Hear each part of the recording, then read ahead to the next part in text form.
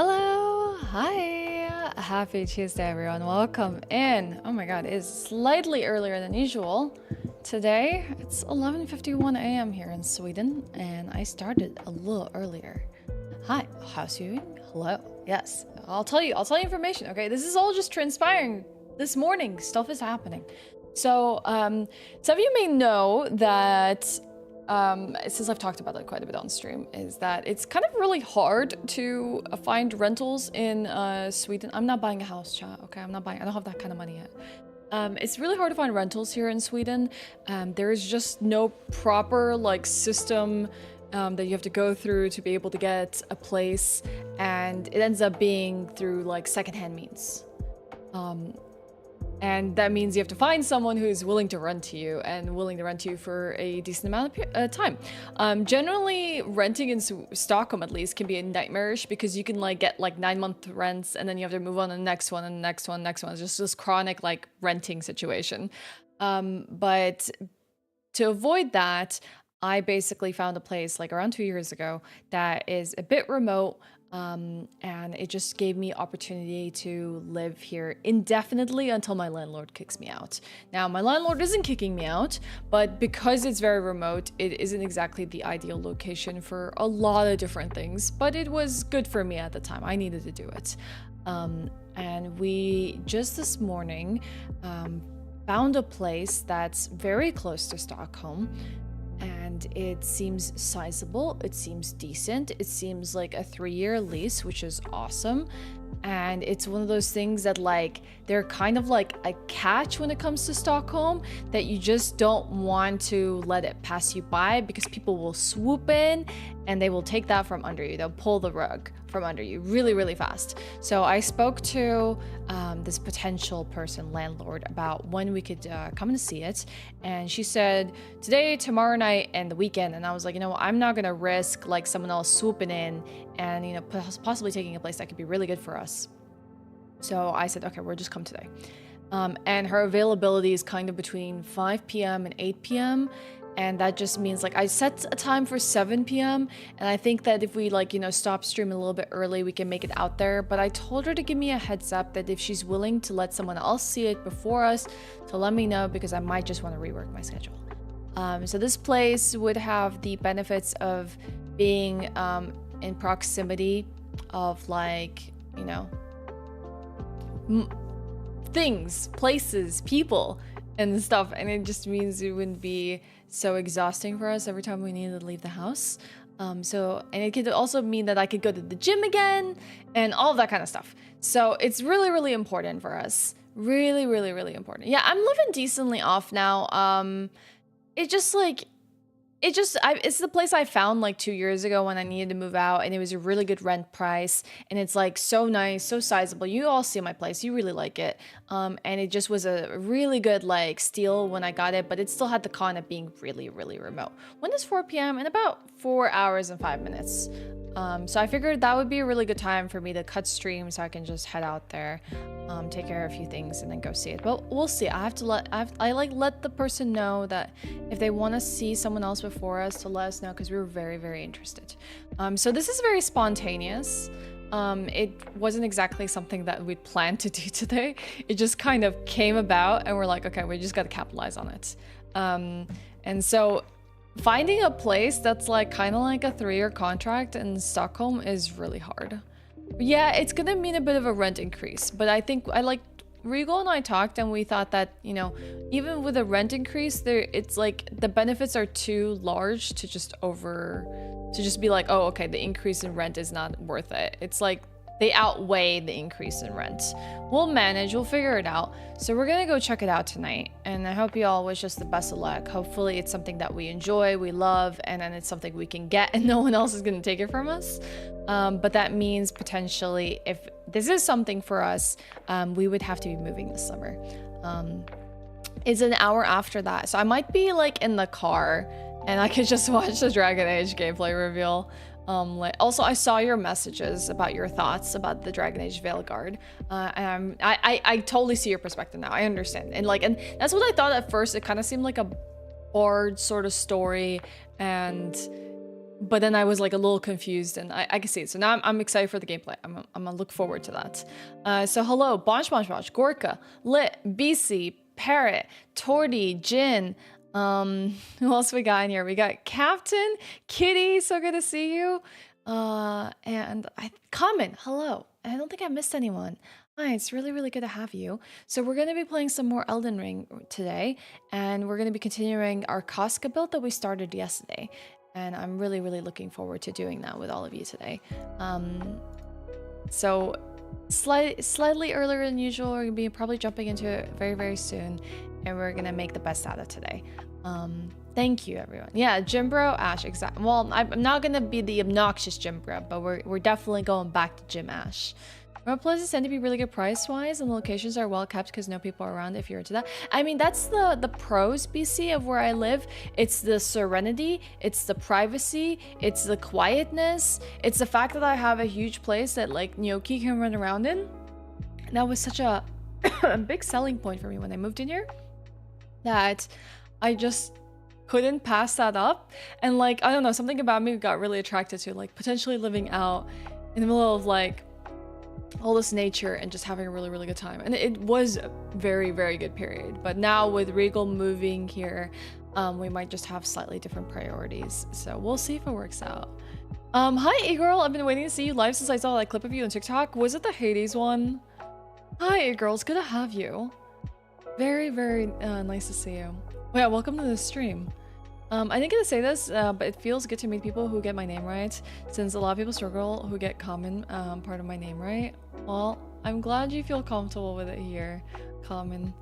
I mean, I guess maybe I've at least seen a little bit of like Japanese pop culture, so it's not too strange for me. You're gonna be reacting to it naturally? I can't wait to see it. I've been asleep around midnight as of late and waking up at around 5 a.m. though it's shifted to be a little later. Woke up around 10 this morning for some. Oh, okay. How are you enjoying Trigun, Kitty? I'm moving away from city living myself after 20 years. I'm tired of it. Yeah, I'm not necessarily like wanting to live deep downtown. I just want to live in proximity of it. Like I still want to be on the outskirts, but not too outskirty.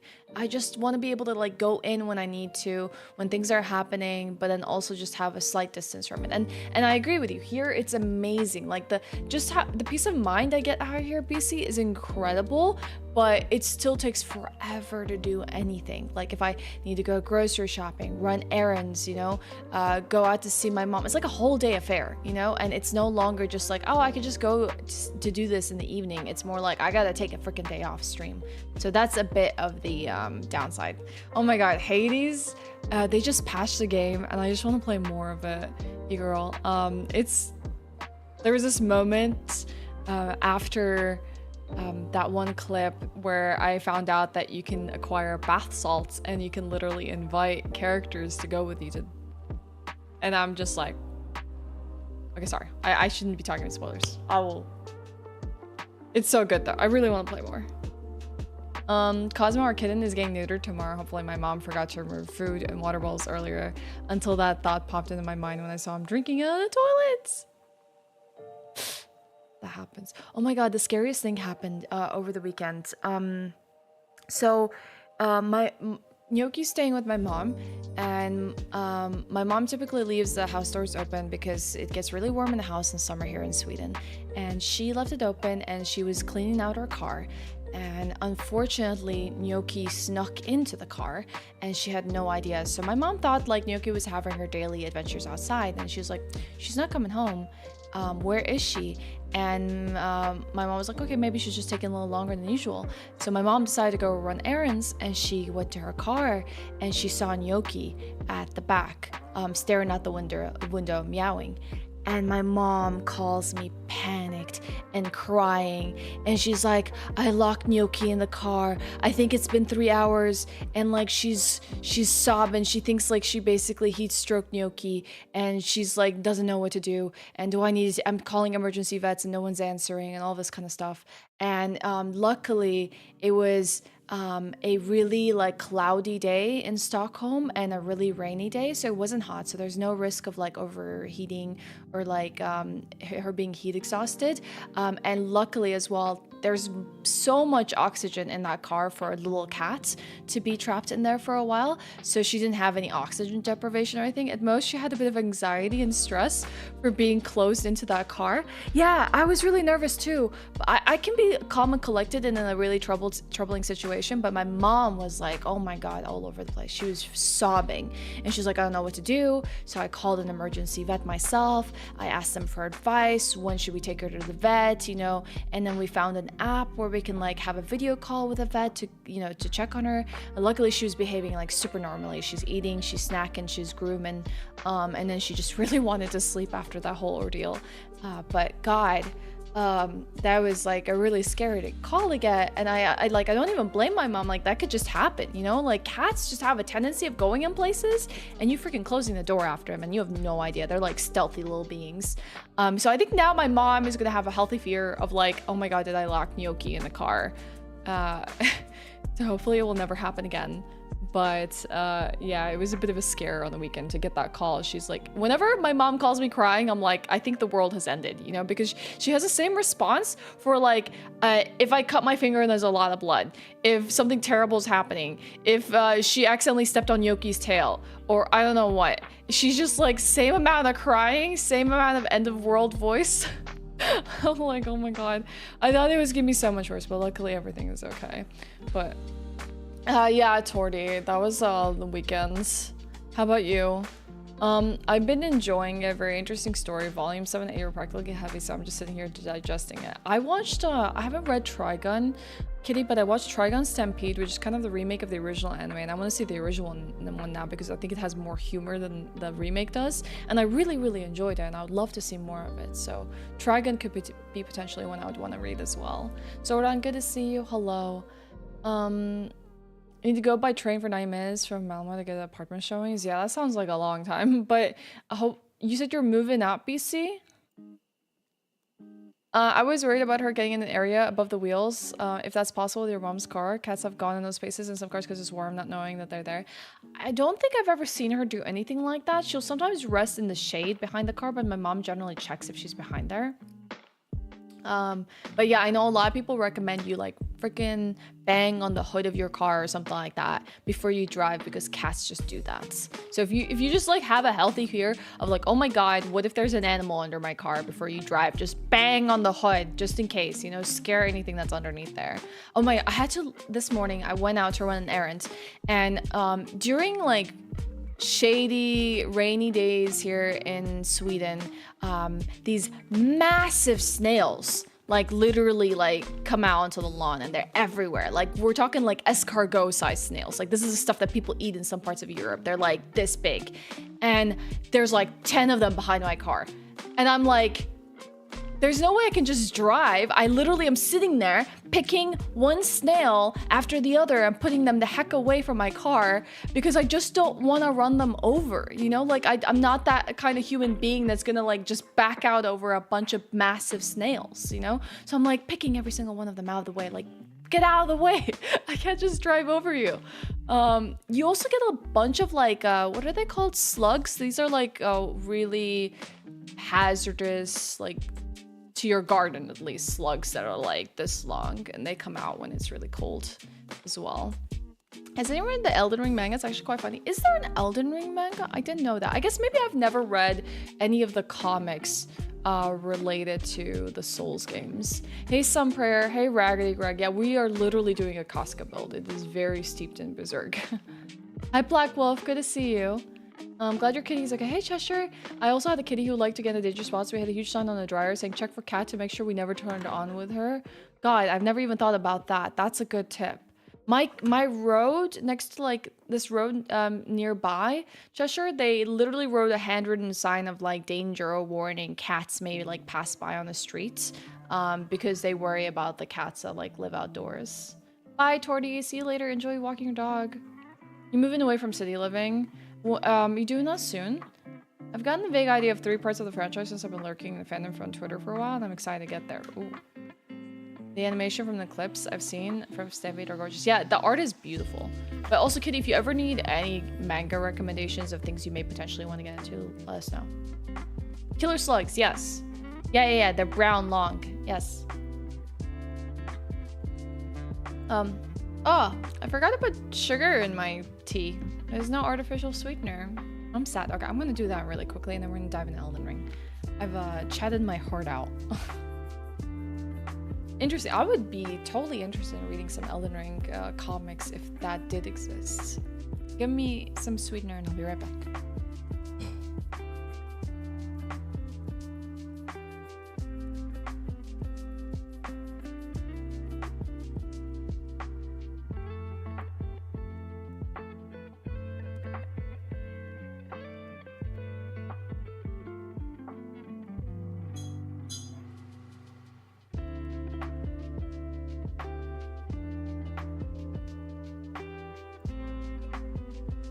It wasn't a bad taste, I just expected it to be slightly sweeter. I don't add sugar, I add sweetener.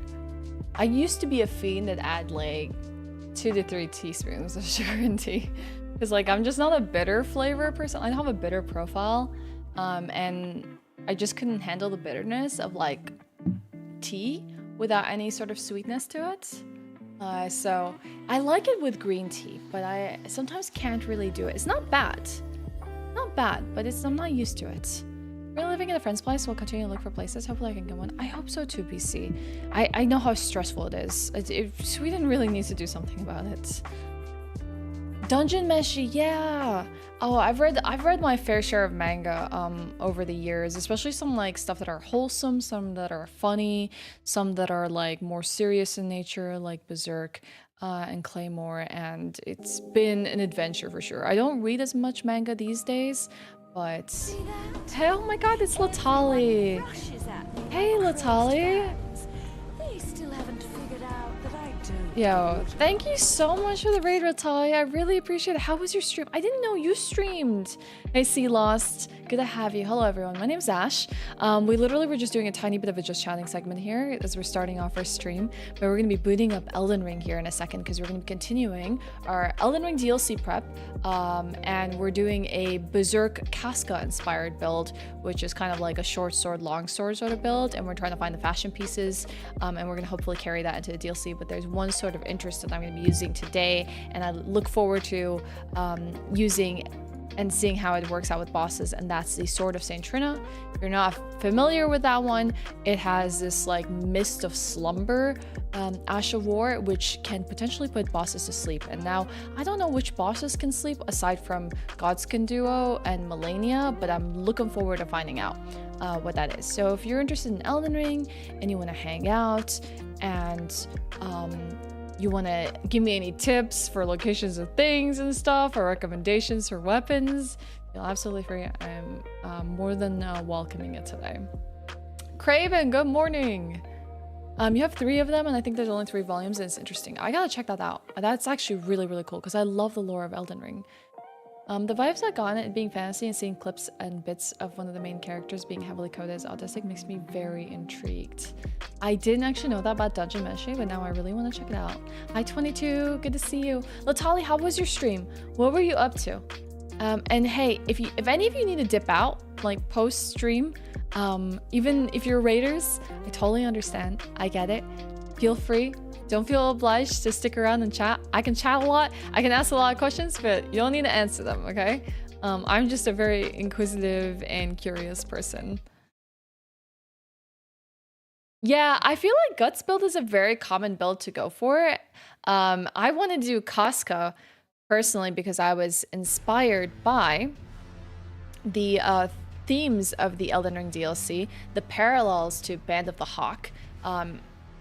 And I just thought that the person I find fitting to go into the Elden Ring DLC as a Band of a Hawk member, it would probably be Casca. So that's why we're doing Casca builds. I've now beaten Dark Souls 1 through 3 in ER with a great sword. It's so fun. Yes, Decoy. Yes, hell yeah. Are you planning on putting Demon Souls in there and Bloodborne? I got the Executioner sword I want to use, but I need a ton of stats, so I went to Mog's place early for some leveling, made some solid progress. You know, that's a good point. I actually want to do the same, Latali, depending on our progress today, because Mog's place is one of the best farming locations, and I could potentially use a lot of runes for buying things, upgrading items. I need a lot of bell bearings, and being able to, yeah, purchase stuff. So I will probably be working a little bit on that today. But I'll let you know where we last left off yesterday. We just got to Leonia of the Lakes. We just got to the entrance of the Carrion Royal Academy. And we are potentially heading to the Red Wolf of Radagon and Renala. Probably finish those up. We need to work on grabbing more armor pieces, which I've made notes of where to collect them. I highly recommend, by the way, if you're all into, like, you know, making a specific build, grab a notebook, write what you want. I've been doing, like, wiki searching and then, like, what it is and where to get it. But it's not as much as I would like to do because I had to run some errands. But I think it's enough since we have a slightly shorter stream than usual today. So why don't we just try out the Sword of Saint Trina today? And I want to, like, really experiment with my build because I'm thinking there's, like, multiple ways for me to play this today. Like, I'm thinking, I've been wanting to do things like, okay, what if I use 2 straight swords? I'm not gonna power stance them per se, but what if, let's see,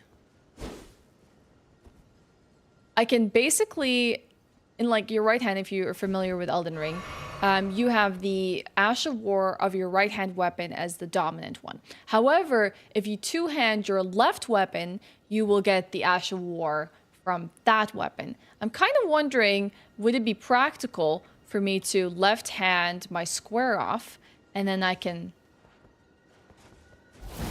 use square off here and I can work with the stagger of square off and then potentially hold on, I didn't mean to interact with that.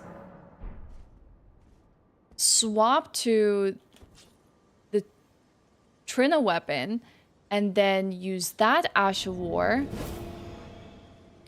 and then build up bleed with this weapon post square off. I don't know. I want to test it out today.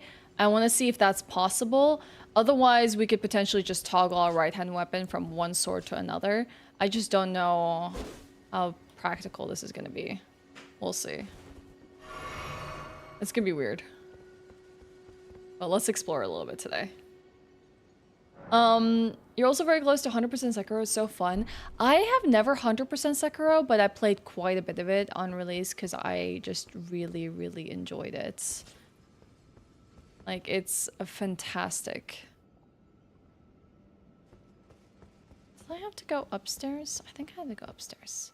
It's a very, very good From Software game. I really love it. It's been a minute since I played it, and I kind of want to go back. Also, chat, what do we think about just listening to Elden Ring music while we play Elden Ring? Or is it like, is this game worth playing some other background music as well? Or is it just nice to just like have the environment sounds of this game take over?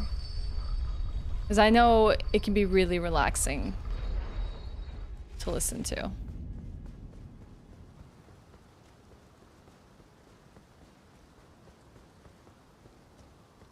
The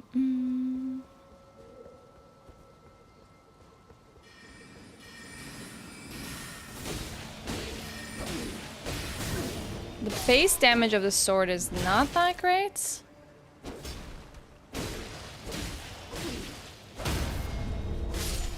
Okay. Isn't Casca... I mean, she has a sad story. I wouldn't say she's a sad character. But she did have her Golden Age arc. Yeah, I would love to go and see one of the orchestras for any of the From Software games. There's even like things like Metal Gear would be fantastic. Hades would be amazing. So many games that would be so good. Live music. I know some people who got invited to that. Oh god, I forgot about these guys. Invited to some of the orchestra nights out in London, and I remember seeing that and I'm like, oh my god, that would have been so freaking cool to go to. If I didn't stream, I would have another stream in the background I listen to while I play. You could still technically do that. You just don't tell anyone. If you have like any audio routing options, Latali, you can potentially make it so your stream doesn't hear what you're listening to. It doesn't output to stream, but you can hear it. Hey, son, how are you? I need to send this elevator back down just in case we die again.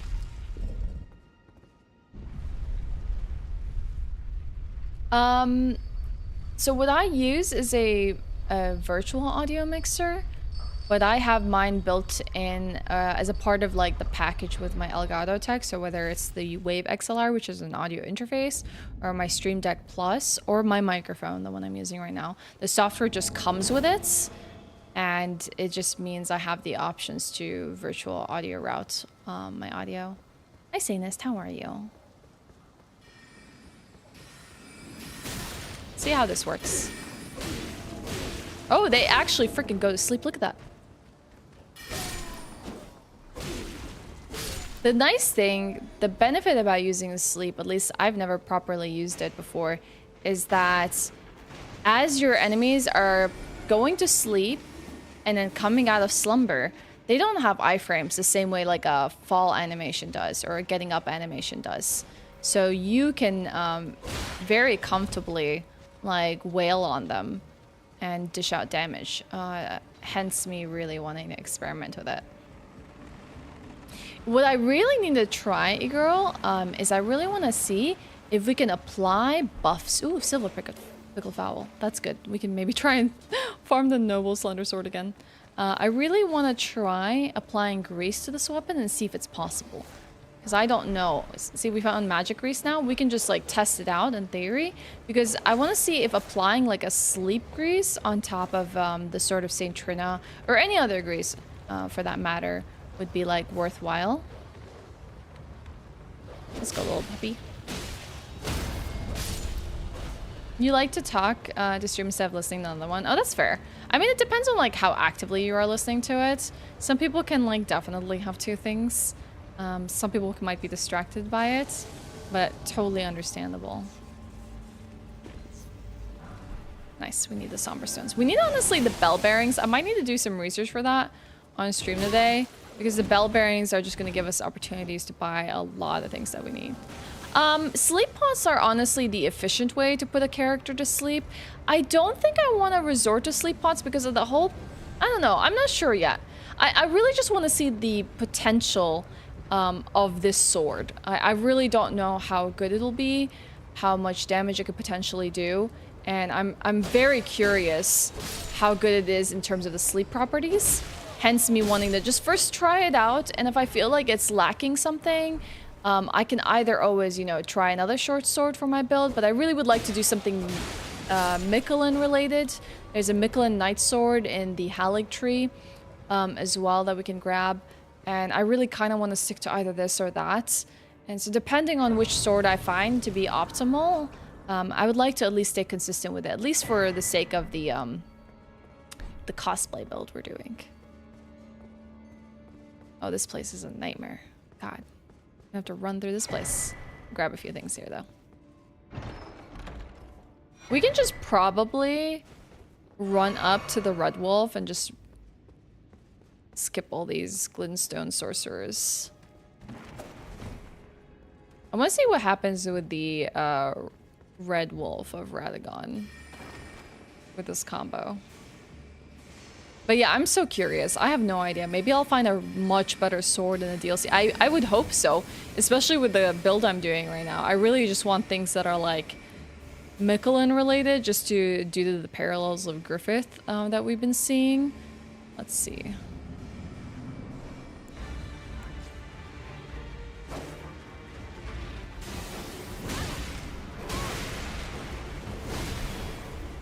Be a little bit more careful than that.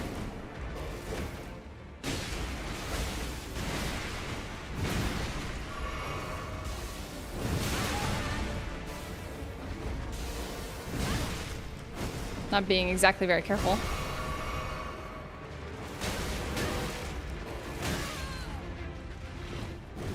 Yeah, we might be just dead here. Ooh, that's a miss.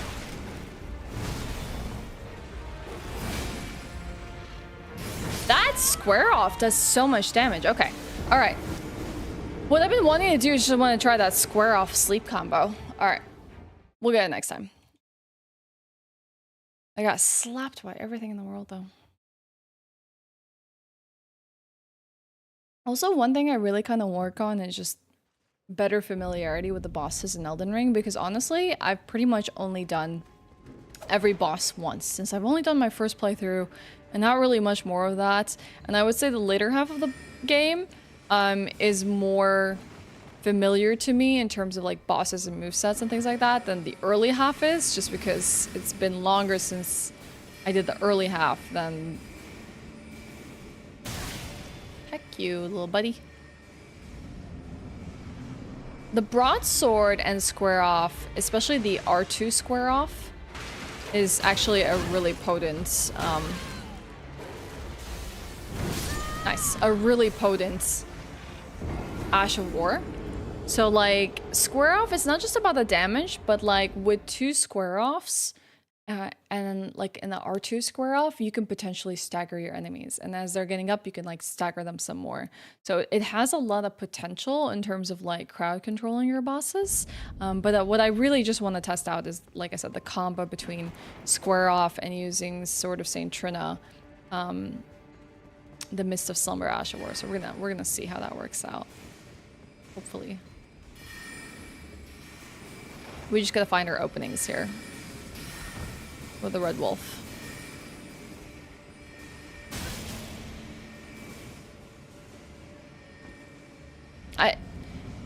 Common Dark Souls reaction. Pressing A on the fog rather than Y.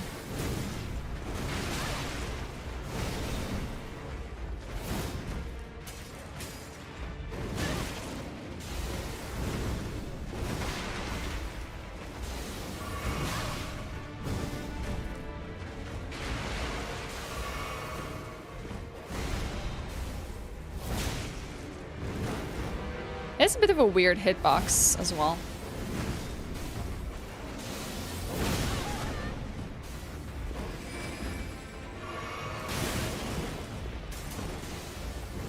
God dang it.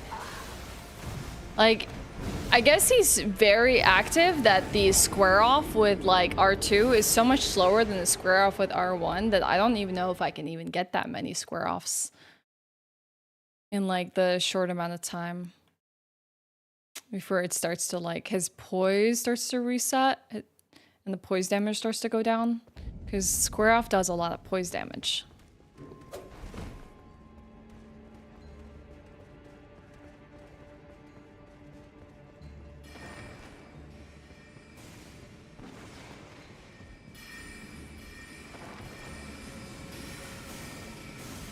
But I think it should be okay.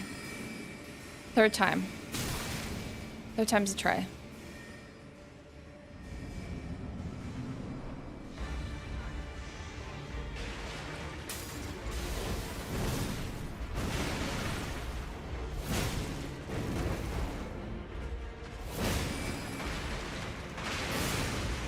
Okay, so 2 square offs didn't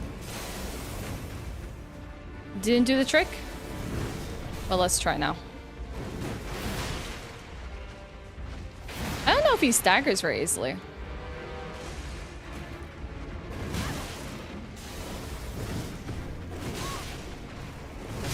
Oof. It does do a lot of damage for not getting any other attacks in. I might have, Torty. I might have. Does that mean it's like, what's that one like attack in anime that like, I think I first saw it in like Naruto and Kakashi does it. Where it's like 1,000 years of pain or something like that. I can't even remember. Something really stupid like that. Is it? I have no idea if it is. He used to do it to his like pupils. Yeah, that one.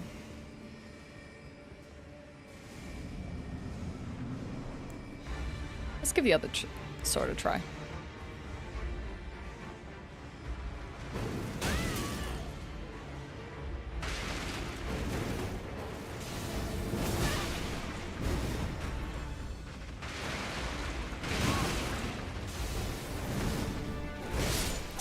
Heck.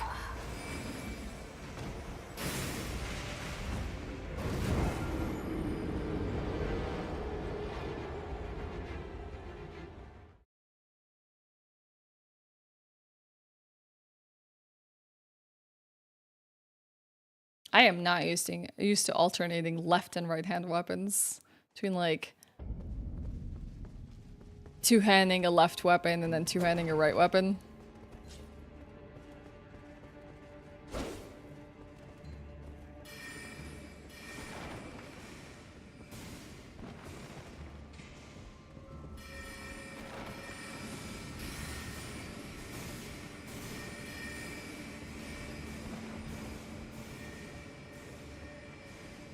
Okay.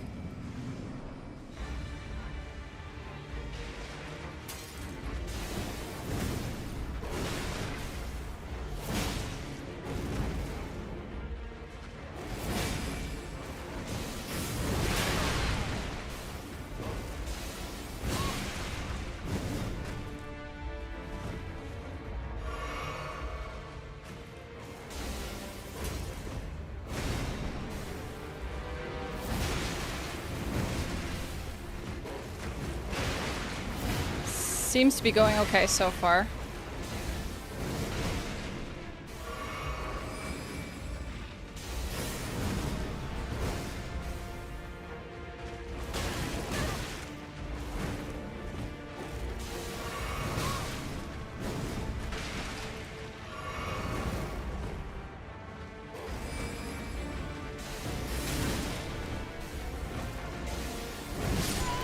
Heck.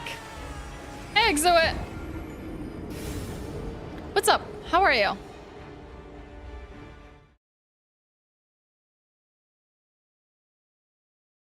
Alright, we're gonna try something different.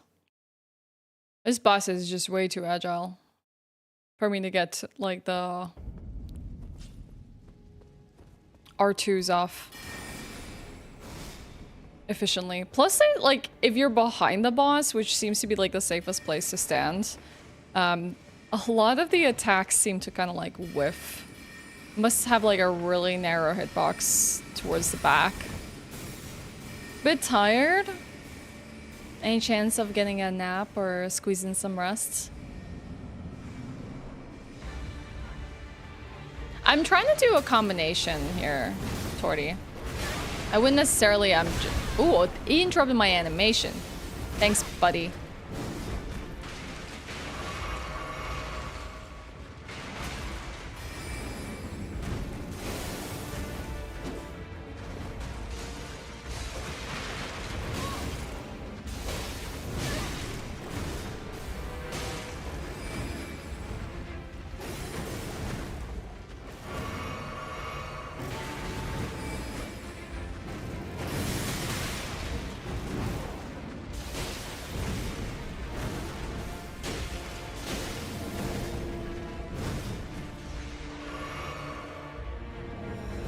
Let's do this.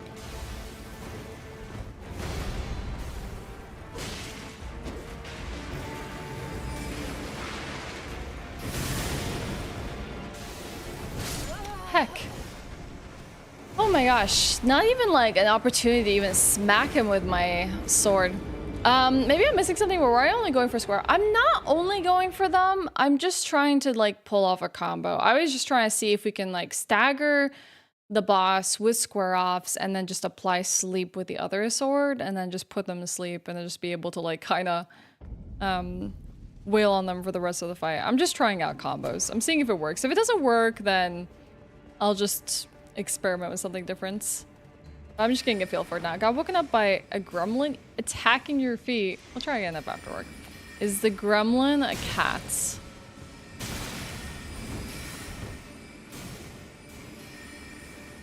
It might be even more efficient for me to apply Mist of Slumber before I enter the fog. It is indeed a cat, yeah. See how long it lasts and see if we can get a few pokes in.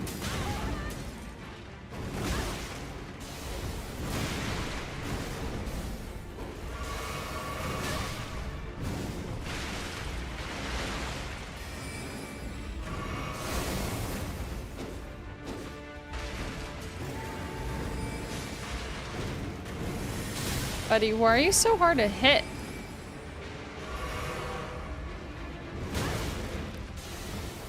Unfortunately, the Red Wolf of Radagon is way too mobile for this to actually work. The most, you need to hit it with the mist. I actually don't know if the mist that like my character applies is actually an effect that does put them to sleep as well, because I've never used this weapon.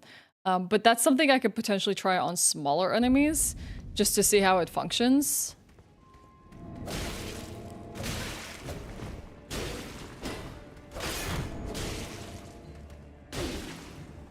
Let's see, how many hits does it take for this one to go to sleep? Okay. Seems like 4 or 5 hits is enough. I can try applying it to another one of these enemies and see how long it takes. Oh yeah, that definitely works. That's definitely like a full front, like, slumber apply. But I think then someone like the Red Wolf or something like the Red Wolf would actually be really hard to apply the sleep on consistently like that. We can try.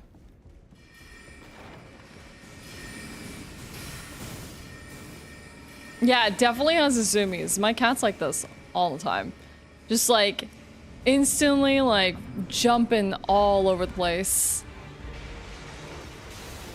Do your chihuahuas get that too, Torty?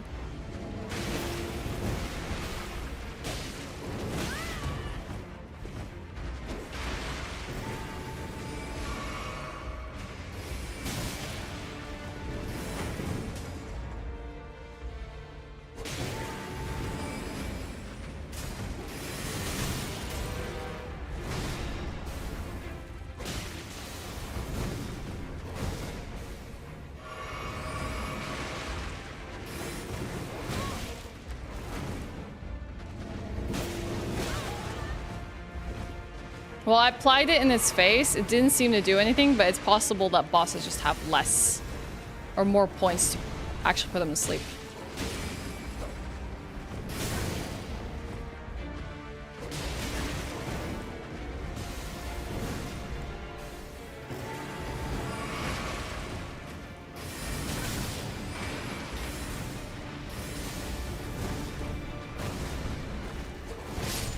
Yeah. Most definitely.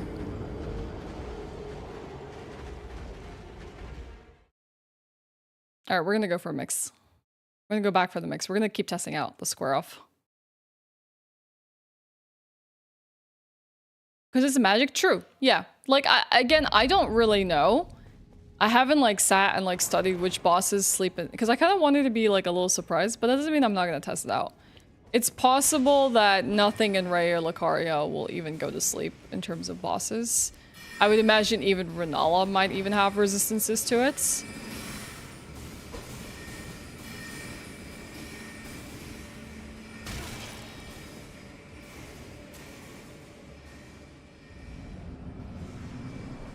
let's try and fight this a little bit more conventionally.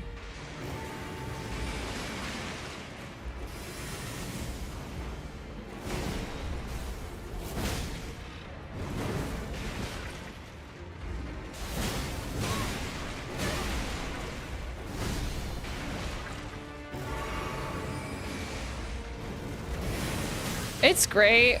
Like, a lot of Ray Lucaria reminded me of Bloodborne, and I was really excited exploring this place the first time.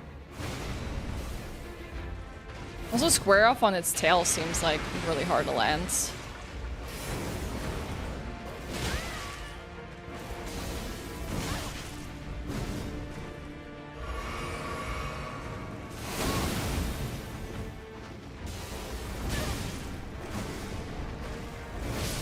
Nice.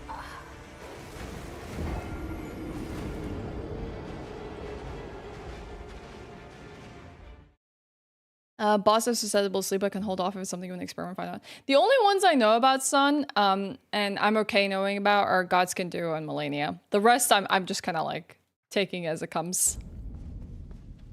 Plus, my weapon is also not upgraded, so we need to actually like post this boss, like look at if this requires somber smithing stones or regular smithing stones, and what we can do about upgrading some of our weapons.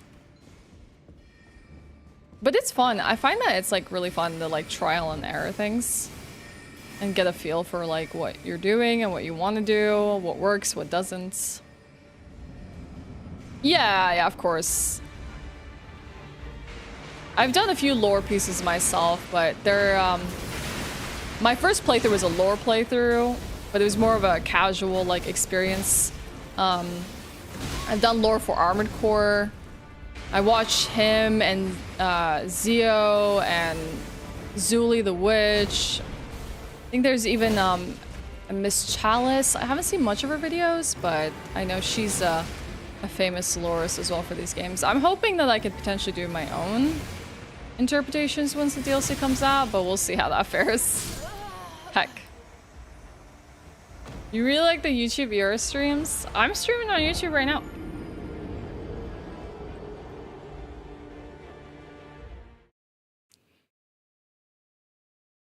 Yeah, I wouldn't have realized either. There was a point at the beginning that I knew that like sleep pots are a really, really good thing. And then I just didn't feel like my playstyle, so I would just took my greatsword and I slapped everything really hard like I do for most of my first playthroughs of like Souls games, and I just didn't use those items. But I was a little bit more experimental with Sekiro in my first playthrough than I was in this. And even though I knew that like I should experiment a little bit more with these pots and they could be very powerful, I just didn't. But that's what subsequent playthroughs are for, right?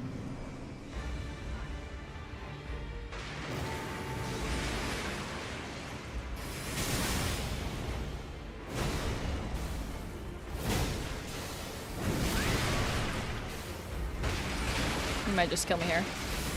Yep. Hey, kitty, welcome back. Goth Ashe? So I'm wearing on one top.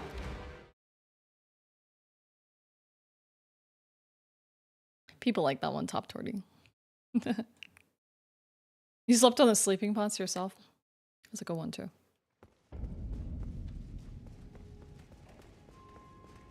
I feel like this game definitely rewards people who experiment, and since you have crafting in this game, you have more options to be able to like create consumables that you can utilize.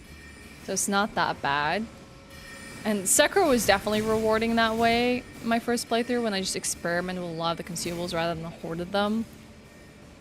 But you gotta want to be that inquisitive and like, what can I try next? Like, terrible opening. Very, very awful opening.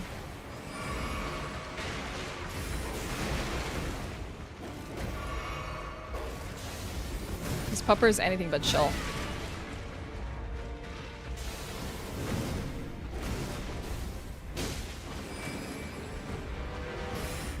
Like, I guess my problem is I'm trying a specific combo. I could try and fight this in a much more linear way, but I just really want to see if it works. And that's what's causing me to, like, take my time this fight. And I'm trying to assess if it's even worth it to do that anymore.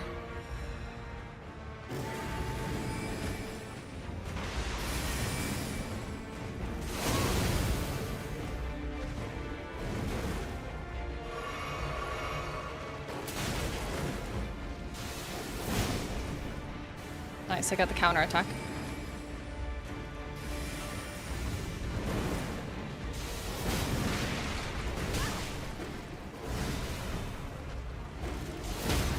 Oh, okay. He can definitely stagger.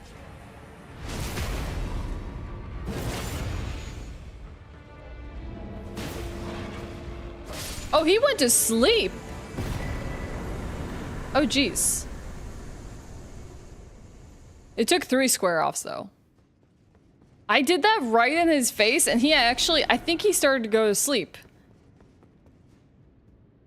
That's what I really wanted. I wanted to stagger into the sleep. That's really just the combo I was trying to go for, but like, freaking Red Wolf of, like, Radagon is so fast. Doesn't sit still. We're gonna go to, our favorite blacksmith.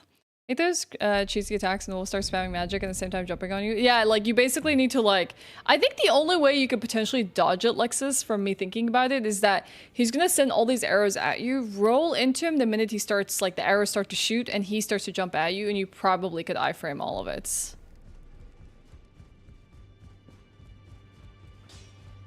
You're a new face. No matter, lay out your arm. Alright, strength and armament. So for this one... we need somber smithing stones. I see. Okay. I'm gonna just upgrade this one at least to 2 upgrades. Broadsword plus 2. And we're gonna have to figure out... I'm gonna just do this so we can tune our spirits later. That's nothing special. Trap mercenary. And I need to talk to Bach today. Despite my diff sides. Alright, we're gonna see if Vernal is also susceptible to sleep. Greetings, my name is Rod. Isn't this the round table? I never knew, although I'm still looking. You're telling me I don't believe. If I do, I suppose I... We're gonna not be worrying too much about the quest lines, at least not in the DLC prep, but we can do something like this at a later point. Chat, some NPCs are gonna die today. I just need to let you know. There are some NPCs that need to die because we get items from them. Like, I really want his, what is it called? It's a Spellblades armor. I wanted the top of his armor because I want to test it out for a more, like, formally dressed Casca build. So I want to try and find a chest plate, and I have some alternatives, but his top is really interesting for a more formal Casca build, but I also really want the high page clothes.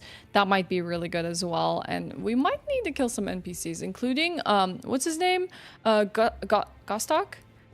He's the one NPC you talk to post-killing Godric the Grafted, and I kind of need his bell bearing, because apparently if you meet him before you face Godric the Grafted, he has a store that you can access and buy stuff from. Let's see. Not the main gate. Did I not sit at the, well, I probably did. It's main gate, academy gate? Maybe this is it. If you don't meet him before you beat Godric the Grafted, you can't buy the thing from him, and then you have to actually kill him to get his bell bearing to then talk to the merchants, the bell-bearing merchants instead. Is there really no alternative? There should be. Crystalline Woods? No, that's not. Patches armor? I considered that. I need to check it out, honestly. I really didn't sit at the side of Grace post-beating. Oh, the classroom. There it is. I was about to say, I'm pretty sure there's a closer side of Grace here. He should be killed in all playthroughs. He has a rightful vengeance against Godric, though. And then the debate parlor. Okay, that's the closest one.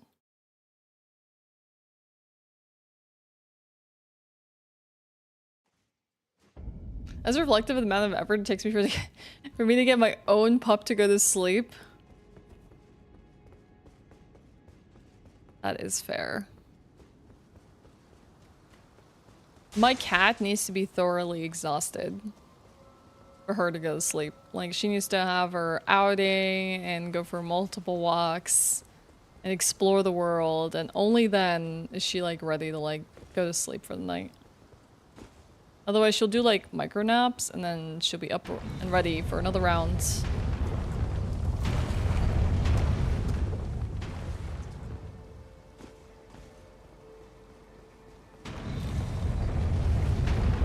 Oh, come on. I rolled a little too early. The only annoying thing about this Renala encounter is that I literally have to run through this ball every single time. You think he's resistant to sleep as well? Woo! He parried me. Nice. He literally parried. I didn't even know that's possible. Can he actually parry you as you're doing your Ash of War? Because, like, that's the animation he parried me in. And then riposted me. Or maybe he did the counterattack. I'm not sure.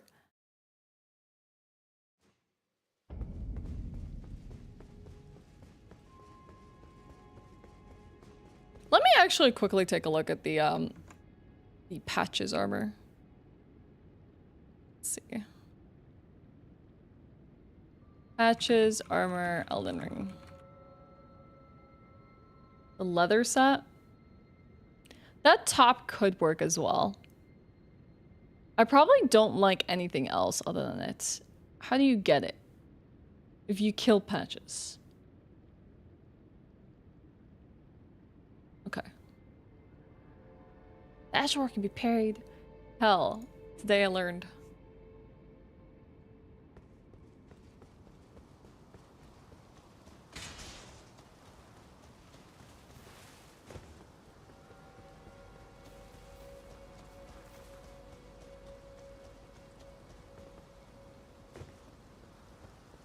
Jumping in this game is so scary. I actually hate platforming.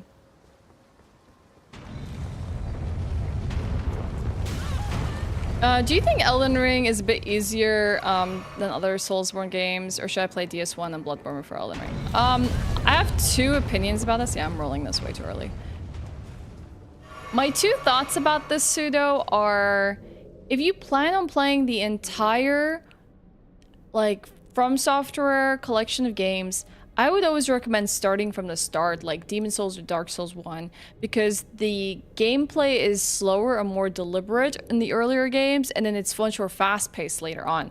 So, like, later on in the series, you're just, like, rolling all over the place. Your stamina consumption is, like, hardly, you know, not that high. It's pretty negligible, and you can shift and dodge to your heart's content, and that's less of a thing in the earlier games, and you have to be a little bit more careful, more decisive about what you want to do. And so I always say start with something like Dark Souls 1. However, to make things easier, you can always follow guides. You can have people that help you, like there's online co-op for those options. There's this really nice, if you have someone to play with, Elden Ring Seamless Co-op mod that allows you to have an adventure with someone else. So it wouldn't exactly be a bad one to start with.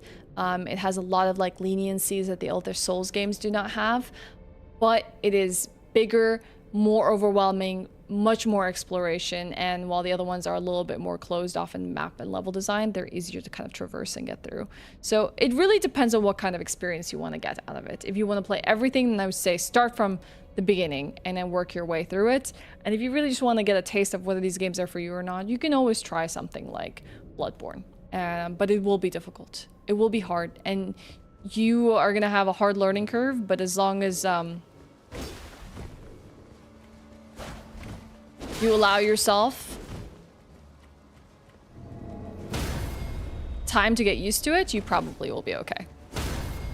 Dude, he parries like... My god, look at this parry king!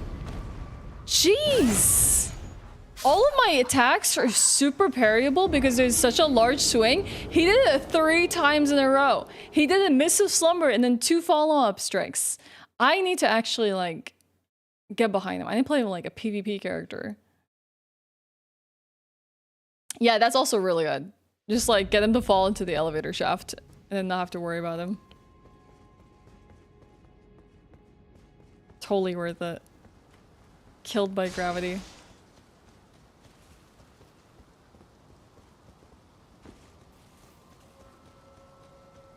Well, the thing is dual bosses are definitely the trend in a lot of Souls games. So no matter what you do, you will find some iteration of a dual boss.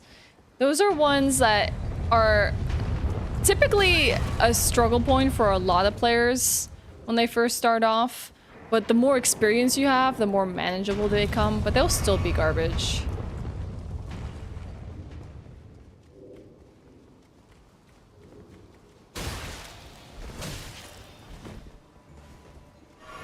Heck you, buddy. He's not even worth my time.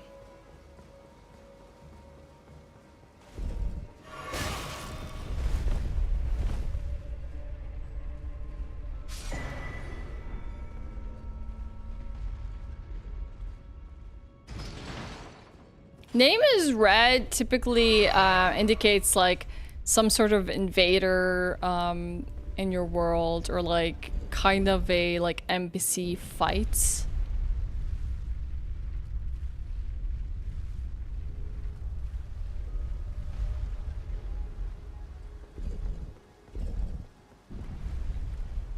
I use a battle axe and wield it with both hands during the fights. I don't think that's a problem. Honestly, Ornstein and Samo are just really problematic pseudo. Like, they are, even in the speedrun, they're really hard to fight. Like, I would say use your environment to your advantage. Like, let's say you stand in a pillar in the ONS fight, you could potentially split the two bozos up, you know? Try and, like, sometimes even if you press towards, like, Ornstein, Smo does this, like, hop backwards a few times, you know? Like, you need to find your openings. Take your time. You know, take your time, split up split them up, and then just know your trades, okay? I can go in once, twice for Ornstein. Okay, I'm gonna pull back, you know? Smo can be pretty aggressive with his aerial denial, especially when he shovels in on you, and then, okay, like, I'm gonna take my time, I'm gonna run away, and I'm gonna hide behind this pillar, I'm gonna try and get one to go left, one to go right, like, things like that. Like, just try to just split them up one at a time. You don't need to worry about both of them because, you know, it's an annoying fight. Just, like, you will learn. The more you do it, you will, like, learn how to separate two aggressive idiots. And yeah, you can always summon. 100%. Like, no, nothing bad about summoning things.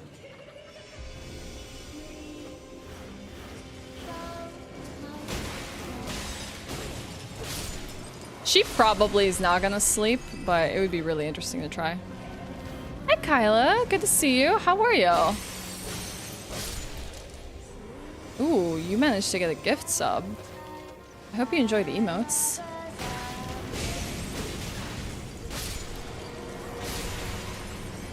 Let's try anyways.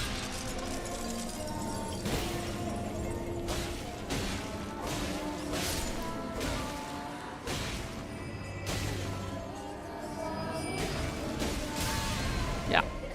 Definitely no slumber in those attacks. Okay. We could potentially try it when she isn't in this phase, in her second phase. And see if there is a potential slumber there.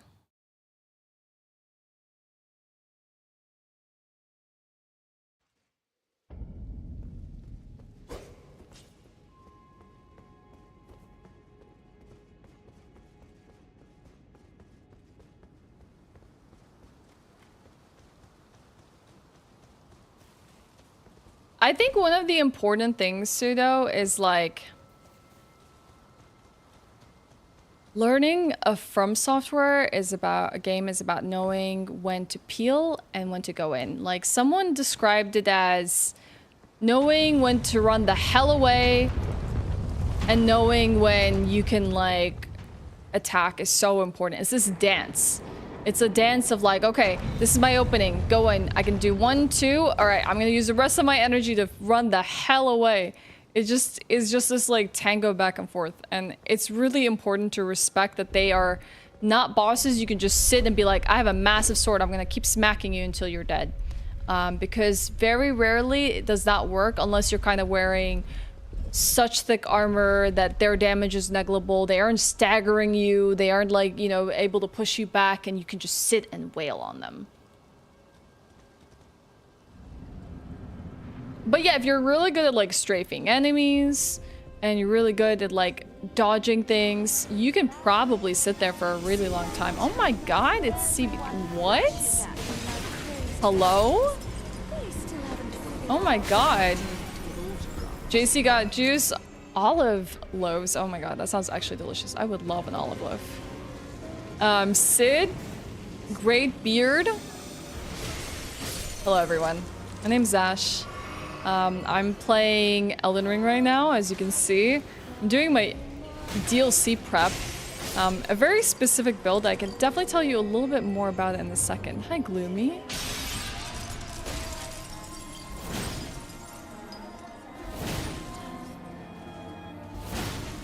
I don't know if she even potentially staggers at this point or next phase.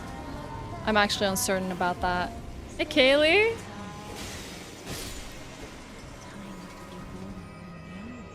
So, long story short, I'm doing a Casca build. Casca is a character from Berserk. I didn't want to do a Guts build because I felt that there was a nice parallel between the Elden Ring Shadow of the Erdtree DLC to Band of the Hawk, and even like parallels to Griffith, that I felt who else would follow Miquella / Griffith into the DLC with such fervor and leading Band of the Hawk, and I felt that it would be Casca. So I'm trying to make a Casca build right now, and I'm experimenting with certain weapons, certain type of weapons, certain build, both fashion and equipment-wise. And we're gonna see how it works out, but I'll tell you more about it in a second.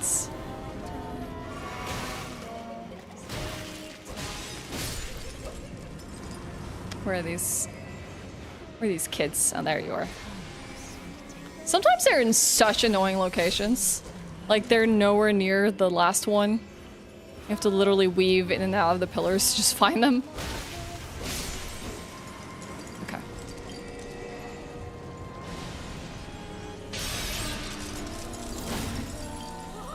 I'm gonna take a moment to drink here.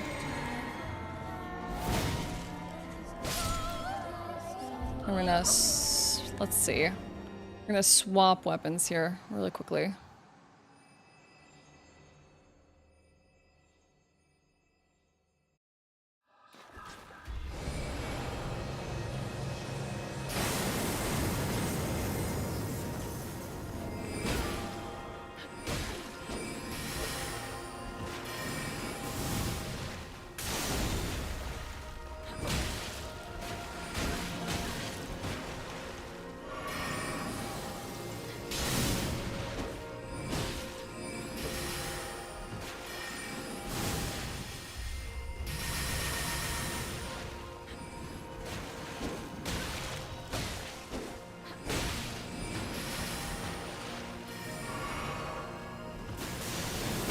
Oh, heck, that spell.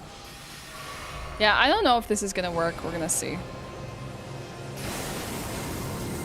I don't think it will, but I wanted to try it, just in case.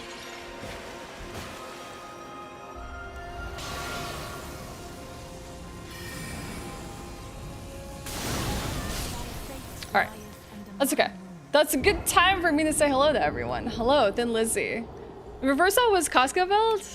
I have Casca character too. Not really a build, but she looks like her. I've also made her look like her. No guts because you're a coward. Hey, everyone does a guts build. Have you thought about trying mage build? It could be really fun. Actually, I really would like to do that for a seamless co-op playthrough. I want to do a seamless co-op playthrough with Regal, and I want to play as Ronnie, even though we don't technically know how Ronnie fights in entirety. We have speculations about what she would be like. I have to just take her father and mother in mind. And then I wanted him to do Blythe, because I felt like that would be really cool to have a combination between like kind of a great sword user and like a sorcerer user in a playthrough, or just kind of cosplay, seamless co-op playthrough. Yeah, Costco. Not Casca? Costco? Cosplay? I don't even know what I'm saying anymore. You're confusing me, Hugh. You are absolutely confusing me. So she does look like Casca, but I would say I'm not the best at character creation, so we took a existing model out there and I made some adjustments.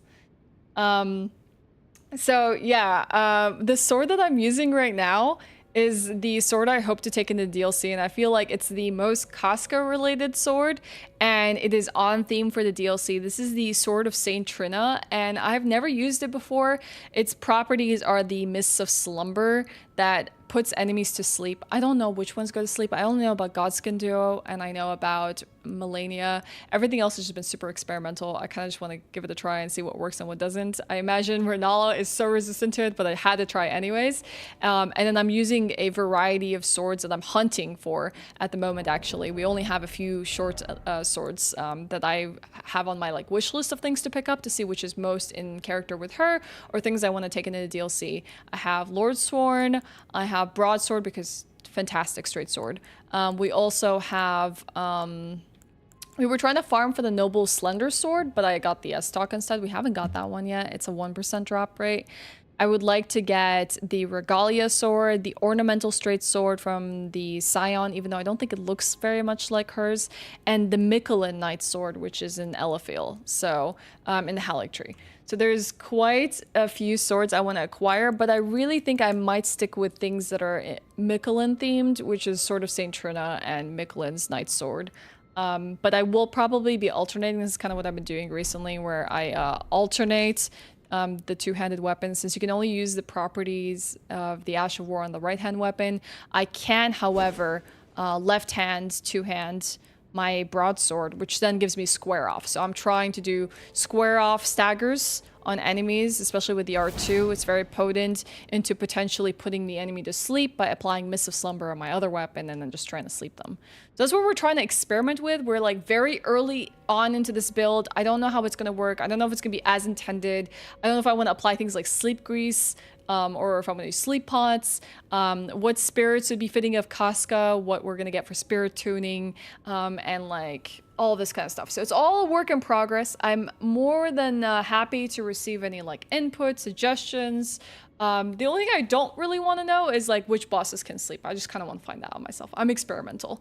Other than that, I am more than happy to talk about Elden Ring for days. So if you ever want to make recommendations, tell me about your Elden Ring builds yourself, especially for DLC, feel absolutely free.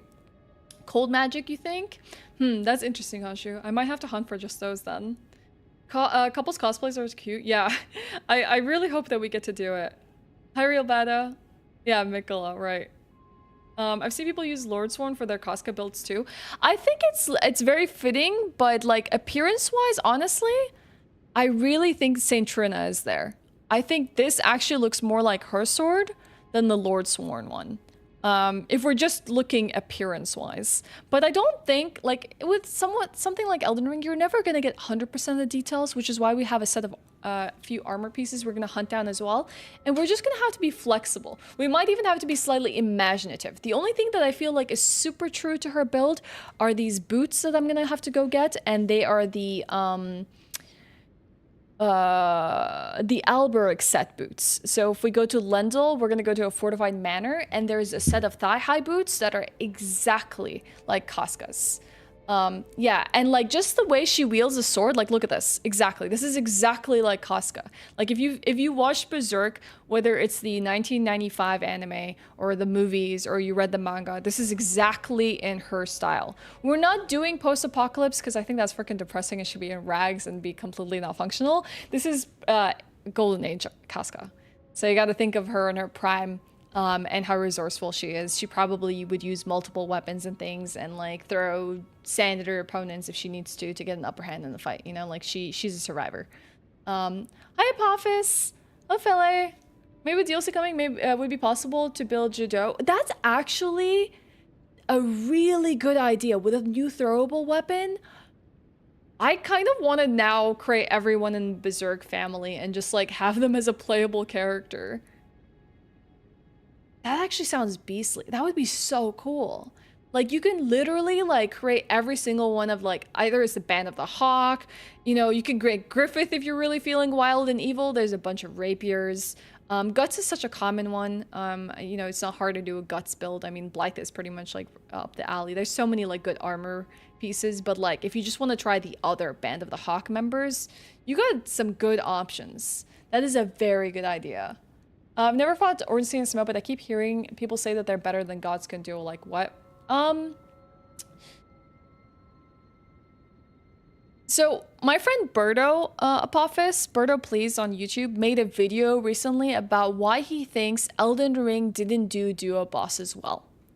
And his thoughts on it and which ones are the best ones. And I think it's an interesting watch if you're curious. Like, he has a good, like, he's very introspective and he has a good like insight on all the games and like why he thinks some duo bosses are great and why some of them are terrible and why Elden Ring might have faltered a little bit in their duo fights. Specifically, I think Valiant Gargoyles is a really important one to highlight because Valiant Gargoyles have such massive area denial with their like poison mat that it becomes so hard to deal with them.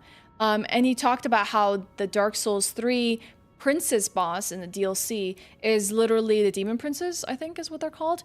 One of the most exceptional ones because they have telltale signs of when they, like, which one is the active, you know, duo boss. And it helps you, like, read the fight, respond to the fight, and it has such a good flow to it. And why he feels like Elden Ring kind of faltered a little bit with creating such a good duo boss combination. Yeah, thank you, Hugh. I appreciate it. Thanks for the pin as well. Definitely recommend watching that. I mean, it's just an opinion at the end of the day, and I'm sure there's a lot of people with varying opinions about whether they think Godskin Duo are great or not. But if you, like, use the game to your advantage, there's a lot of potential you can, like, you know, a lot of, like, things and consumables in this game that you can use to your advantage. So yeah, I'm just another person doing Elden Ring DLC prep. I am not an Elden Ring expert at all. My expertise is in Dark Souls 1 and Demon Souls. I am a Dark Souls 1 speedrunner. I've dabbled in Demon Souls speedrunning, and that's where my forte is, and Elden Ring is just not it. I've done one playthrough, and the bosses are very, like, unfamiliar to me, and it's gonna be a bit of a struggle, but it's gonna be, like, the best prep possible for me, like, going into DLC, just, like, getting a feel and rhythm for this game again, and trying to get good at it. Hopefully I'll be able to put in a lot more time offline as well, and then just feeling more comfortable with it. But let's go fight Renala again. And hey, if anyone wants to stick around with the raid, feel free. I'm sure CBD already dipped out. Totally understandable. Streams are hard and exhausting, and I'm really hungry after a talk for several hours in a row. Is the Gargoyle duo, is that they'll take 2 steps and then be 50 yards away. What I find is also lacking in the Valiant Gargoyles fight is that you don't move as fast as they do, and they have very good coverage of the map and very good abilities to keep you away from them. So even when they roll out a poison mat, you can, like, run as fast as you can out of there, and you can still get, like, hit by it. And it's just like, you don't have enough traversal for how much traversal they have, and that's what makes it so obnoxious. Like, sometimes it just really sucks that you have to run so far away, and then you spend forever trying to run back just to be able to get in their faces again, and that can be really, really frustrating.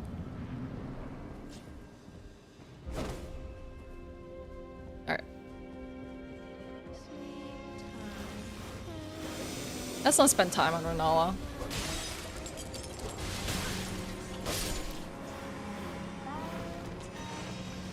Let's just kill her.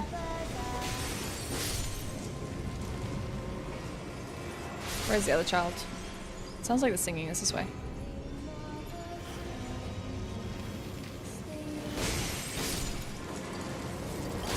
Oh my god, the freaking chandelier.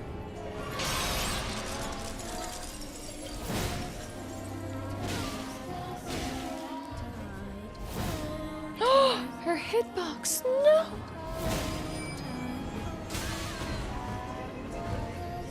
The attack just whiffed right through her. That was not as much damage as I would like to get off there.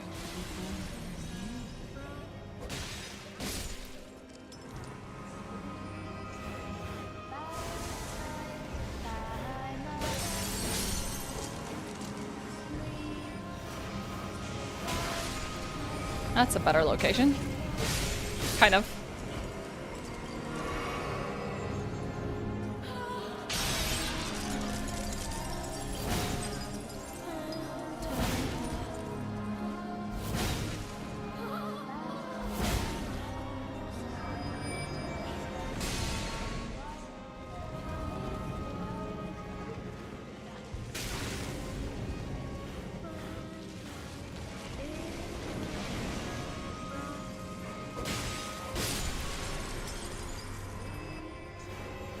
Is this so depressing that she basically can kill her kids by dropping these massive chandeliers? Oh, she's such a sad character. She was the saddest character for me lore-wise. Like, she's had such a bad fate delivered to her. And honestly, like, it really puts America in kind of perspective for you, because she really took anything it She did anything it would take to literally become an Imperial that became a queen, you know?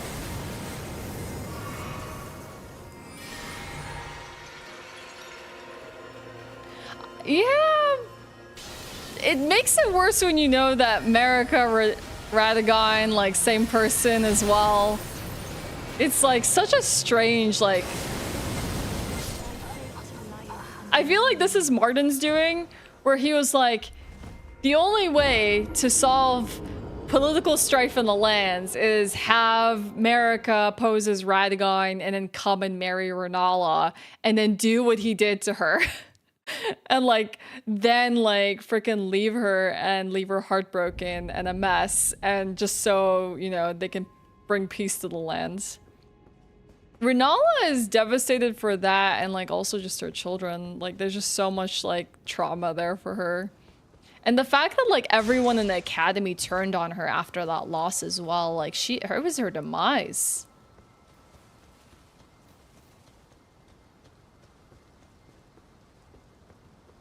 Yeah, they them would probably be a lot more appropriate here.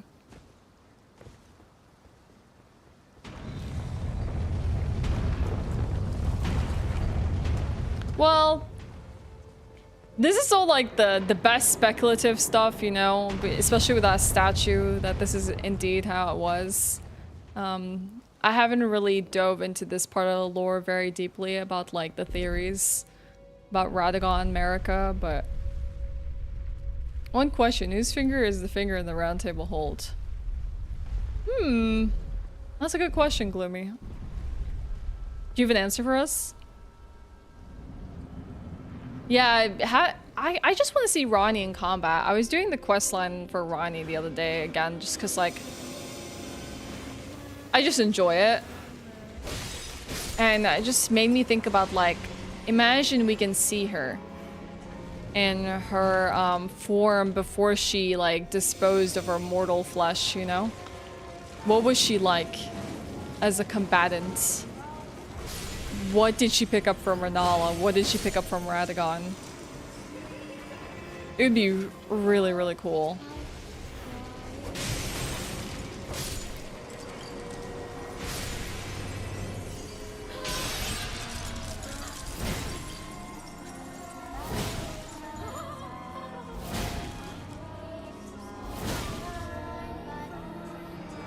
I could have probably got one more square up, but I'd rather not risk it. Honestly, kind of Godfrey. I don't know if anyone else feels the same way. I kind of feel for Godfrey the most. Mainly because he was freaking banished. Like, she's like, yeah, I'm kind of done with you as a consort now. Bye. And it was like his home. But he came back, you know? I mean, it makes for an interesting storyline as well. Like, we wouldn't get, like, Nefeli, Lu. We wouldn't get the, what was it? The warrior starting class? The people, like, outside the lands between, like, are just... It's a really fascinating angle to the story. But it's, like, common, like, political drama. Marriage for convenience and not anything else. Like, when she was done with him, she just disposed of him. He's a freaking one hell of a warrior, right? Like, the Hora Lu fight was so freaking impressive. I don't know about all of you, but I was amazed by that fight. That was one hell of a fight. Like, the transition between just Godfrey and Hora Lu was like, oh my god. Yeah, like, she just literally used him because he was a powerful warrior who would, like, accomplish her ambitions. But it's not like, then, is it really Marika to blame, or is it the fingers? Because the fingers are the ones that assign Empyreans and tell them what their duty is. And Ronnie rejected that, right? Like, Ronnie's like, heck that. I don't want to be an Empyrean. I know what it means to be an Empyrean. And she was not having it. So is it the world order? Is it Marika? Is it the introduction of the Elden Ring? This, like, cosmic entity that decided to change the balance of the world? I don't know. Hey, Fun Dragon, what's up? Hey, Jansen, thank you.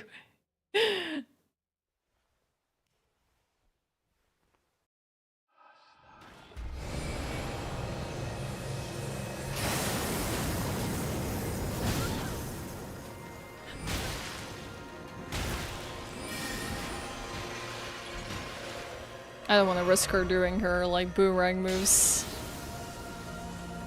I'll just wait.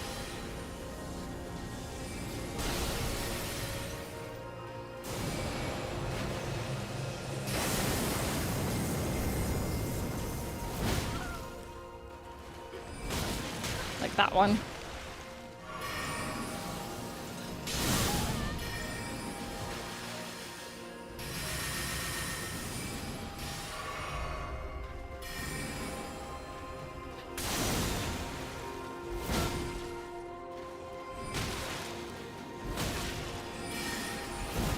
God dang it, Renala. Might have to fight this a little bit more casually.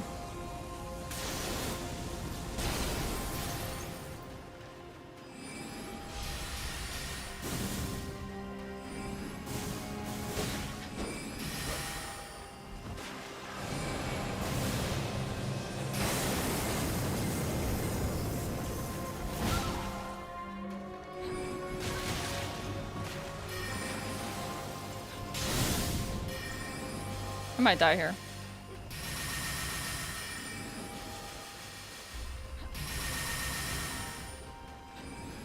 Yep. Rani became a witch is comparable to Daenerys throwing away her heritage. Yeah, I can see the parallels. But that's an interesting comment to make.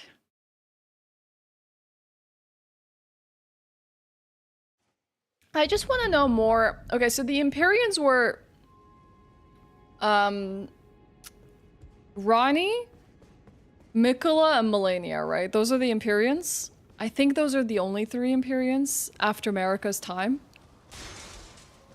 But I want to know what happened to them. Like, we hear a lot about Ronnie and her Empyrean questline and what she did in response to it. Oh, the Glowmide Queen. So here's something that I never really looked into. Isn't the Glowmide Queen just Melania? Or Melina? Not Melania. Melina?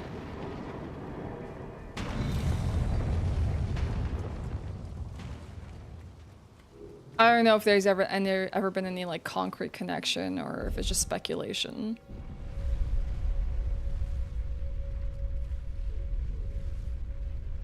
Yeah, just because of what Glowmide means. I want to know more about Melina. I think it would be really interesting to find out. Like, I just also want to know why were Melania and Miquella so cursed on birth? And obviously, like, us finally getting to see more about Miquella is really cool. Like, I'm glad because not often, at least lately with the titles from Software, have they actually like embarked on telling a story that was untold in the main game. So it's cool. I'm glad the speculations were right. And we are getting more out of it.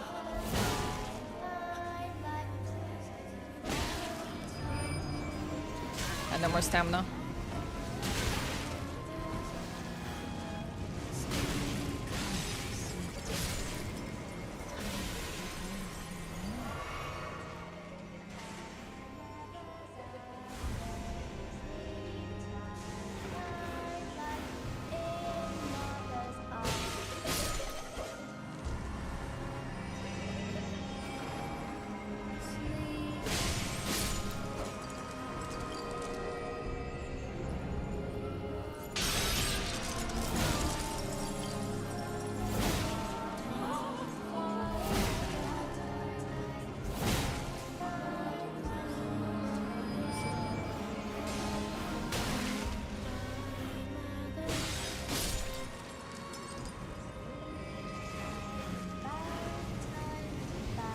Dude, omens are so sad.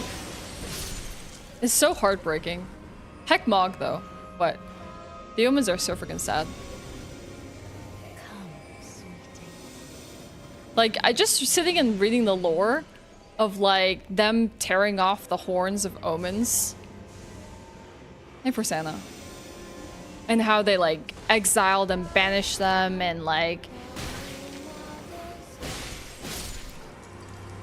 or, you know, mark them for life, that like with the horn removal. It's heartbreaking.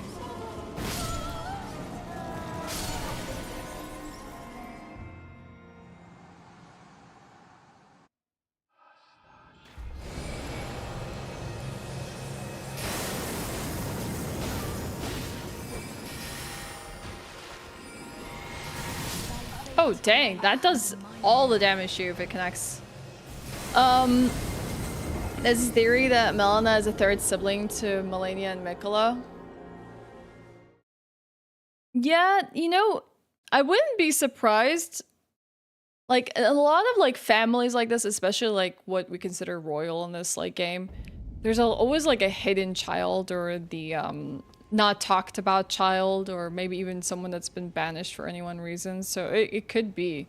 But honestly, I don't know how many of those questions will ever really get answered. I think they're only making one DLC as far as I know. And I think the rest is just gonna be speculation of the worlds. Melina should have had more screen time. I agree.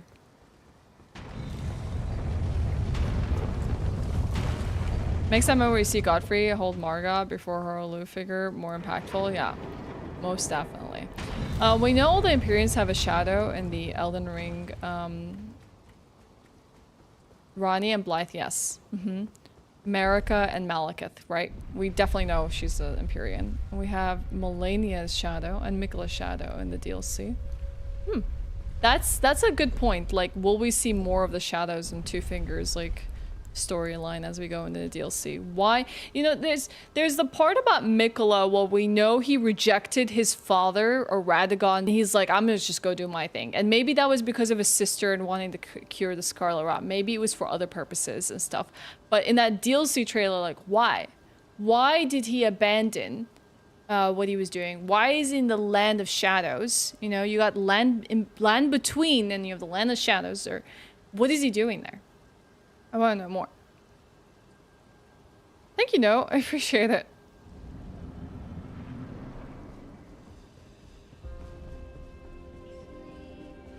I don't know, it's cool.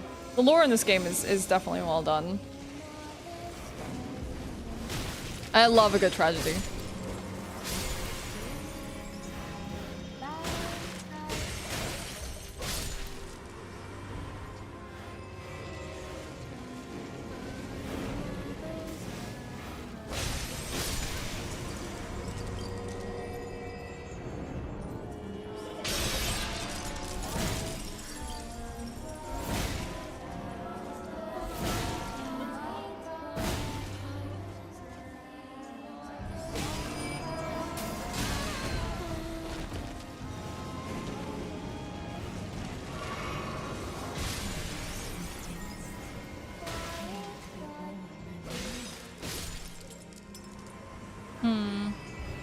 Where is this other child?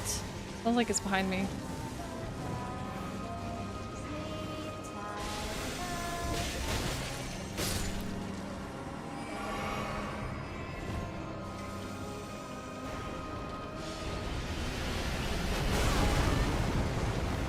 Yeah, it's a really good game.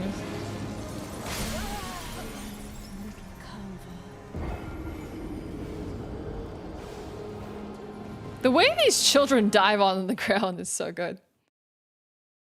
Hey, Shady. People in the Land of Shadows see Miquella as a savior. Maybe because people in the land didn't really agree with the Golden Order.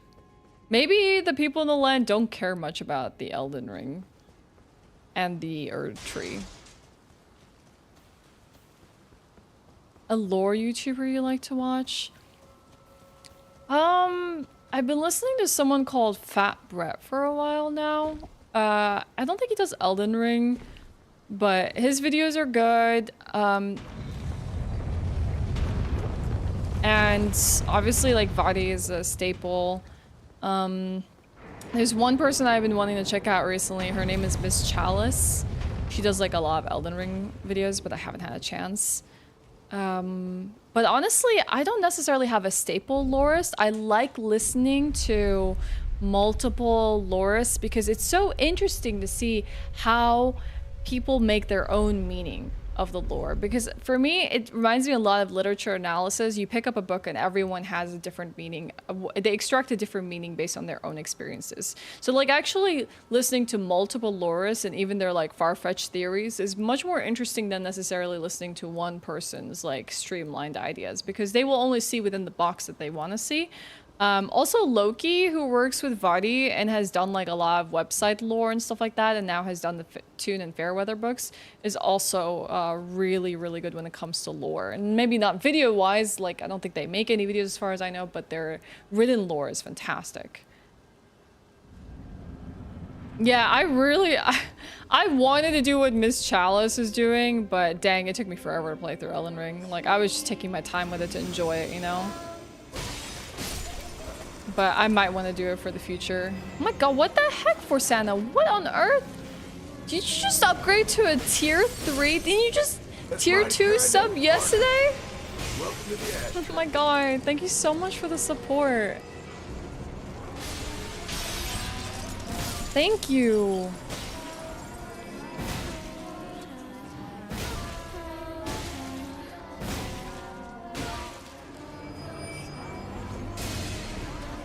Hi, Setsuru. Hi, Hasek? I don't know if I'm saying your name right. You got a strange message telling you to? What are these strange messages you're receiving? Are my mods sneaking into people's DMs and be like, do it. Sub to her. Tier 3 sub. Is it you? You, where are you doing this? Where's the singing?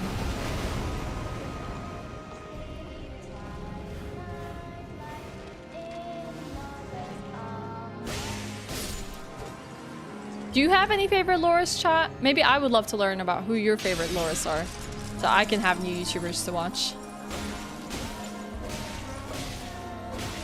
You did nothing wrong. You always do something wrong.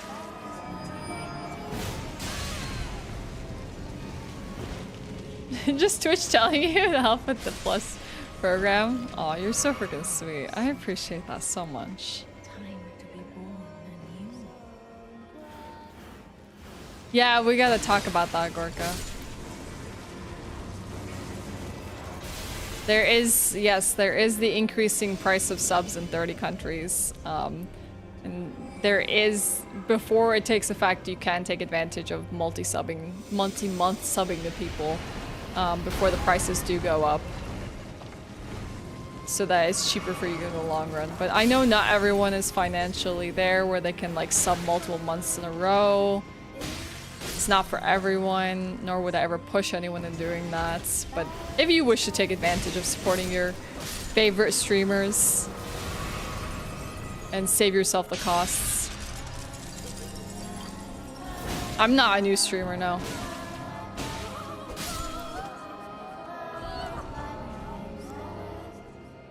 I don't think that tier was consumed. No.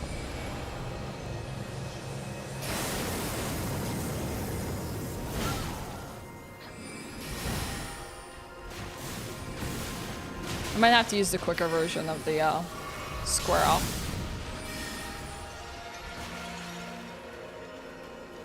Vati's your favorite Souls detective. Detective is a really good word for it, actually.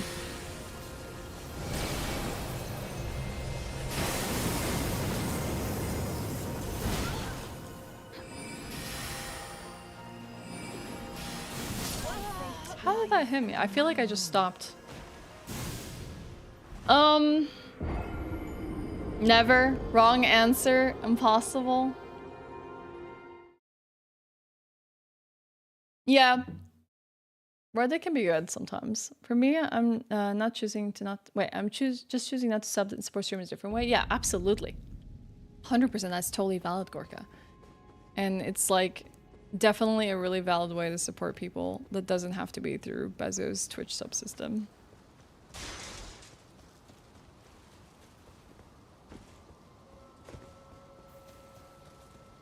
Blasphemous? I want to play Blasphemous really badly, actually. No! I think with Fextra Life, or whatever you call it, there's inconsistencies with that wiki source, sometimes even incomplete. And I know a lot of people feel the same way about its inconsistencies. It's like a good like starting place, but I would say it's not the best resource out there. I guess there's always the option of picking up like the what are they called, the Future Press books. I don't know how much like, you know, descriptors and stuff that they provide in there. But they could be like a great starting point in terms of resource. Is bad for your health? Doubt it though. I haven't experienced it yet, and I've fallen many times.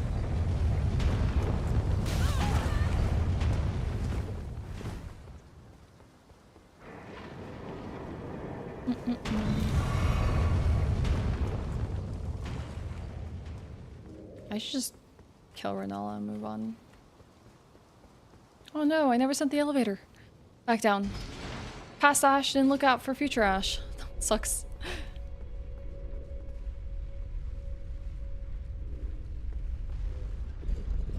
Oh my god, can you imagine being in it? Would it feel like falling if you're in an eternal fall? Would it still feel like falling? Yeah, past Ashe is a jerk. Like if you're forever falling, I guess it depends if there's gravity involved. It probably would feel terrifying. You still experience air pressure? Yeah, I just wonder if you would get used to it. I feel like you would probably lose sanity points very quickly in an eternal fall. Asking the important questions today.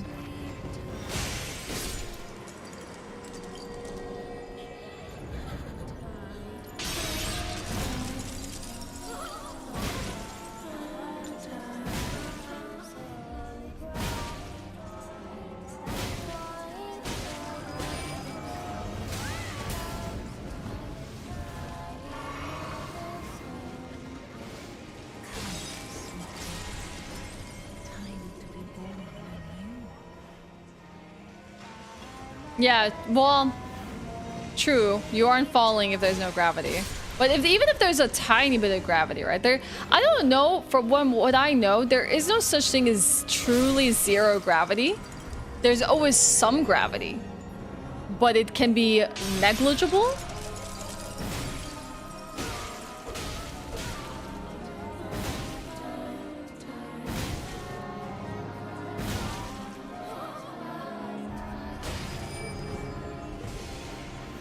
We could have possibly killed her.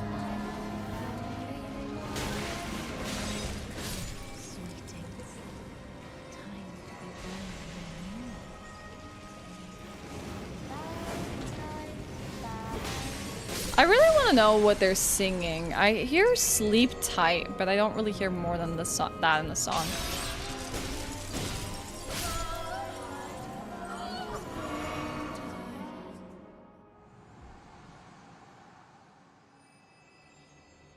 Capitalist scam to keep us down.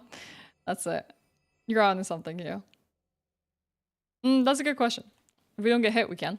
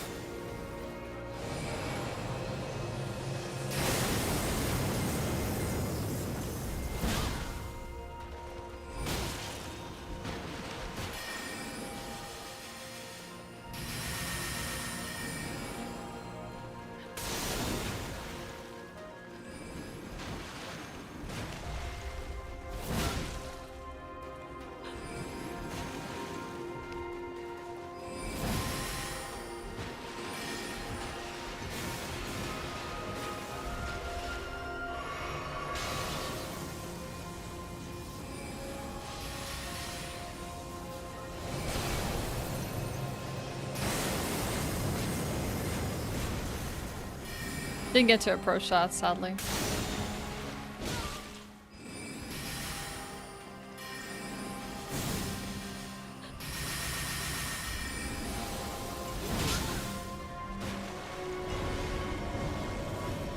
Let's see. Oh, come on. Bloodhounds?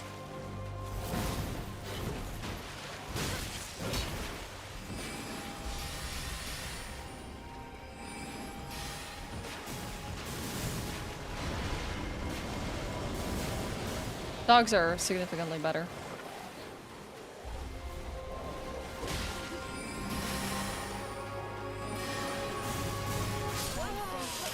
Oh, that connected with me.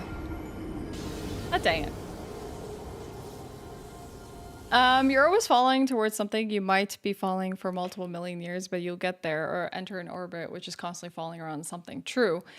I wonder, because like the direction of which you fall is like the most interesting part. But there will always be a force acting upon you. When you like truly watch like videos about the multiple galaxies and the passage of time in those galaxies and what could potentially happen and what's going to happen to the matter and like all the stars exploding and all that kind of stuff, it's like, oh my god.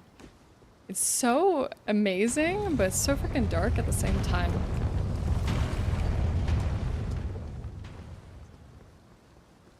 And the sun god, she ran off in Dark Souls 1. We might be waiting a while for that one.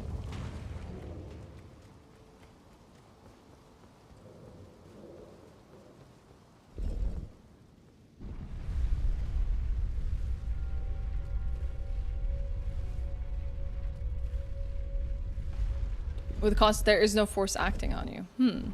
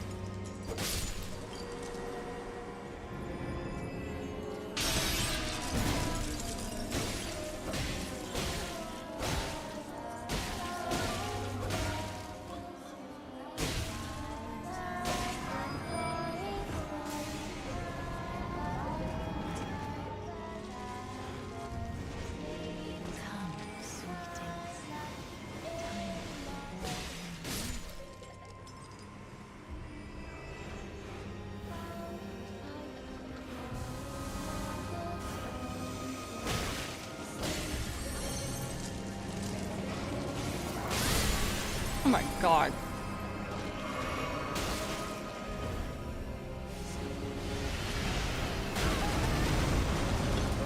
She is being annoying to me this time.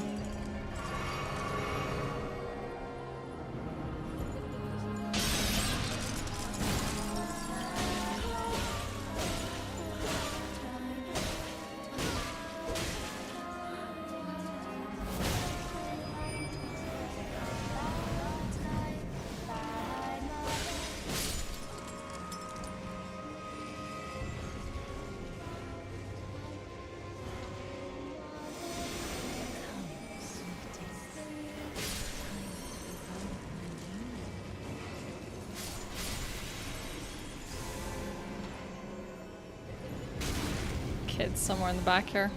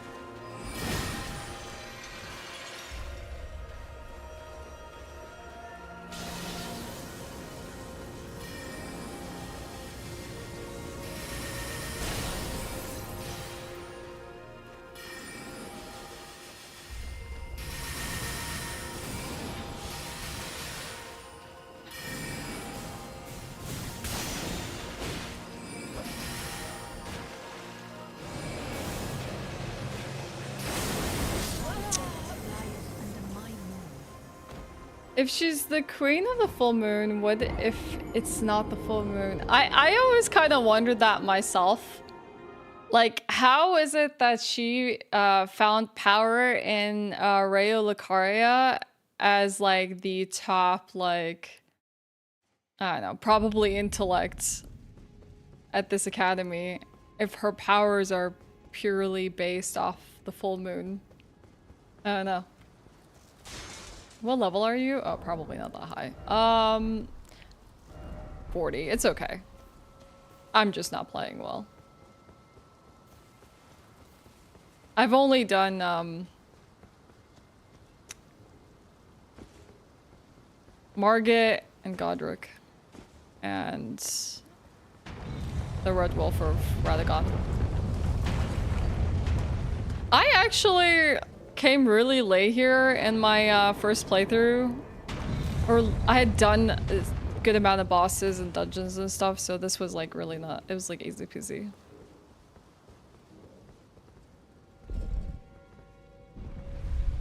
Hey Jerry, what's up? Yeah, it's really a weird fight, right, Denzel? I think the one that is like really beautiful, I would love to hear what you all have to say, but like I think Melania's fight is actually one of the most beautiful fights in this game. Like visually impressive. Like her second form is just stunning.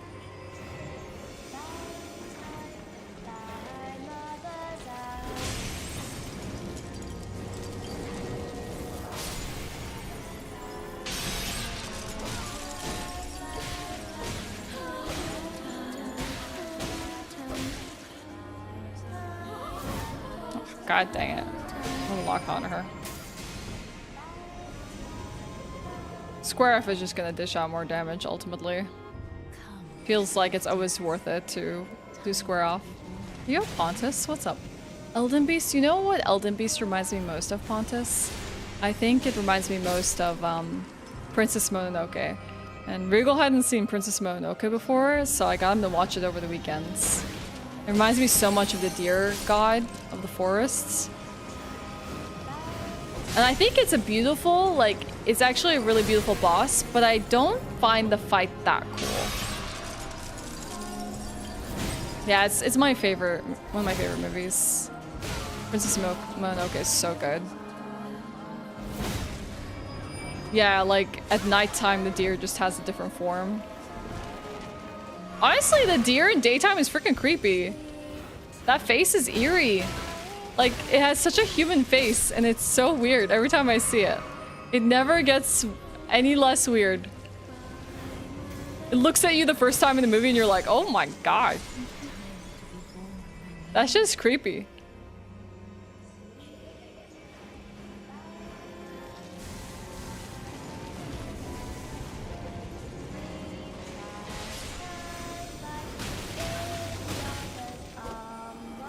Only seen Howl and Spirited Away. I recommend that one. But it is kind of darker than the average, like, Ghibli movie. Unless you want to take Grave of Fireflies in consideration. It's very dark themed.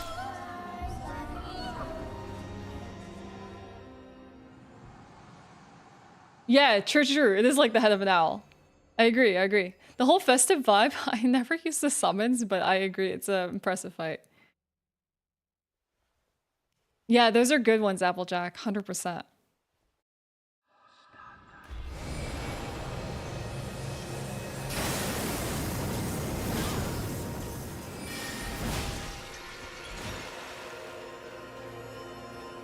Endless Void of Despair, yes.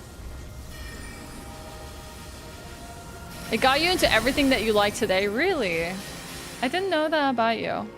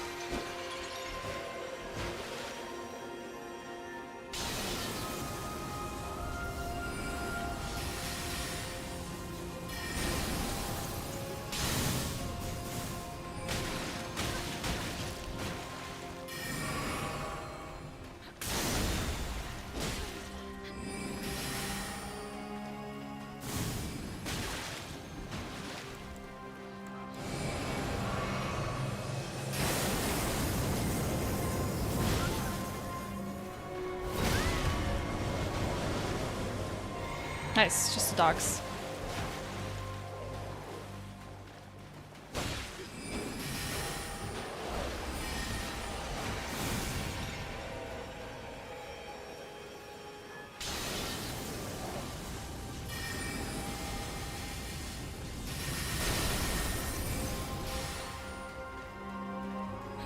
Come on, give me an opening.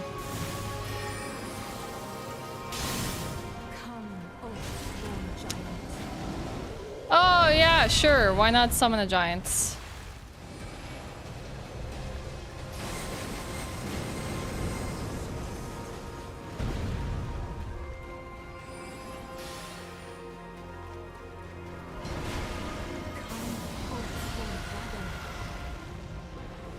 I honestly have not seen all of her summons before. At most, she gets one off and I've already killed her. But what the heck? She could summon a full-on dragon? I think in my playthrough, I got either Bloodhound or I got the Puppers. Oh, God.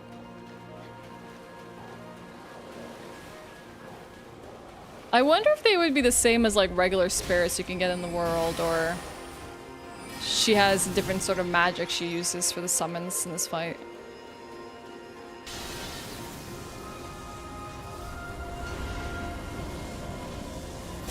Oh, Stairwell.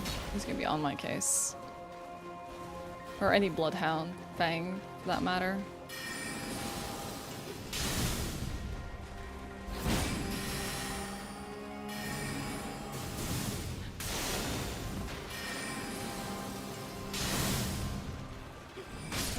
Yes. Yeah. They are unique.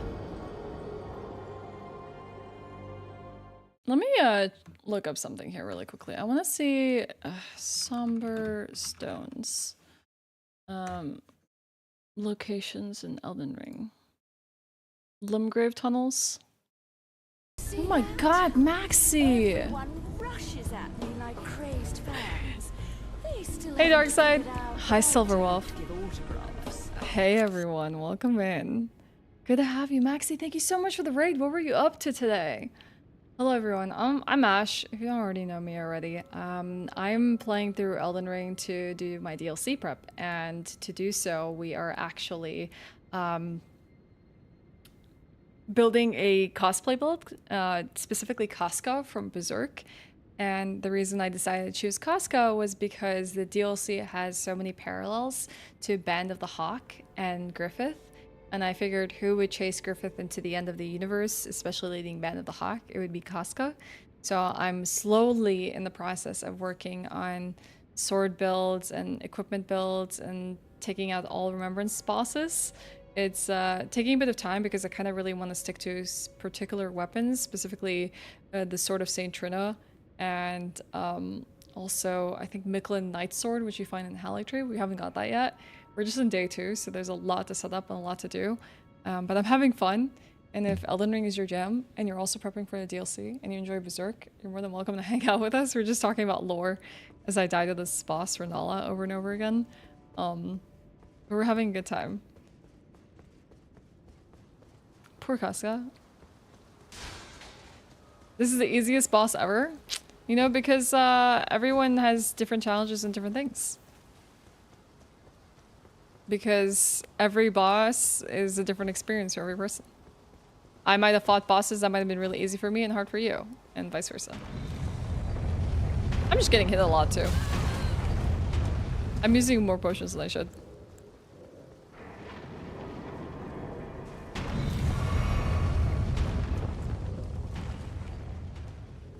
And I think it also really depends on when you come into the boss. Oh my god. Twitch is so great with timing an ad. Just as all these readers come in, it's like, oh, by the way, I have an ad. There should be like a default feature that Twitch has where it like disables ad when people raid. Like it shouldn't do that. I think pre-roll ads or just ads in general when a raid comes in is like the most obnoxious feature. Kind of saucy. I agree, she has a lot more to her than you would imagine. Like, especially in first phase, she makes you feel like, okay, This is not the Renala I read lore pieces on. She doesn't seem like she's very competent, but she does have a few tricks up her sleeve, you know?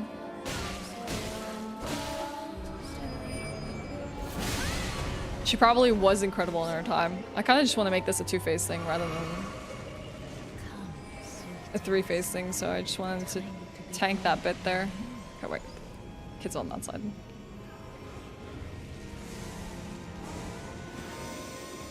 Are you gonna be playing in the Elden Ring DLC on release, Maxi?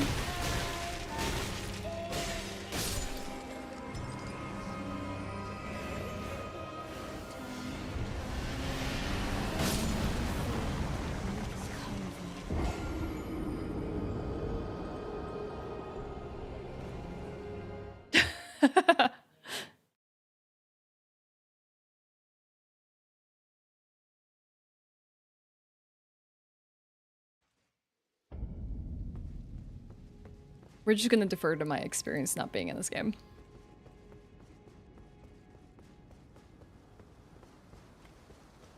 Oh, I was looking up the somber smithing stones before Maxi came in. Lenara, I was gonna call her Lenara, the librarian, because words are hard.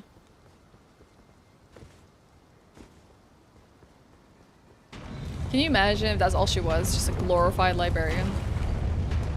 And she, like, preys on the kids that visit the library. That could be like a freaking horror story you tell kids. Discourage them from ever reading in their entire lives. Specifically the bookworms.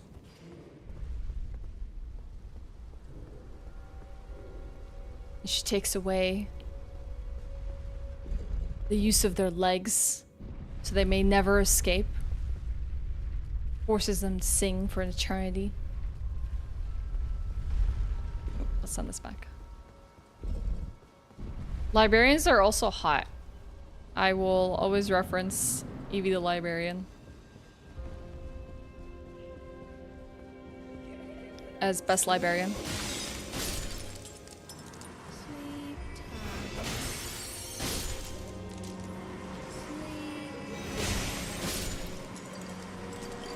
Read to her for eternity? Oh my god, we don't read to kids anymore. But it's now our turn to read to librarians. Interesting.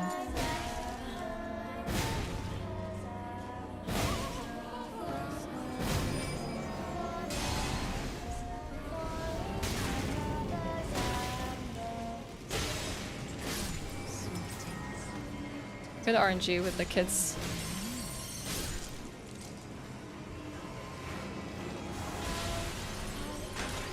Almost good RNG. Almost all were easy access.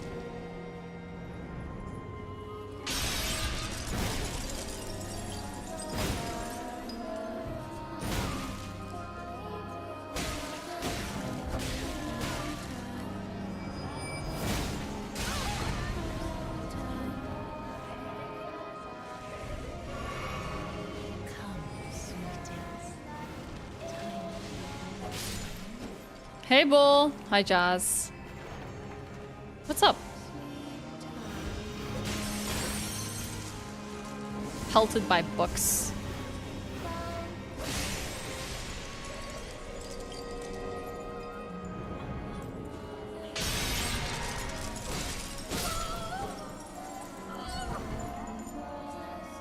I don't know if that's gonna apply.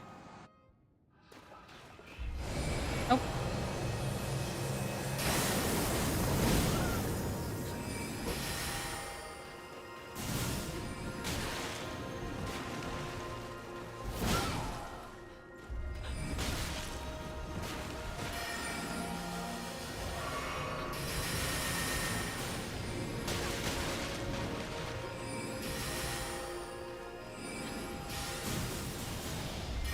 I am so surprised I survived.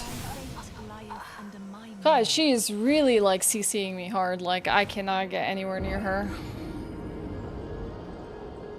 I remembered bullying the heck out of poor Renala since she just got stun locked when using the Colossal Greatsword. Yeah, I am not having enough chance to be able to use the stagger from the square off to be able to really get her where I want her.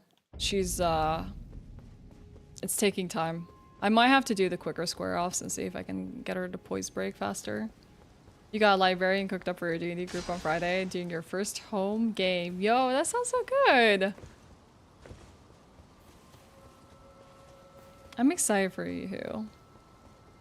I bet you're a fantastic DM. A good plot idea for your homebrew D&D world. It's dark fantasy, so it would fit. Oh, that's so good. I'm glad I can inspire something.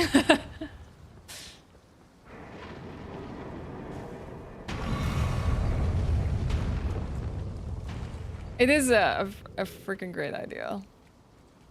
I don't know how you all do it. Like, everyone who's like, I DM, I'm like, how? The amount of creativity it takes, the work, like the storytelling, like it's actually a amazing skill. Steals voices, yep. And legs, apparently. I don't think it's easy at all. I couldn't do it to save my life. I feel like there is no shortage of things you can get inspiration from. In regards to like creating a universe, but I don't think it's easy.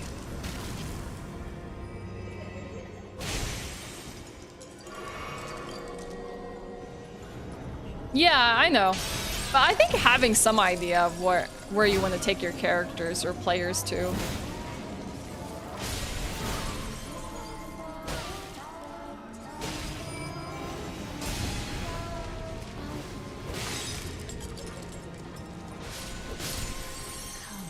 That's fast. That's really good RNG right there.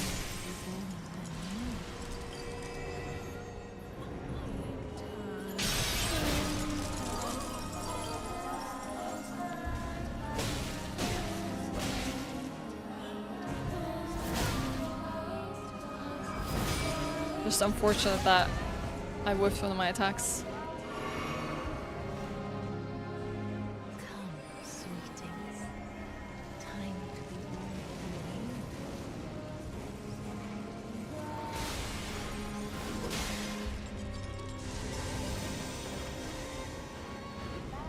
I'm surprised these kids don't try and trip you up.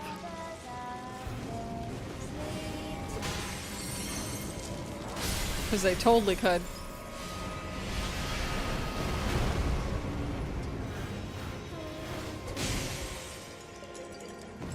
Oh yeah. The world draws from existing work. Nothing would exist without the inspiration of other stuff.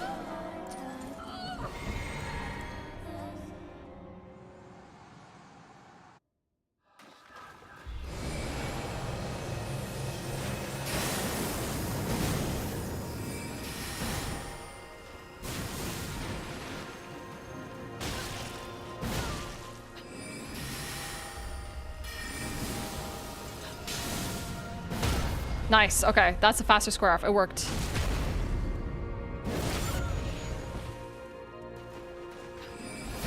Oh, I was hoping that would land.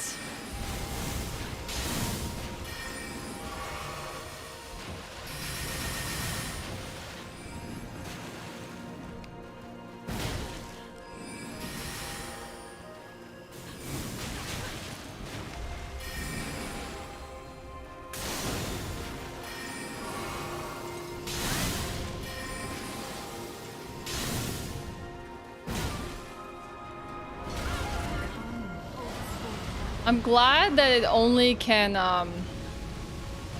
knock you back, but it can't kill you or do damage to you when she does her summon.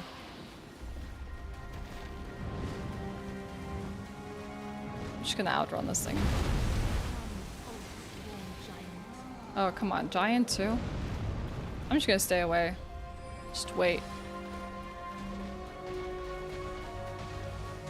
This thing can catch up though. Let's close in now. Oh, never mind. Just summon her puppers.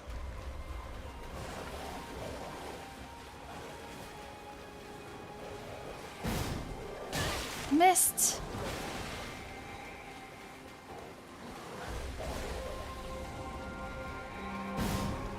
come on, really? All of them missed?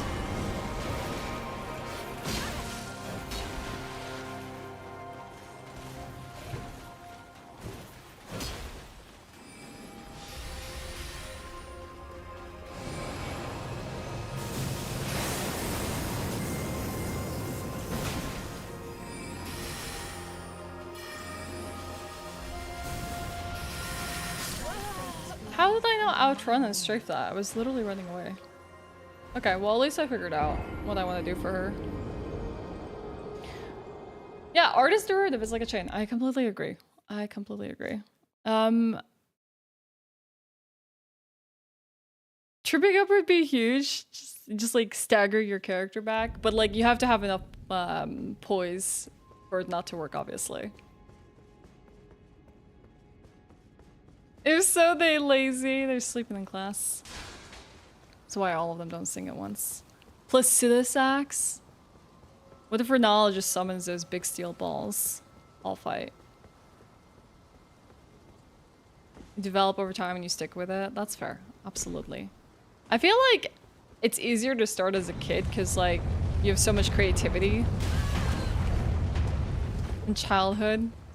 Like, you could literally tell a spooky story that you make up in your head on the fly.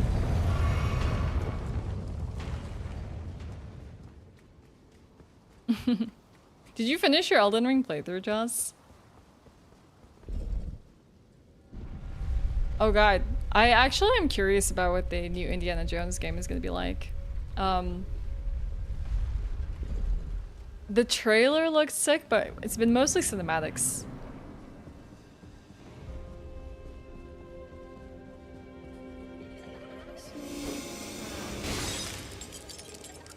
Like, just the idea of, like, explorers and video games like Tomb Raider, Uncharted and stuff, it could be really fun. I just wonder how it'd handle as a game.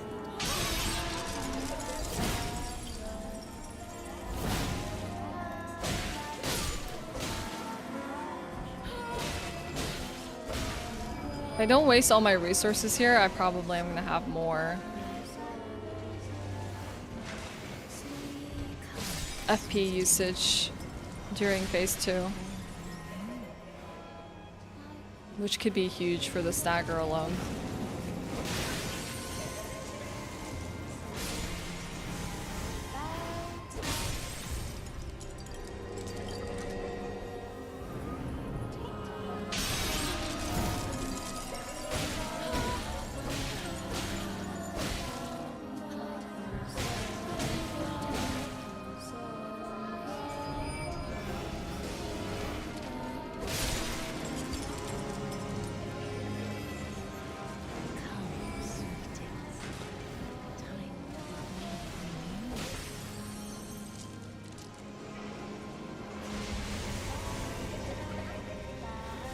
Hey girl, how are you?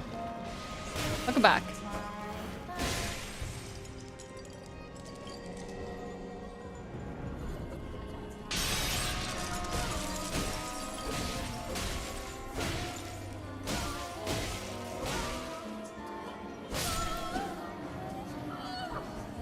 Okay.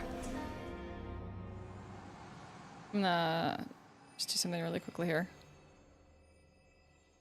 Just need to check my phone for some messages. All right, we're good.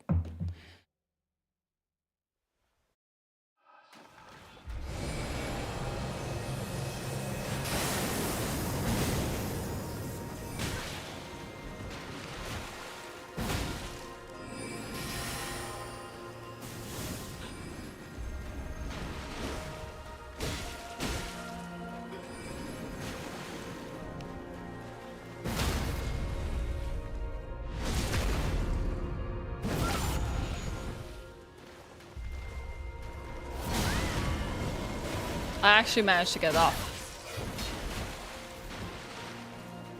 The square off before Darrell fully appeared and she cast me aside.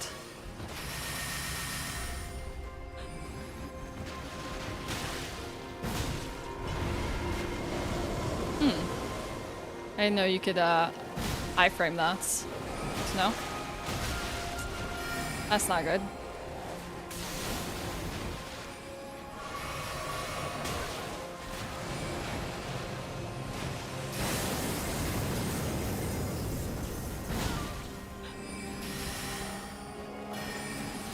still a few dogs too.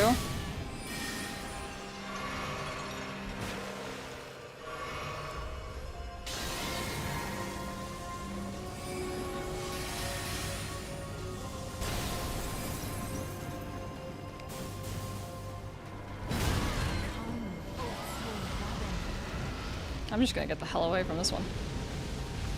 Class is really boring. I can feel you on that. College days, at least for me, I remember being bored out of my mind in so many of them because they really just didn't provide any value for the actual classes.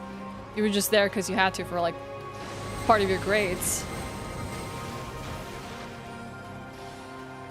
It's so much different to dodge now when you're so far away.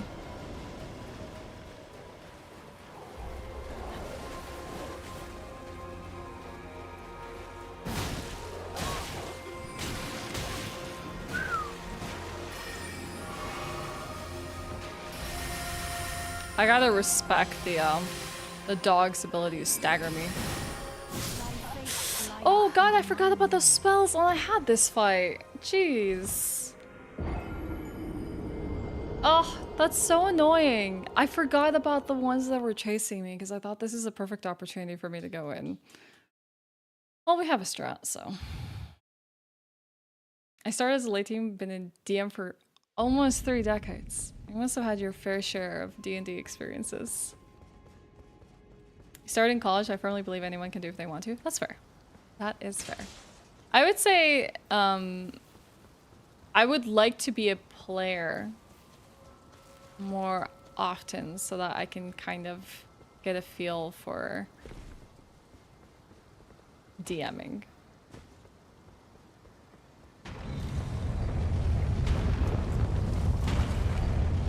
Have you ever done any D&D campaigns, Amber? You married one of your players and then made 2 more potential players? I could see D&D as your life. That's so sweet. That's so incredible. No? Time to do an online one to start. A lot less stressful. I don't know. I'm pretty stressed out as a player because I'm always like, oh god, a combat's coming up. Which of my spells, cantrips, what do I want to use? And spell slots, and I'm just like sitting there and panicking. What's the best thing for the situation? What am I dealing with here? Especially when you lack D&D knowledge, because like sometimes a DM will throw something at you that's like common D&D world knowledge, and you're like, I don't know what this is. If I don't know what it is, I don't know what I'm facing, and you're gonna do things, and it's not gonna work. Anyways, 1 second, chat. I just need to quickly use the restroom, and I'll be right back.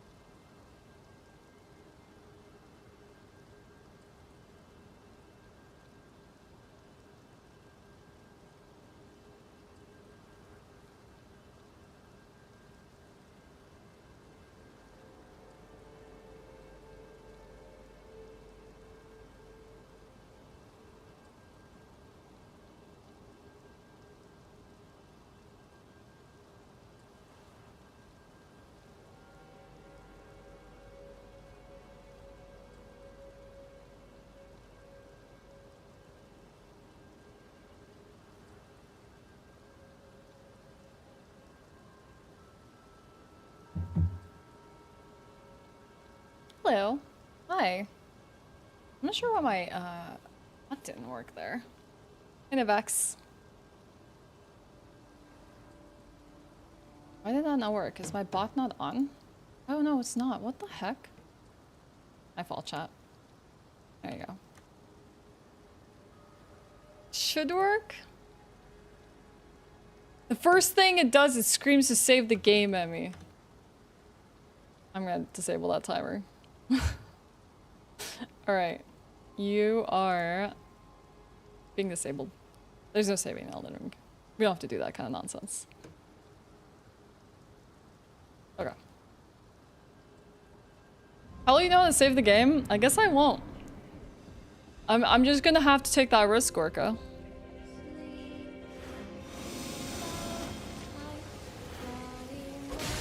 I can't wait for fights to go better than this.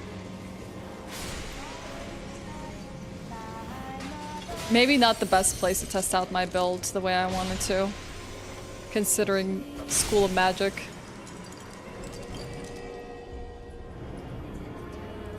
I find it so strange she's sitting in a baby carrot, like a baby cradle. It's like such a weird seat.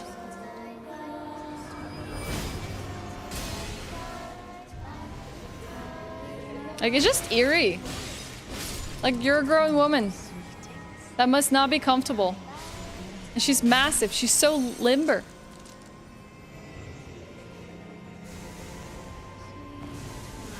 Oh my god, what the heck? My bot is like, yo, you've had me on for like 3 hours, but like, you weren't really you didn't enable me. So like, now I'm just gonna shout everything I had to say watching you stream for the last 3 hours. My god. That was obnoxious. I am so sorry for the wall. Yeah, it makes it look like me as well. Like I sat here and spammed all those messages. It shouldn't be like that. My bot is the most cursed bot I've ever seen. Like everything is on a sufficient timer. You know, it shouldn't just randomly like spam messages like this, but like the timers like don't seem to freaking work.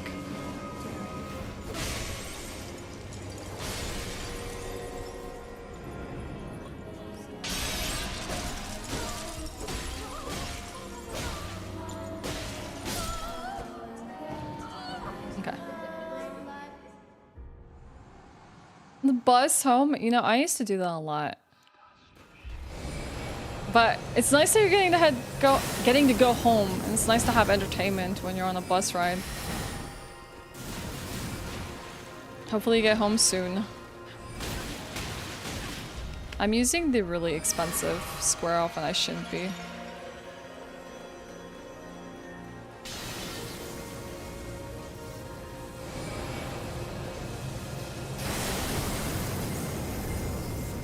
Such a good opening as well.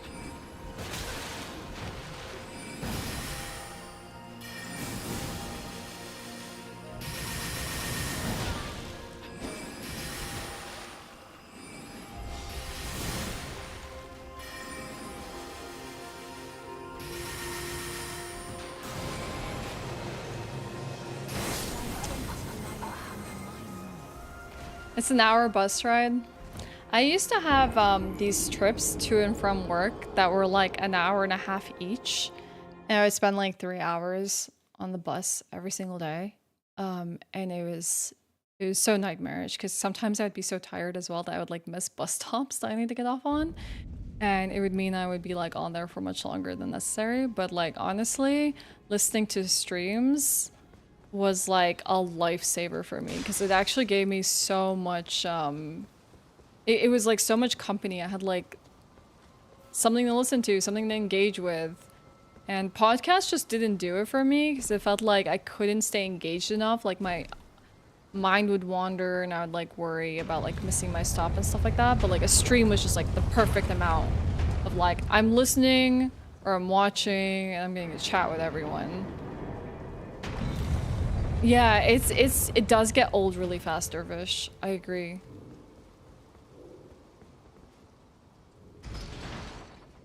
Get up 5 minutes before getting to your stop somehow. That's a talent.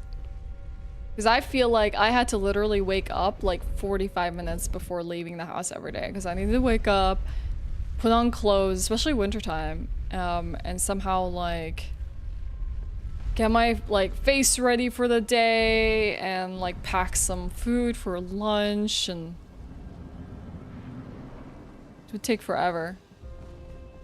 And by the time it's like midday, lunchtime, I'm already sleepy because I've been up for several hours. My energy levels dip like mad.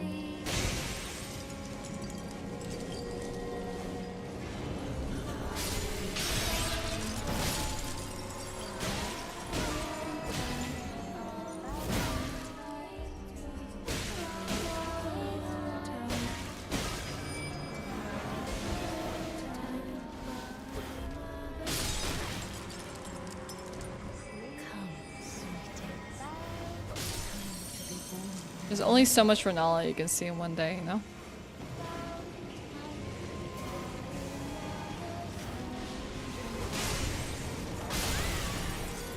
Surprise chandelier!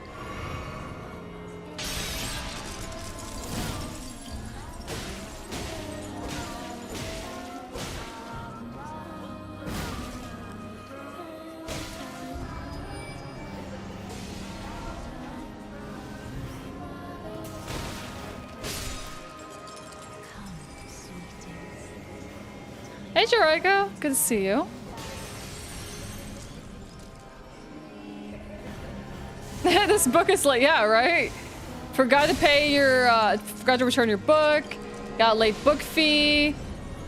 Now you get tormented by this spell that chases you with books for a lifetime. See, all the stuff you can work into D&D. You have a late book fee from 24 years. You will be smacked with 1 book for each day you were late. 24 times 365. That's a lot of books you're going to be tormented with.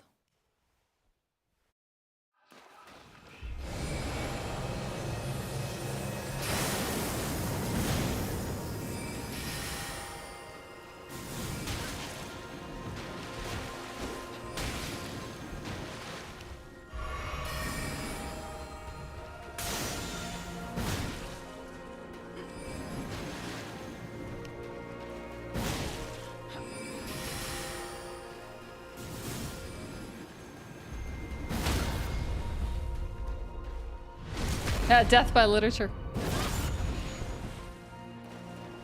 Come, O sworn giant. Oh, why? Why? Why the giants?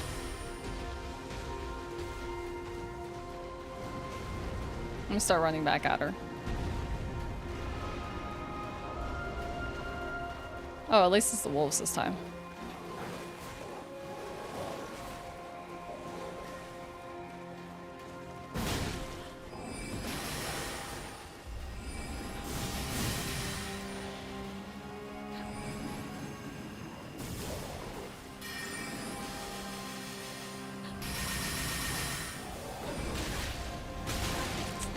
I was really close.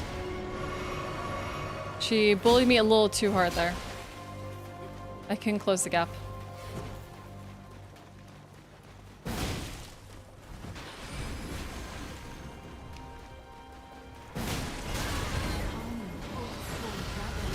God, there's 2 of them. I didn't know there could be 2 of them.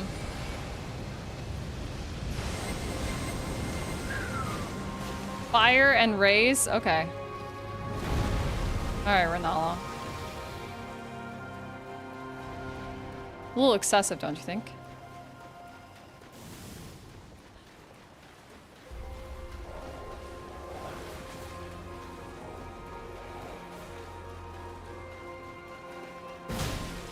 Come, O sworn giant. Not again!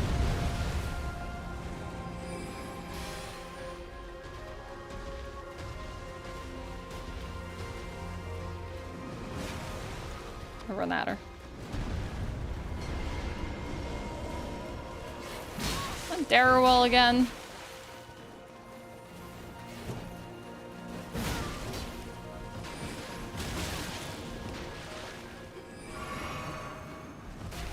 That's a weird spell for her to cast. And I was not even in proximity of her. Woo! That's still cast. Oh dang, she's so fast at casting her spells. She's...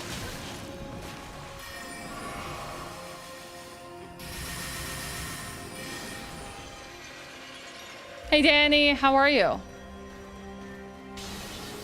Not to wait. Oh my god. Bernala, please. Just let me kill you.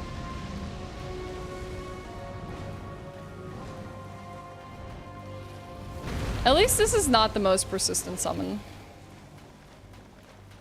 Okay, wolves. We can do this, chat.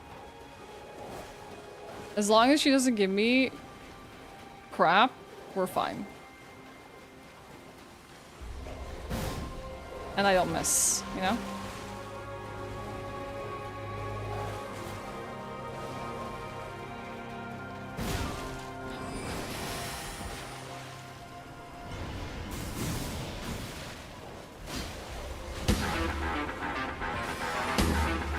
No bossing.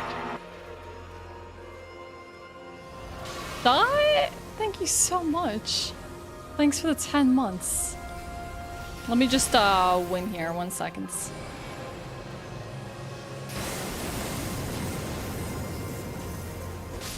Ugh. God dang it. She was so annoying. What the heck? Why would you summon a giant that can do damage to me on your death? My controller shook. I didn't even know that was possible. It just came in at the right time. It's called spite. She's like, in my final act. Final breath. Oh, god dang it. At least she's not really dead. I can't even get this chest until later. We have 40,000 runes. Did I ever use the 14,000 I got from the last boss? I don't even know, actually. Maybe I did? Who knows? What we can potentially do is put some of these points into... I'm gonna put them into faith. Because I want to level up towards something later. Where did he flee? Okay. My sweetings, come out from whence Now we finished Ray Lucaria. We could technically go to Altus Plateau. But I want to grab some gear. Or let's grab some armor, chat. What should we get? What's the easiest things that we can get? We can't do this. We can do Gostock Bell Bearing to get the bandit chest. There's a lot of it is like Consecrated Snowfield. It's like way further on. Lendl, so we would have to go to Altus. Roger at the Round Table. Lendl, some more. Mount Gelmir. Twin Maiden Husks. Let's go to the Round Table. Summons Gwyn. And go again. Hi, Damien. Hello. Oh, it says new items can be purchased.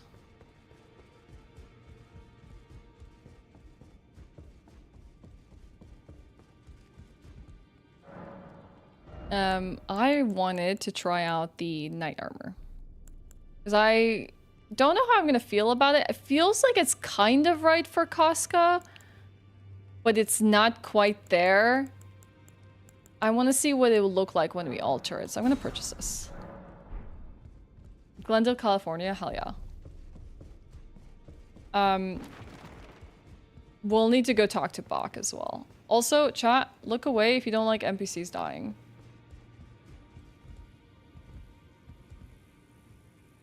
Oh, you can't kill him right now? Can I really not kill him? Because I'm prevented from using my weapons. I just have to wait for him to die, right? Oh, heck. I'm sad. Well done. Something to mark. That guy's right good, though. No need to be. Well, I want his top. As long as whoever, then we may be. If only I could speak, and if they were like. I just can't do it right now. Okay. I guess that's later. We can go kill Patches, though. Patches would be a fun one.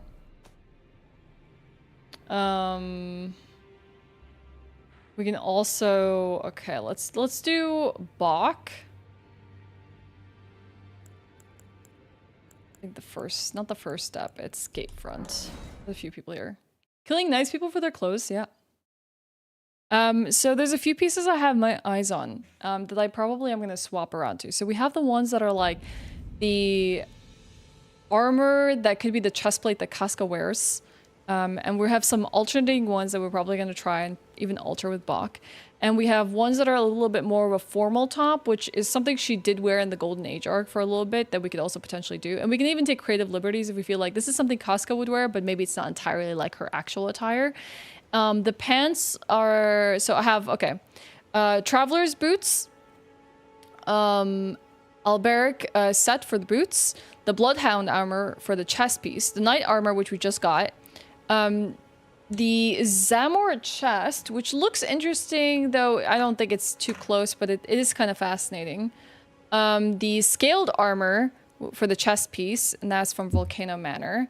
The Fingerprint armor also for the chest piece. Then we have the Bandit chest. The Blue Silver Mare looks epic, and I think it could be really, really cool to check out. High Page clothes just for the chest piece, and Spellblade armor, which is from Regier. So those are the things that we're kind of going to hunt down in terms of like equipment, and we're just going to experiment with them to see like what really feels up our alley. How do you like Vagabond chest? I can't remember what the Vagabond one looks like off the top of my head. I think it was too long, maybe, Damien, from what I remember. I was just like scanning through the wiki yesterday of like top pieces of armor, and some of them were just slightly too long, or the altered state was like just removing a cape and not really editing anything else. Like she has like mostly a chest plate and a bit of shoulder pauldrons on, and not really much more than that. And I couldn't really find anything that was like akin to that. But You there? Could you help us out, Cully? like I said, we can take some creative liberties in this case. Where is he? Is he somewhere here? You? Yeah, you there? Stop pretending. Some clod to you will just thank you.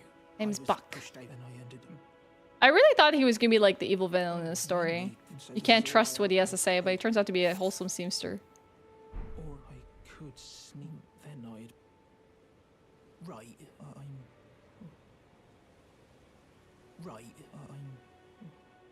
Do I need to take care of the cove enemy for him to feel comfortable? Yeah, we did need to go to something on the cove, right?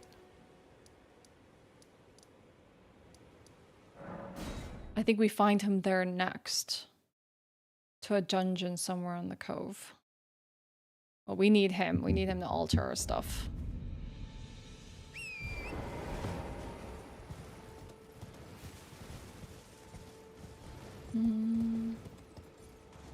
Where is this spirit spring?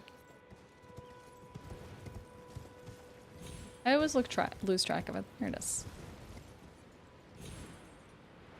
Whee! No! He's gonna die! No, okay, nice, we made it. We jumped to another one. I don't know why he veered off course. Torn was gonna friggin' die. Luckily there was another one to catch my fall. That was so scary. I hate jumping around with Torn because I always feel like I'm gonna kill myself and him along with me. You just can't trust platforming in this game. It is not made for platforming, yet Miyazaki insists that we must platform through it. Where is the cave? Oh. Here?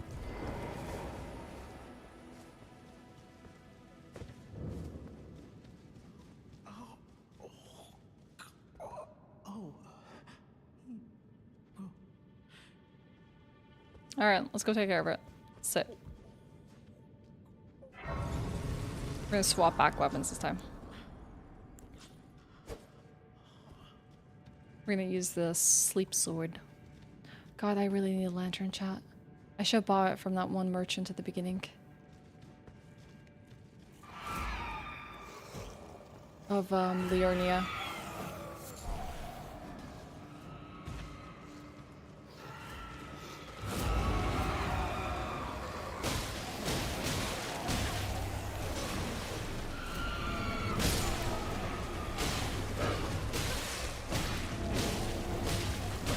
Everything's falling asleep. Hell yeah.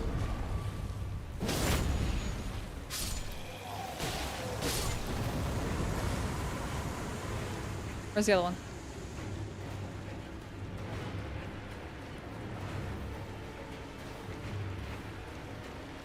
Is he just asleep?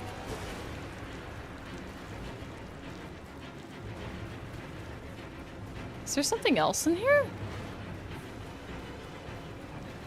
I honestly can't even remember this encounter. Ah, there you are.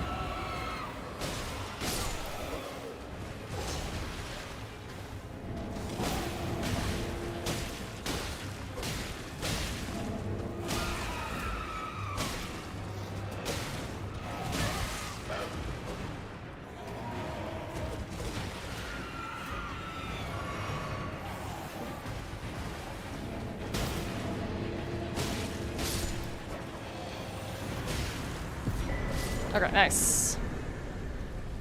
Cool.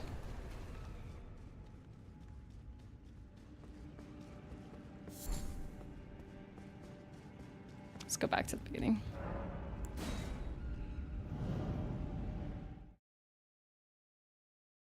Alright, Bach, you are safe. Found your equipment too.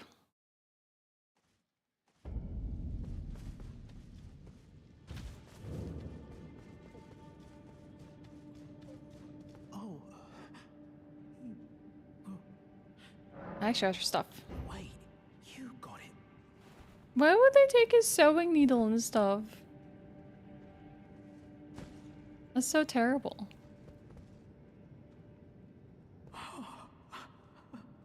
This is one life passion. A thing like that. My mum was a seamstress, and that sewing kit was all I had to remember her by. I always wanted to be just like sweet old mum. Then I suppose I can't just curl up and die, can I? Thank you. You're very kind. I always wanted to be. Then I. Alright. I guess we'll find them elsewhere. Later on. I do, Damien. That is right. So a bit of like English, Swedish. I can speak a bit of Arabic as well. Hey Manzin, how are you? God, I really can't even see what I'm jumping out of. Let's just teleport the heck out of here. Liurnia. Lake facing cliffs. No, we need to go to the one next to the nomadic merchant. We are going to buy the lantern because I need that. Hi Zeno, I'm doing great. How about you? I'm having fun with my Elden Ring playthrough. Oh, hey buddy, you're very camouflaged. Purchase. Yes. Oh. Everything is right in the world again. These gloves are so pretty. I really like the astrologer gloves.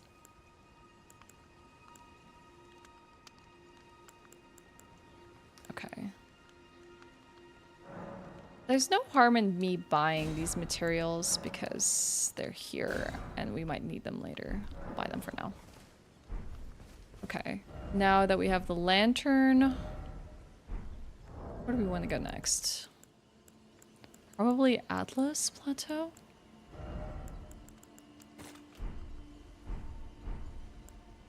Have any more talismans? No, just the one. What fashion pieces do we want to get? Probably a lot around Altus Plateau wouldn't be a bad idea. Let's go to the plateau. Actually, what's our closest?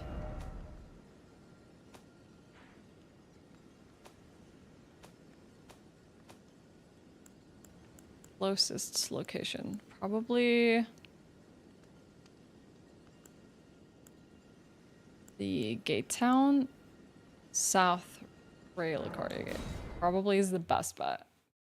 Good night, Common. Sleep well.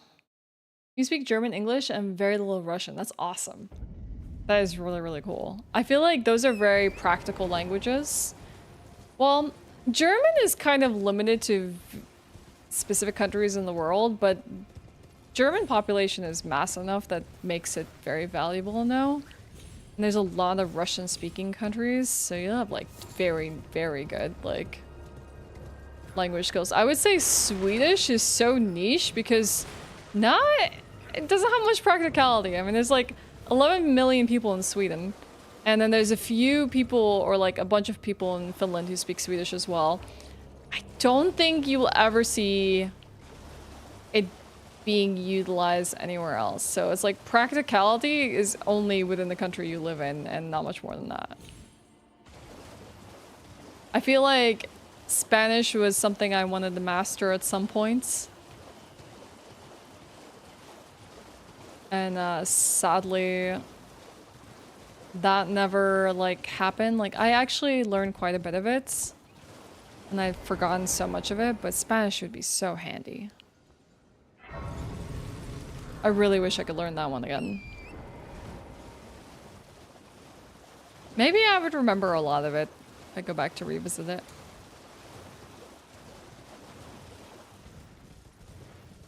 I'm trying to remember if there's a spirit spring that takes me closer to the entrance of Altus. Hey Ladiana, how are you? Can't remember what are the best routes up there. I'll pick up my lily here. Have to.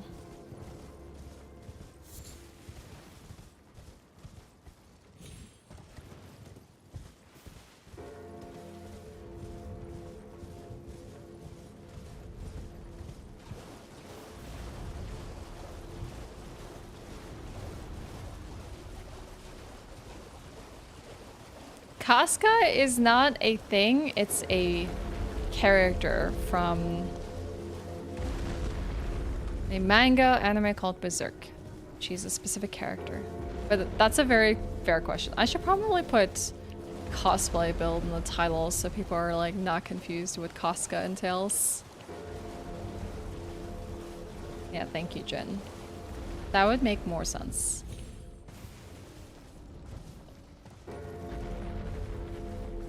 Crazy busy with work. You gonna have any time to play Elden Ring when it comes out? Is anyone taking time off for the Elden Ring DLC?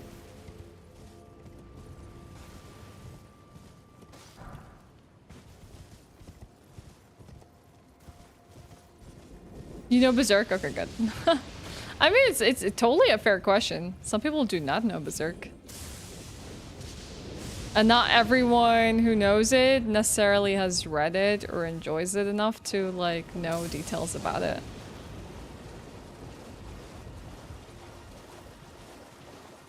If I'll get a day one, I don't even know what I'm doing about a day one. Because it's midsummer. And I typically take that time off to just enjoy midsummer festivities. And just coming out midsummer day. Maybe I'll play a bit of it in the early hours. I don't know. It depends on when its release hours are. When it technically goes live.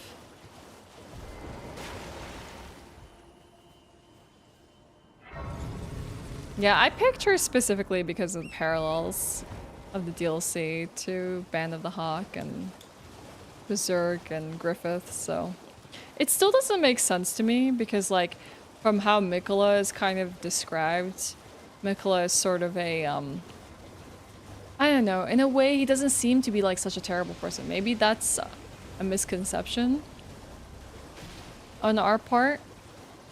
And maybe we get to learn more about him. Maybe it's just the inspiration comes from the character design and not really much else.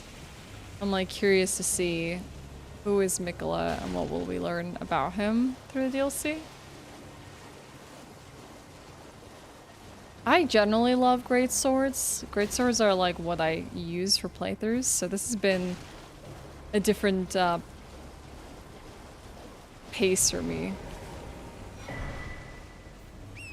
I think the last time I did a short sword build, I probably... It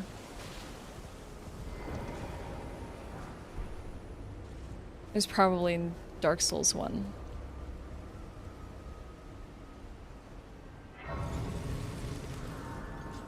You probably played sometime over the summer. No urgency, huh? I wonder if going up here... I know that there's a trap here would actually be not a bad idea for farming some resources. Just to get some somber stones.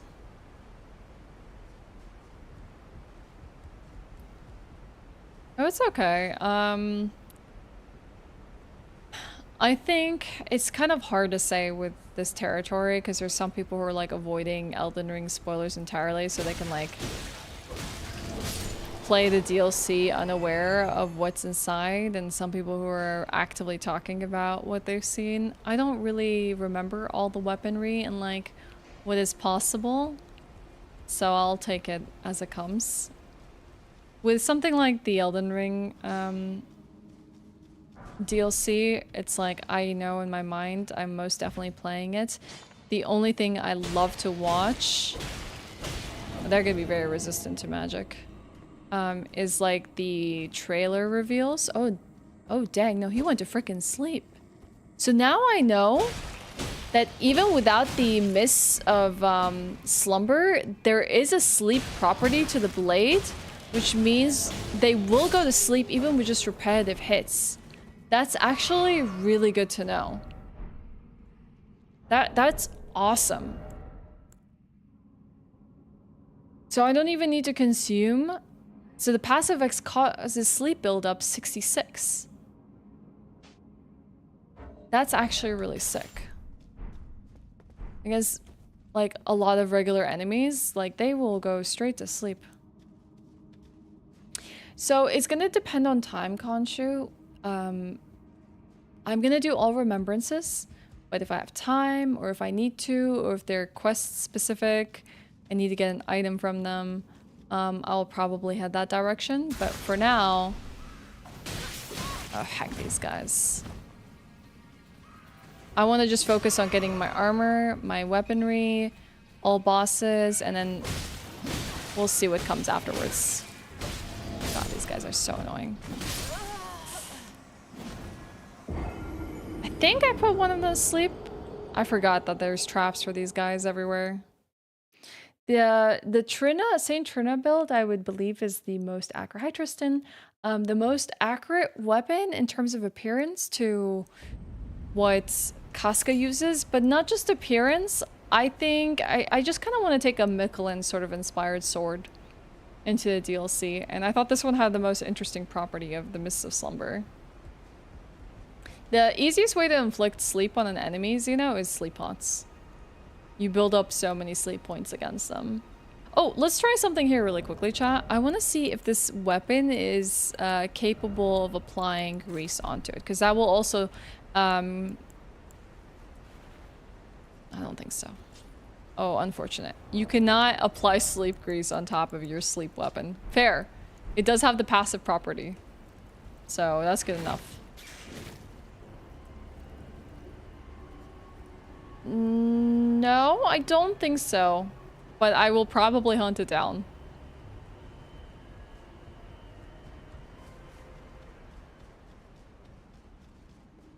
But these guys actually go to sleep in like, wait, 1, 2, 3, 4.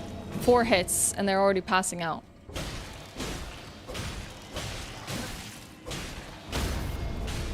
That's actually really cool. You can even get riposte as they go to sleep. It's on Elden Ring Twitter. I wonder if that's the same as like the image has been shared about like, oh, this is what Miquella looks like and they're wearing a set of armor. Very few sombers allow grease. Yeah, that's what I thought. Like I realized now it's a somber weapon, so it's not gonna allow us to apply grease. But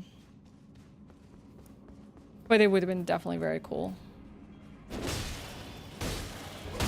I didn't walk into the trap this time, but god are they obnoxious. I'm leaving. Like these guys.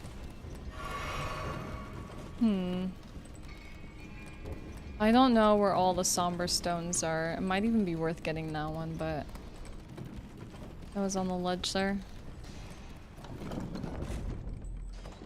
I'm gonna start with the low-hanging fruit.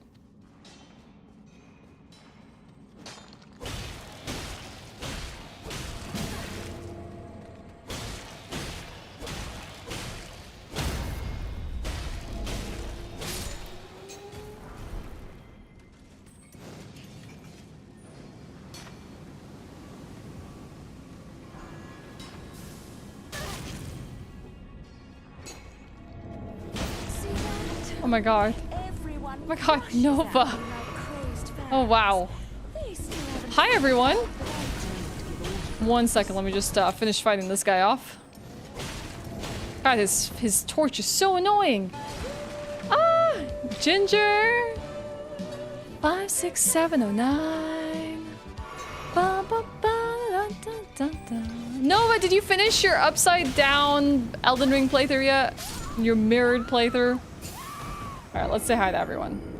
Hello, hello. We got Kane, we got Elfin, Blood, we have Dervish, Save the World, the franchise is here, Ginger, Mistar, Dot, Sunrun, Crazy Town, Banana Pants, Rybily? Is it Rybily? Hi, yes, Cup. What's up, Widget?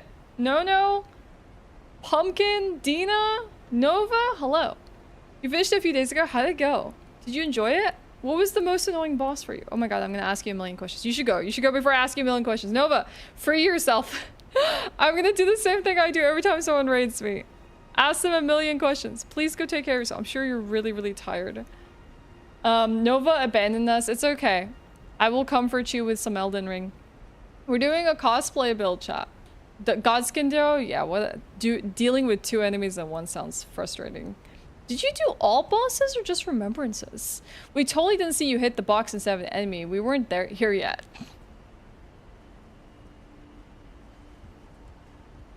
Scott, tell me things like this. Like at nightmares. So we're doing a cosplay build for DLC prep. It's Casca from Berserk.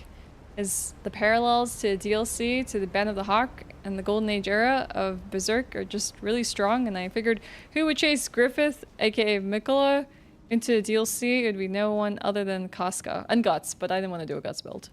So Casca being probably the best second leader of Band of the Hawk is our choice of character for this cosplay build, and we're collecting all sorts of pieces of armor that are suitable for her and weaponry. So we're going to be sticking to the short sword, god that's such a mouthful, variety of weapons and long swords. And we have a few of them already. One I think I'm going to probably stick to is the Sword of Saint Trina. And I'll show you what this looks like in a second. But its benefit is it puts things to sleep. But this is definitely Casca theme? No Corcus build? No. Someone did recommend Jojo, and I was like, oh, that's actually really good. It looks a lot like her sword, and she even guards the same way as she would in the fight in the anime slash like manga. And I just thought it was awesome. Plus it's like Mists of Slumber is kind of cool, and I want to see what bosses could potentially fall asleep. To sleep, because I never did that in my first playthrough, so I know 2 of them so far. And we're like slowly experiencing what else falls asleep. But it has a passive, so it does build like 66 sleep on enemies. But you can also use the Mist of Slumber to accrue more. I actually pay attention to what I'm doing.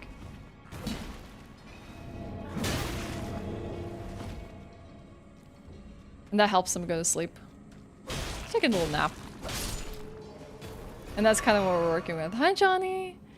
And if you all want to talk about Elden Ring, make some recommendations my way. I will always take recommendations, especially if you have weaponry or armor that you feel like I should get, especially if you're familiar with Casca. Or even like, we're talking about like what kind of Ashes of War we would use, or even spirits that would be in theme of like Casca herself. Yeah, it's an awesome pick, but I really need Somber Smithing Stones to upgrade it. It's just not upgraded. It's not doing as much as I would like to. Yeah, the thing is, Martin, we don't actually have all of her armor yet. Like, we need to acquire it, and it's all scattered throughout the world. Like, the armor pieces that would be fitting for Casca are literally locked in, like, awful areas, like the Consecrated Snowfield and Mount Gelmir and like all these other places that it's going to take us some time to get to. So we're just kind of picking up things along the way, and we'll see how long that takes us. We're just gonna run around this place, honestly, just try and pick up as many smithing stones as we can. Bye, Joss. Sleep well. Hey, Wong. Yeah, I mean, I think sleep is really, really cool. Like, I wanted to do a combo of... I have a broadsword as well with square off. A combination of both squaring off enemies into stagger state, because square off actually does a lot of poise damage, and then following it up with the Saint Trina sword to apply sleep, and I thought that would be a really, really nice combo, as long as I can get it to work. Nice, poison. I always wanted poison.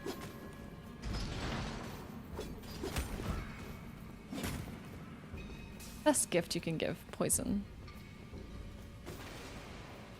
I don't consider it the worst status effect in the Souls games, but it's still obnoxious. I would say the worst one is Frenzy. Frenzy is terrifying.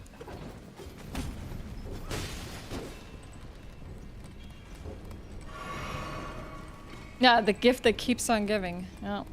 My skill knowledge limits to panic rolling, but mashing and yelling. No, I know nothing about the Bloodhood Gang sword. I don't know. Seems like you know something about it. Hey, Lore. Thank you so much. I'm doing great. How about you? Frenzy is terrifying. I don't know who thought Frenzy was a good idea. Like, I would just be like, what the hell is happening to me? And just run.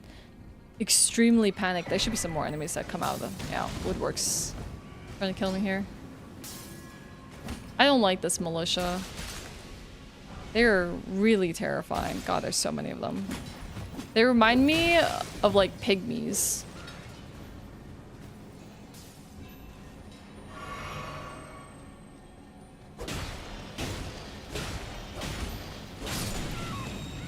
No!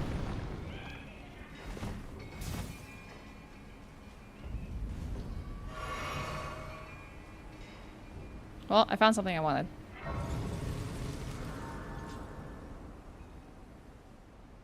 Madness? It's like... when you look at things and you don't... was it like... I can't remember. Was it that you have low insight that makes you frenzy? Or if you have high insight, you frenzy faster? Yeah, that's the one. We were talking about frenzy. Terror? Terror was pretty bad too. Soft cotton. How wholesome. Madness is when you look at things in general. Was there both? Was there madness and frenzy? Did shields actually prevent you from getting frenzy? Yeah, I know, right? Oh god. Ambush opportunities. Only the wooden one. Oh, that's really, really freaking cool. Oh wow, they sleep so easy on one hit. Oh dang! Look at that. I can hit one of these once and they'll go straight to sleep. How convenient. I should try those on those birds in like Lentil Capital and see if they go straight to sleep with one hit.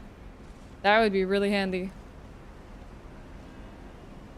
Like, go to sleep. Go to sleep. Go to sleep.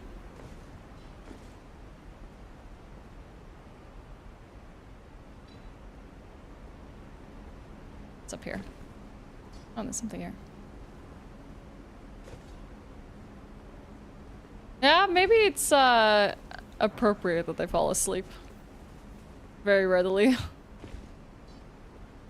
Hi, Kaylee. Good to see you. How are you doing? How's life? Hey, Hassan. Yeah, the Casca run continues. We took care of things in Rhea Lucaria, so now we're just grabbing some resources so we can upgrade our weapon. And go to the Altus Plateau so we can grab so many golden seeds and hopefully some armor. I remember there being something really annoying here. Go straight to sleep. It's like I didn't even hit you.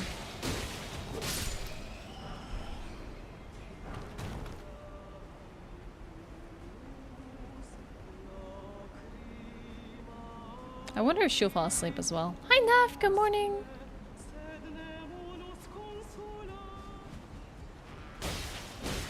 I actually like her singing. Oh, she does after like 3 hits. I just don't like what she is.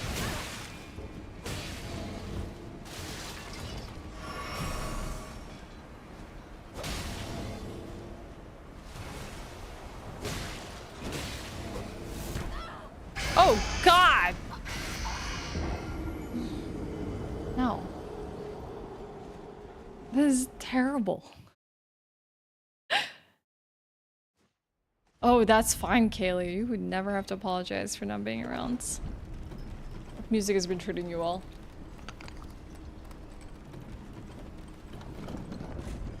I'm gonna remember that next time I play Bloodborne, Amber.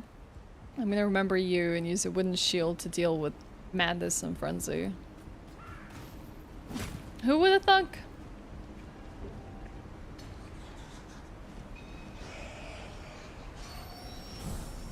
Yeah, it's like, it's almost like, hey, this is a freaking wholesome thing, but it turns out to be terrible. It's a good thing they didn't have a bad audio balance for this boss, or boss enemy. Imagine it decimating your ears simultaneously. We gotta take the ladder. We gotta actually approach her. We can put her to sleep though. Maybe she won't do much to us if we're climbing rapidly up this ladder. Oh, there is an item on the other side of this pillar. I bet it's a smithing stone. Oh, even these tentacle things go to sleep. Wow, sleep is actually... You know, I'm not gonna lie, sleep is kind of OP when it's applied on your blade like this. And like, things are just going straight to sleep as you smack them like once or twice. That's kind of bust. Oh, you cannot get it from this side, can you? Oh no, wait. I thought there was another item. It's a golden rune. Of course it's a golden rune. Hi, Kane. How are you?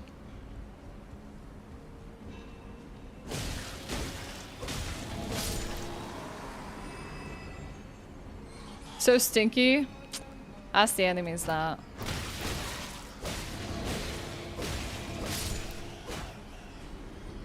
I think they think I smell really badly, so they try and make me smell like them. That way they don't have to endure the terrible stench of me running through their area and territory.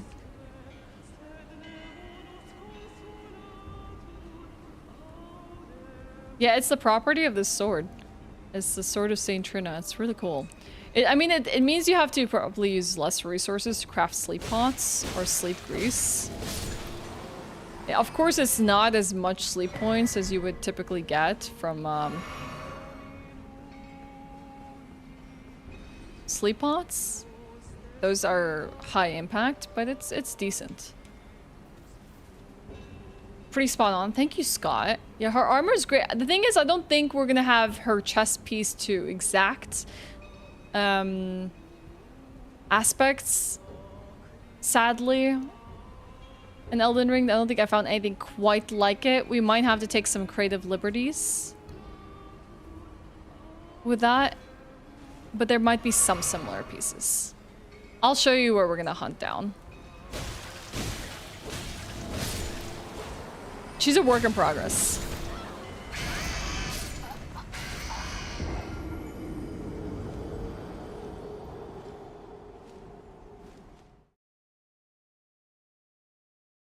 We're just gonna run through the area. Heck, killing these guys. Let's see, how many, inventory. We got Somber Smithing Stone 3 and 4. We probably should find the bell bearings that would help us purchase more of these things. So it's not just collecting random materials in the world. We're still missing a lot of essential Somber Stones to even get us a few upgrades of the sword. Which is what I'm kind of trying to do now, because I feel like I don't dish out nearly as much damage as I would like. The good thing as well is that the Ashe Award doesn't cost that much FP. It's like 20 FP, which is rather manageable.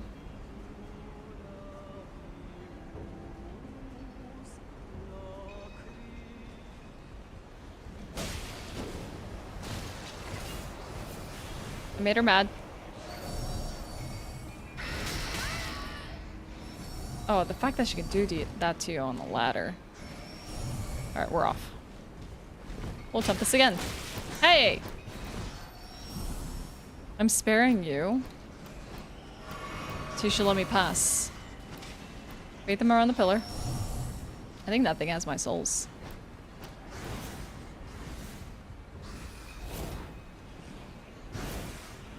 Yep. Nope, we are not getting up this ladder. And we're not getting our souls back. Alright, we're gonna have to clear the bats. I think the spurs are a practicality considering she does ride horseback. But like, if you think about it, it's like... It's a weird little detail on her armor. And I don't think it's something that we're going to actually find. I don't think there's anything with spurs in this game. That goes the run, it's okay. We're still lacking a lot of resources that we need. How you doing, Josh?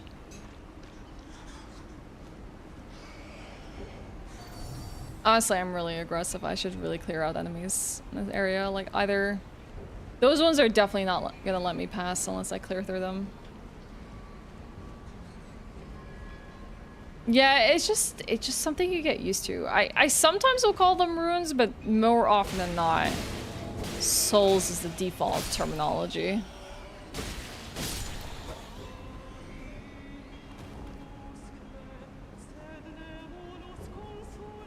Let's see if I can kill any surrounding bats. I think they all descend from above if I do converge on her. They do, yeah.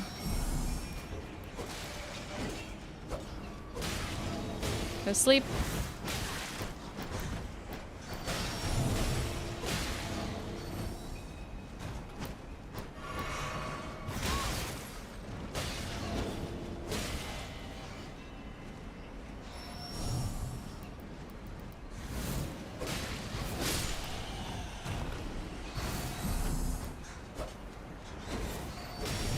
Oh god. Maybe you've dealt with enough. Let me carry on.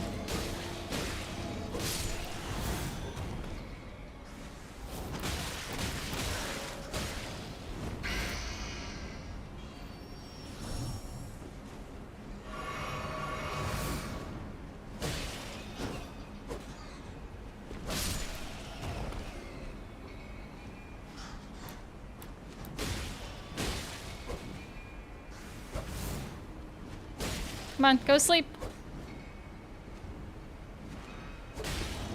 There we go.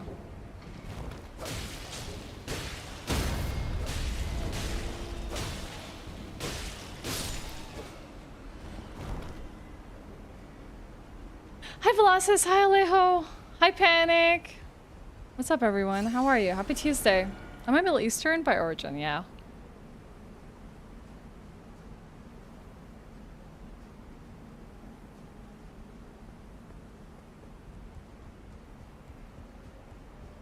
I don't even think that we will survive with this poison tick. I think we might need to find our next, like, site of grace or something before we continue some more exploration.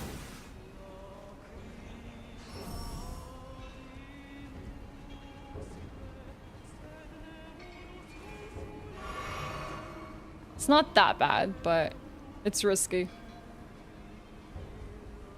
Ooh, spaghetti for birthday dinner. How much spaghetti did you eat for your taste buds to go numb?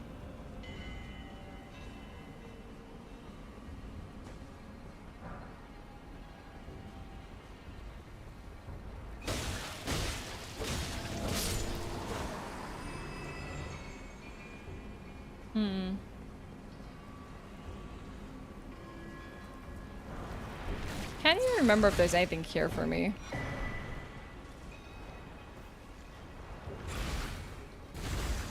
Doesn't seem like it. Seems like a wrong detour. You're planning on finishing your project in the next 6 hours so you can fly off to Vegas later today. You're going to Vegas? Dang, Lancer. Hope you managed to finish off what you need to do. Had a great time there. Okay.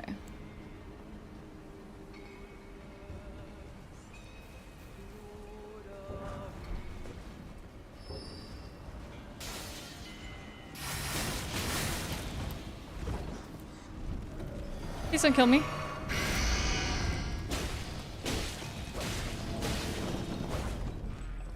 Please don't kill me. Let me at least touch us. Thank you. Yikes. I've never been. I wanted to go last year because we have a TwitchCon out there. Or at least there was one last year and I just didn't get a chance to go. Can't even remember what's at the end of this, honestly. I vaguely remember what this is.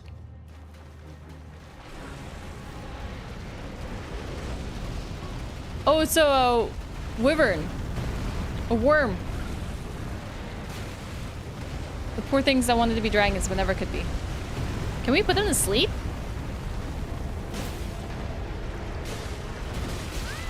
That'd be interesting if we can. Let's try.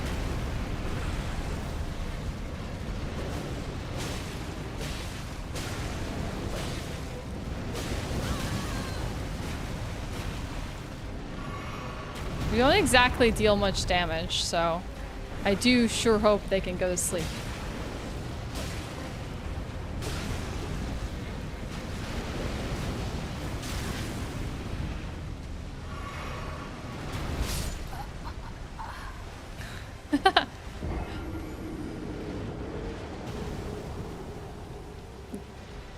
It front legs, back legs, separate wings, but this one is the one that doesn't have flight. So it actually is the closest to a wannabe dragon. Yeah, it did put me to sleep. It did end my life. I'd used the Ashe of War, but it might have been that I used it to the side. Maybe you gotta be in its face for it to apply. It has a passive sleep build, though. Okay. We'll try a few things. I got to try my combo out on this with the square off, too, which is great.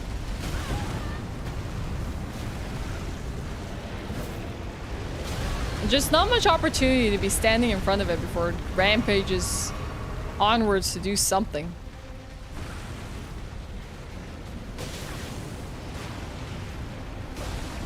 Oh! Oh, dang! Oh, dang, it went to sleep! Or it started to fall asleep. I might have broken out of animation. Oh, dang! Oh, sick!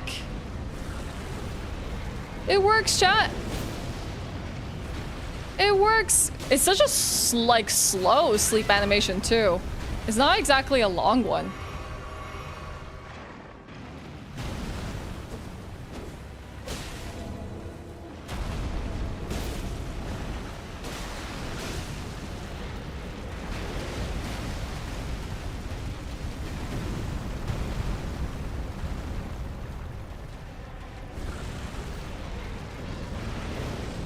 Yeah, but it's also, it's kind of like Astal. It's the last place you actually want to be, but it is the place you want to be simultaneously.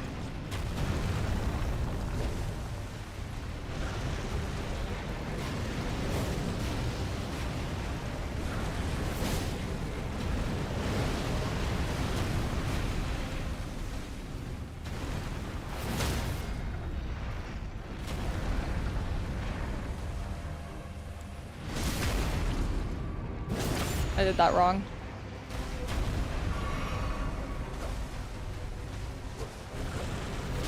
Sadly. Not the plan I had in mind.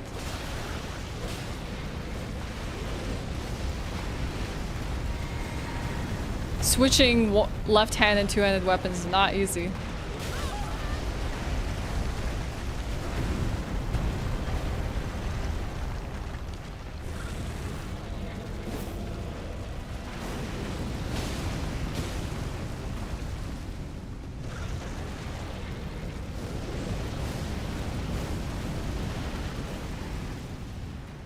You done?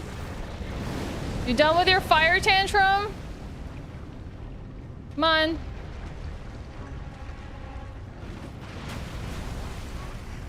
I don't think it's done.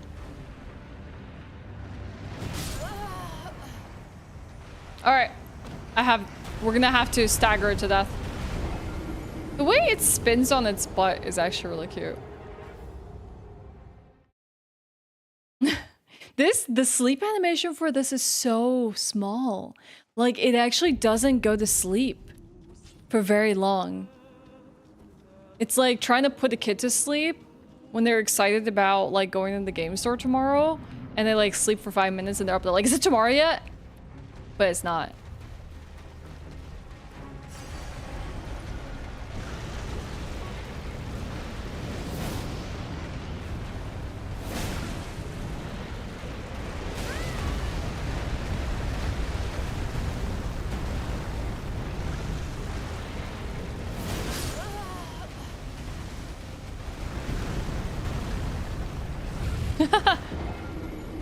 Yeah, I guess like finding the opening where I can actually do some stance damage on its head is going to be a little bit rare with this enemy's behavior.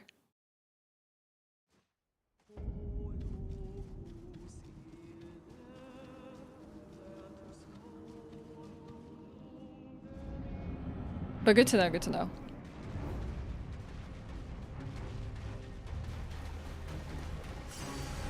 Oh, some chip damage. Today we learn.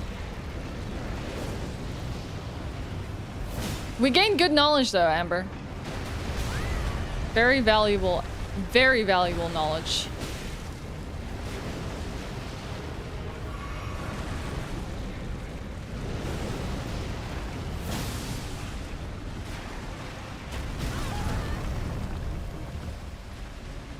Locking on is a pain with this boss.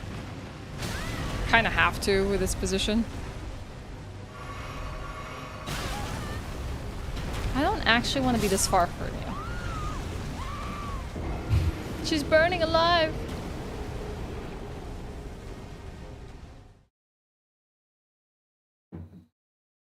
It's a real hassle.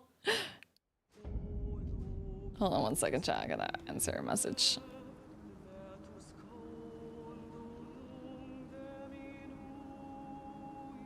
Just really quickly.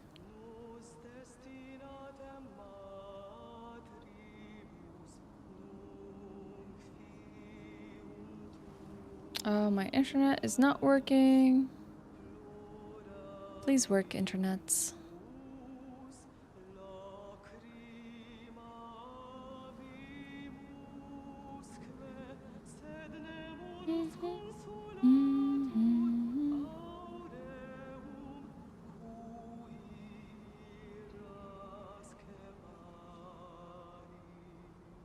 Okay. Alright, Alejo, good luck. It's very good in a sense of like if you're running away, it catches you like typical like Souls bosses. Running away is like the worst mistake you can do. Imagine running away from your enemies. Who would do that? I think the worm is having a slight problem. Walking the walls, not gonna get you anywhere, friend.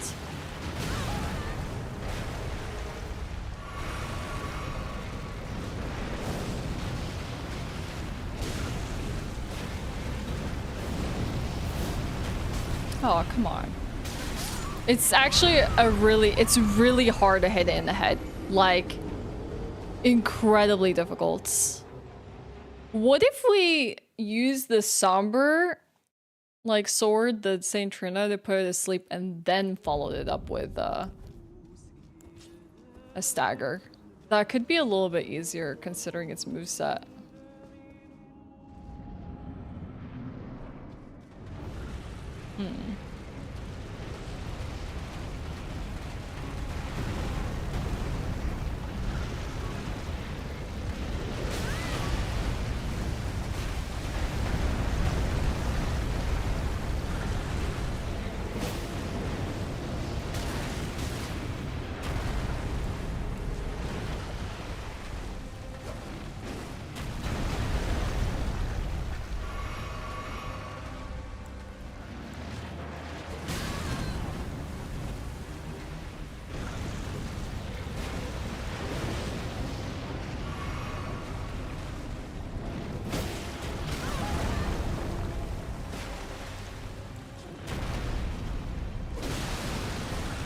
That's so annoying. The most annoying thing is like actually switching to your weapon because it's in the left hand.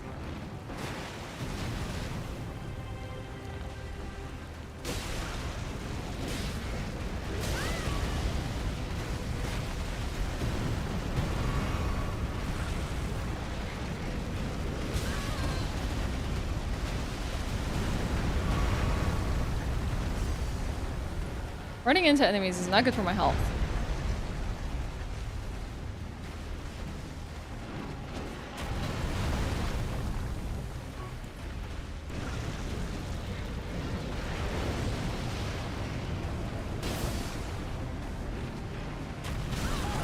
That was not enough to put us to sleep. Either it missed, or it just wasn't enough. Yeah. Okay.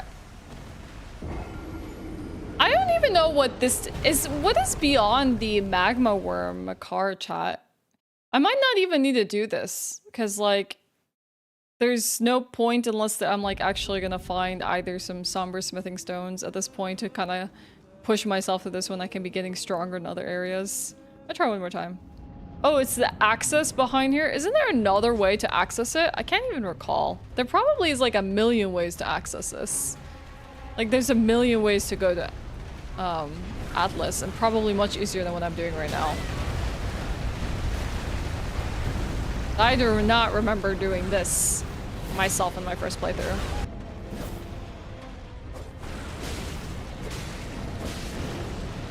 Go to sleep, buddy.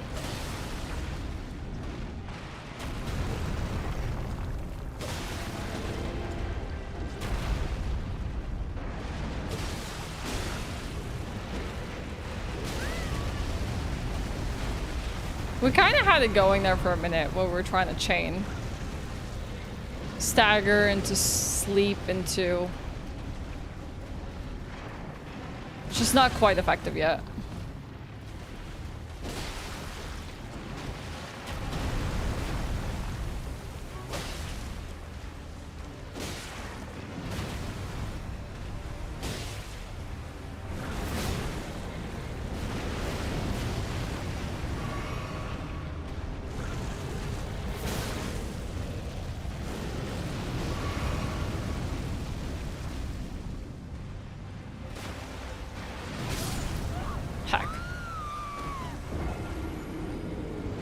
You can enter. Oh yeah, Hogwarts.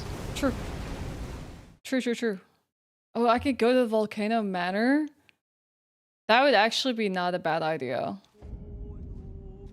That would be a sick way to actually go in. The medallion? By Zeno? Let you do a critical strike? That's a good question. So I'm still learning. I'm just kind of observing and seeing what works. So I don't have all the answers yet.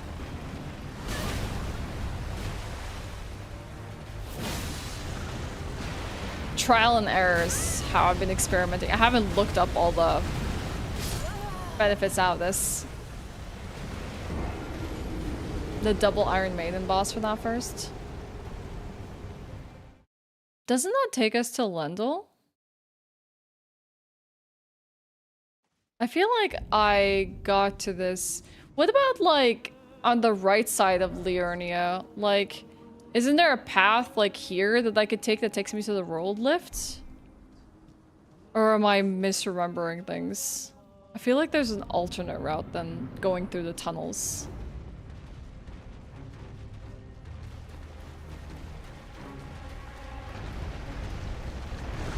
But what about near the tower where you do Ronnie's quest line, the inverted tower?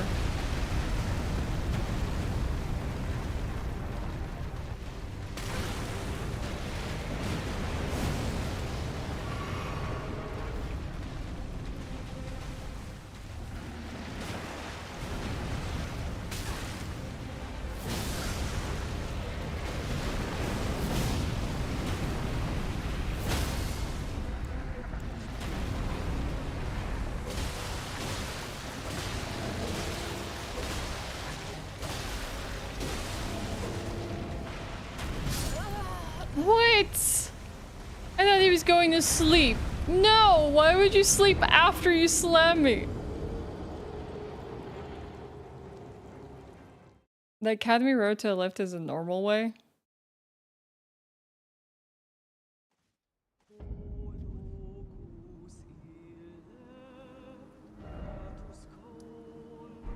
Wow, I'm having very vague memories of this. I was there not too long ago as well. It's really funny, I can't even remember this. Like, this is the hardest part. Swapping, like, the weapon I want to two-hand. By far.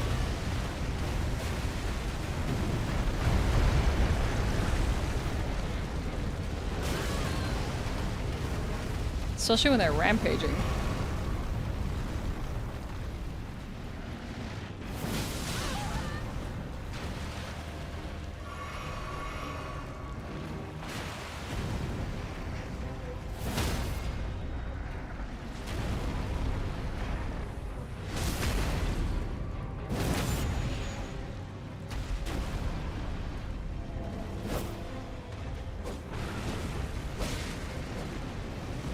My sleep plight.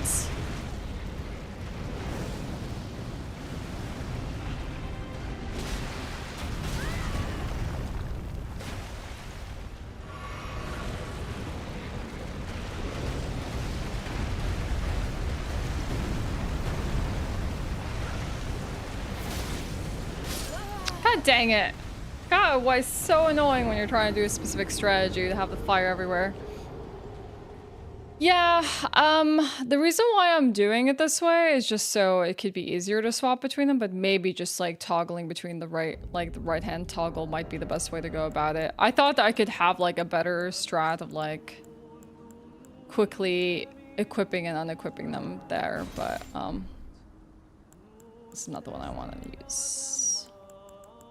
Not the dagger, there we go. Maybe it would be the best way to go about this.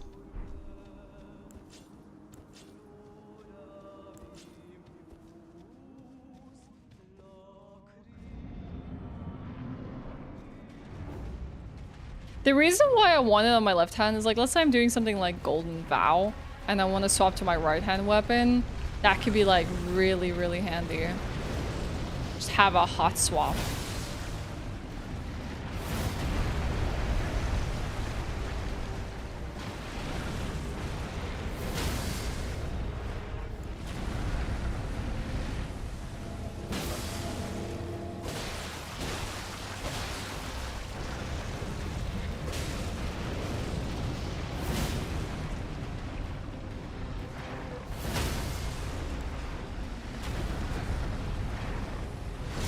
Not one-handed, come on.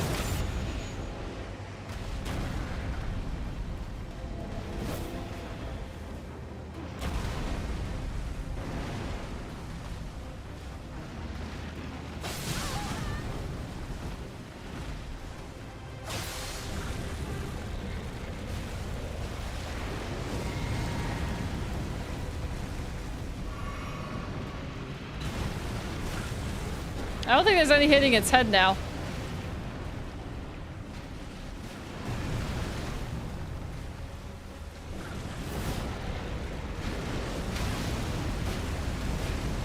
It's gonna be impossible right now.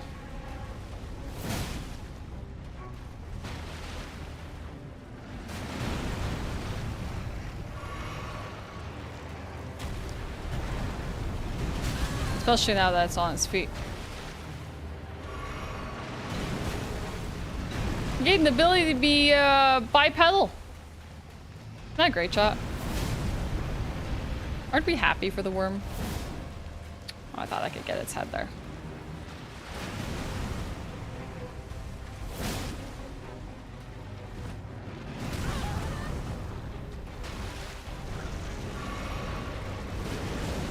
Oh crap, it's spewing fire right in front of it.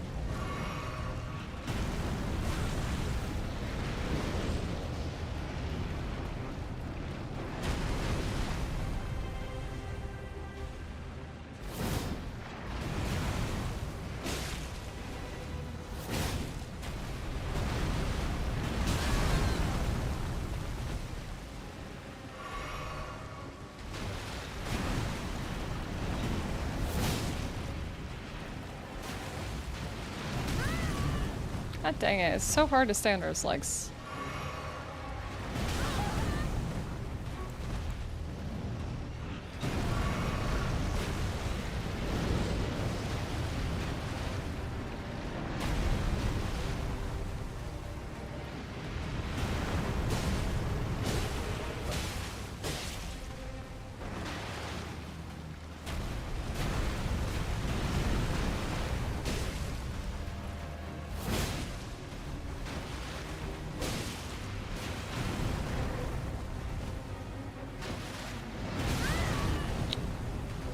I didn't mean to do that.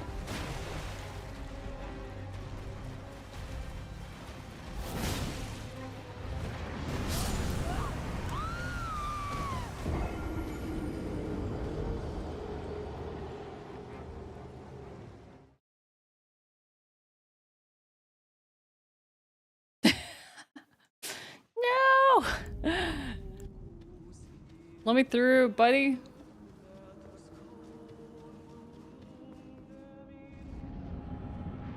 Yeah, I need a camera. It's not fun to actually lock onto it when it's bipedal, when it's like standing really tall.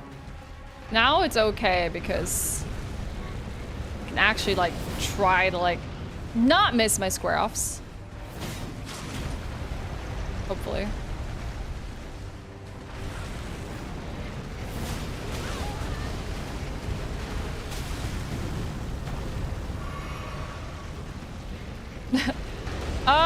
I don't know. I'm not exactly the raging type of person. If that makes sense. I have way too much patience for my own good. I just somehow persists. I have just like a lot of determination and stubbornness.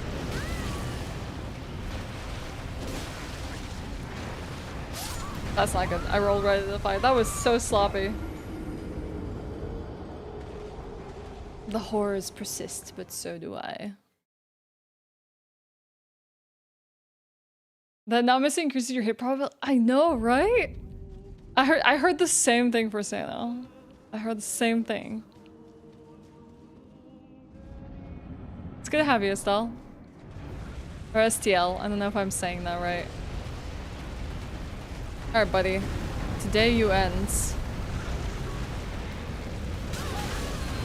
As long as I don't run in your fire mouth.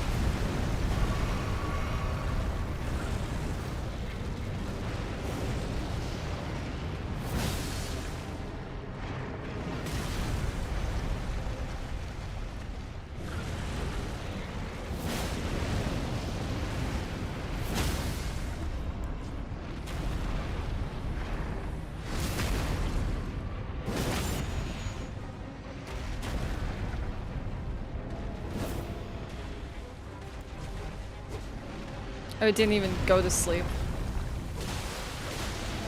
Now it did.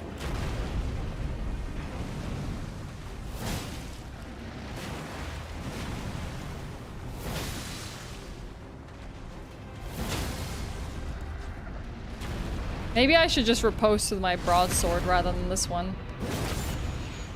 Because that would make for a much better.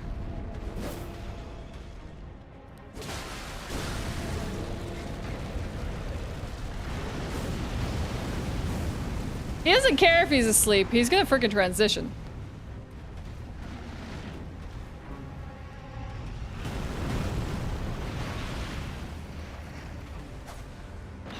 I missed.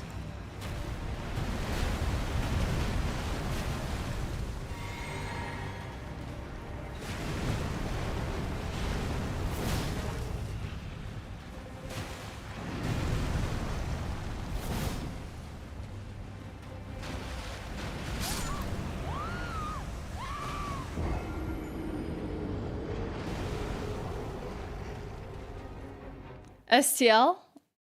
STL. Gotcha. Thanks for letting me know.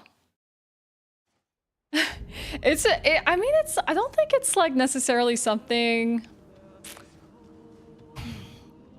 It's really hard to like say what makes you rage or doesn't. Like what internal components within you that make you feel angry and let out. I don't think rage is necessarily a bad thing. As long as you know how you're like letting out that energy, I think it could even be like really constructive. I don't know. I think as long as you're not like harming yourself and others in the process, it should be fine. I think anyone can get frustrated or upset at these games. Like, completely fair. But like, you could also identify the sources of what makes you mad. Are you taking it too seriously? Is it just that the game is bad? Is it that you need to work on like what it is that's happening that's making you frustrated? I don't know. I think it's totally a normal response.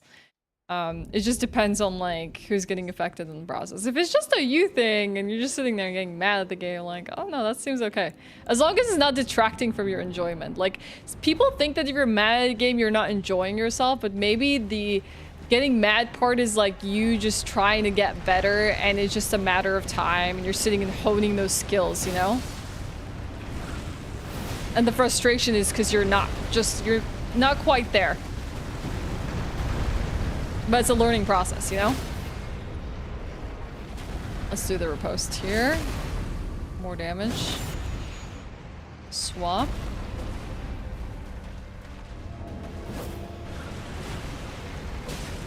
Didn't quite get the head.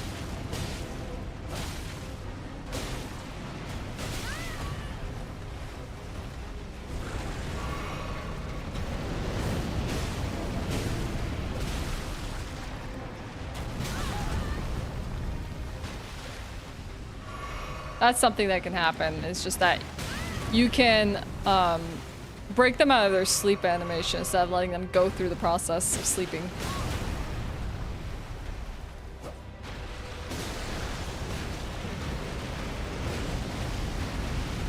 Bad attack, bad attack. Dang, I'm dead.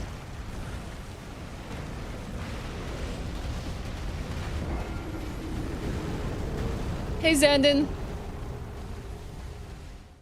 Frustration doesn't equal rage. I agree. I feel like rage is kind of stems from a place of like actual anger and like hurt and stuff, and maybe it's not necessarily that. You not on Twitch anymore? No, Diego, I'm streaming on Twitch right now. I'm doing both.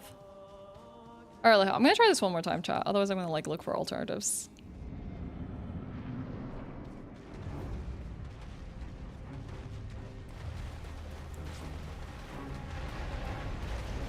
Yeah, I need to go honestly get some Sacred Tears.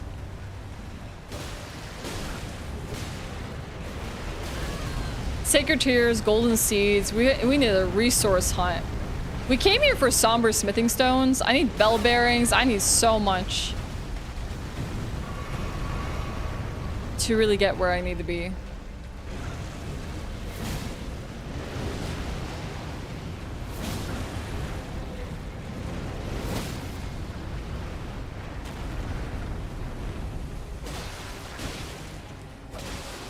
Not what I wanted to do.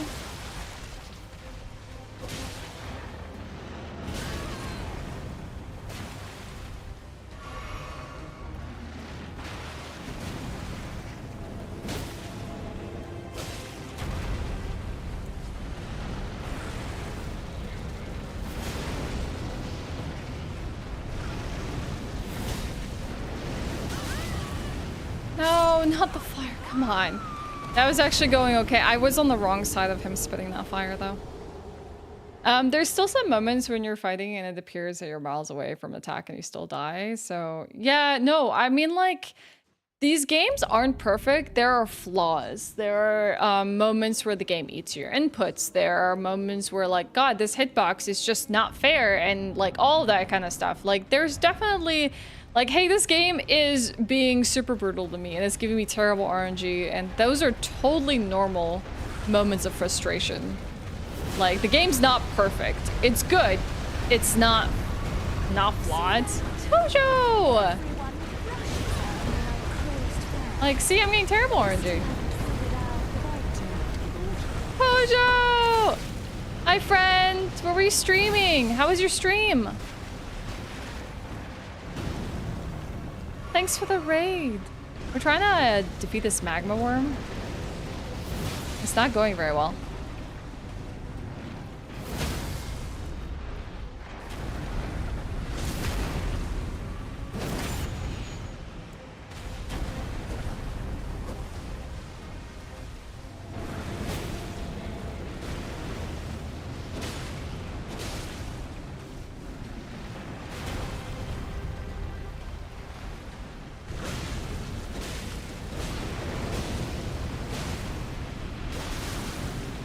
Oh god.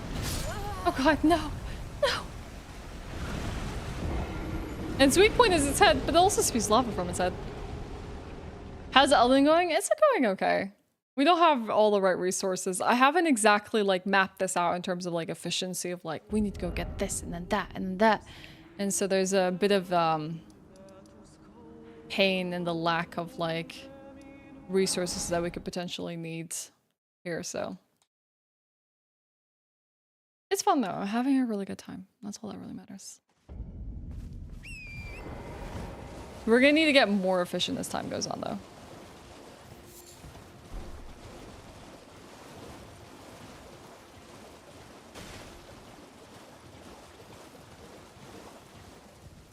I feel like there's a spirit spring here that should take us up to the plateau above, or the platform above. Or maybe there's just a road. That too.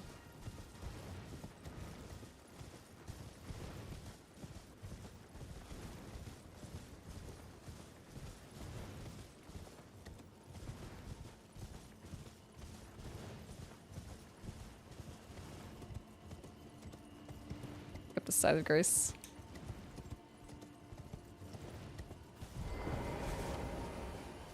Do you need to take a break post-stream, Pojo? You went to the gym and streamed? Is that what you did? That's actually pretty cool. Gym streams sound like really cozy.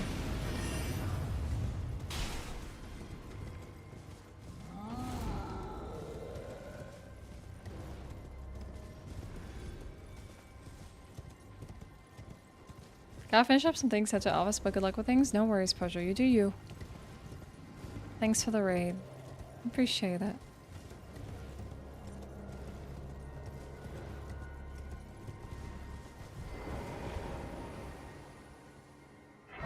Okay, we need to climb.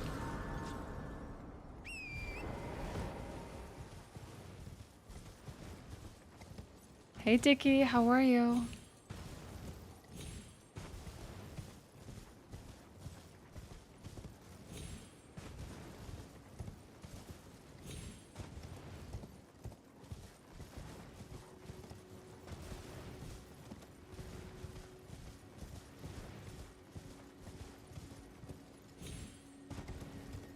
I remember there being a gap you can jump somewhere here. It's a little slow, but it will pick up. It's one of those things where like, once you get it to snowball, it will snowball. But it's always a little slow at start.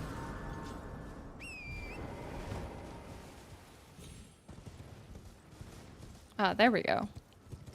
That's where I want to go.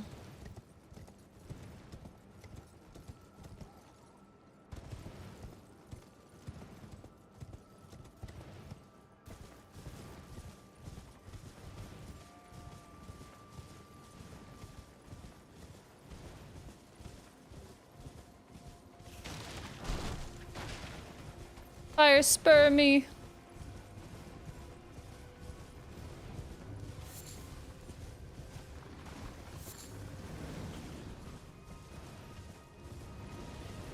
See, this is where I remember going to get to the lifts. This is a much better route.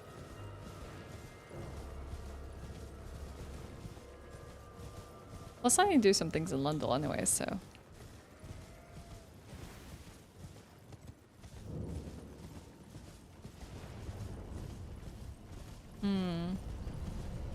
I don't know if I came through the ruins, though.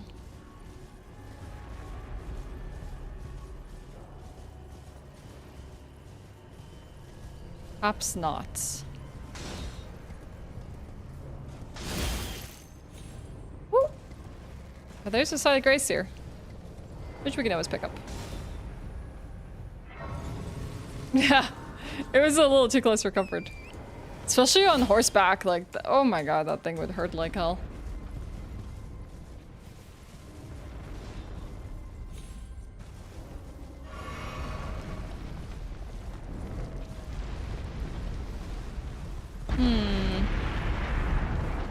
We are not traversing the right way.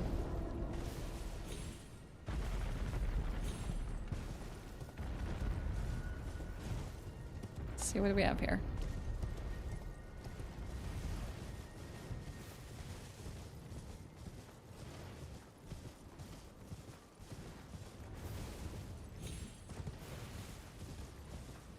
Big rune bear. Big rune bear. Ah! Big rune bear scare.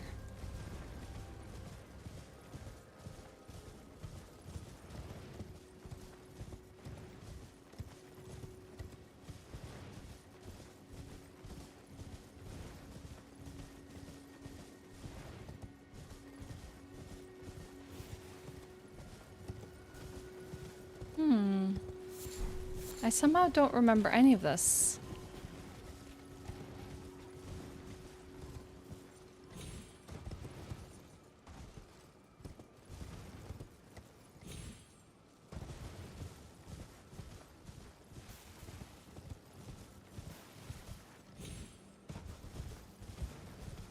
How I'm lacking resources, Carl.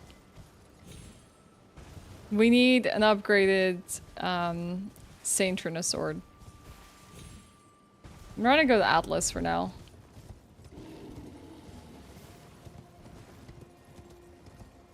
Altus.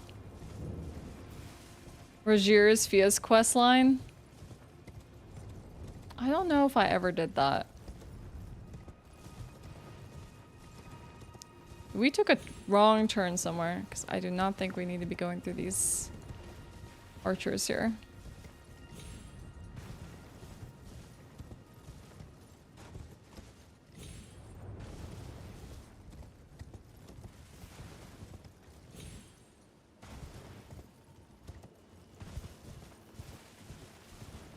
Phase 2 of Riker? Oh my god, the fact that you're trying to do that with the cases. I can't imagine. It seems brutal. How is it treating you?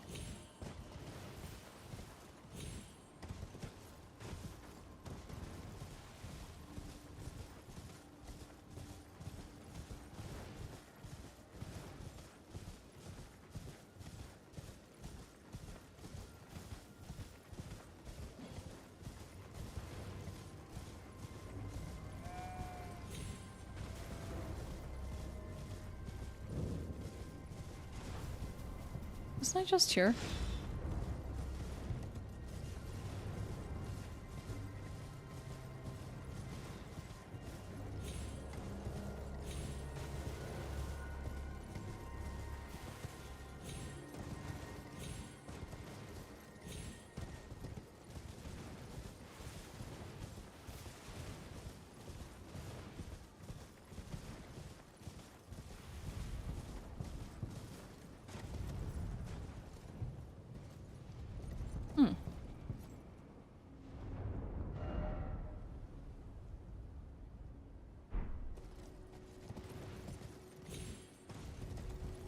Hi, Senzu.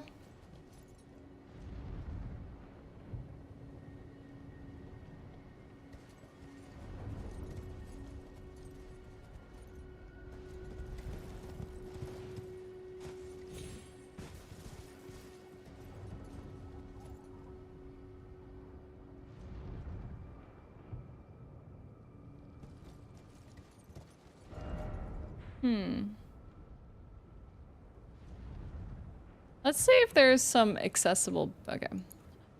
Bell bearings. Elden ring. And ones that can... unlock...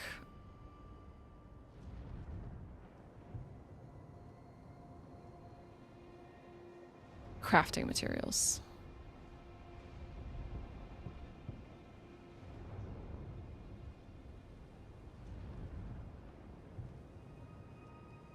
Somber.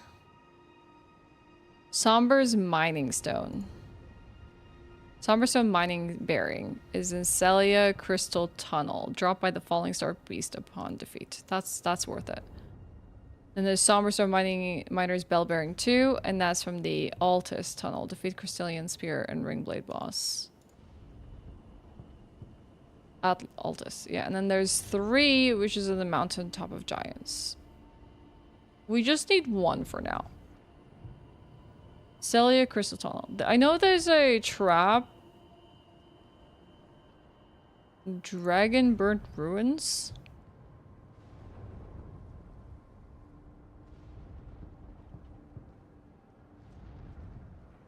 This is near a gill. Near a gill lake.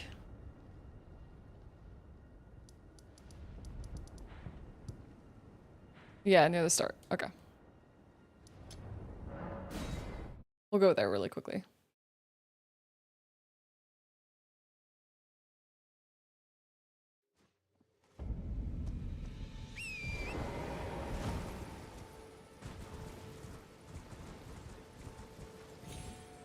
Should be some sort of ruins somewhere here.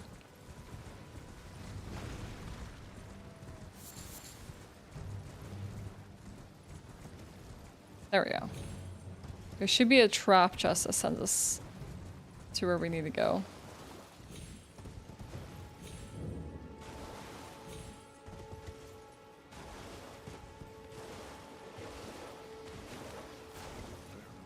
Could be just down here. Rats.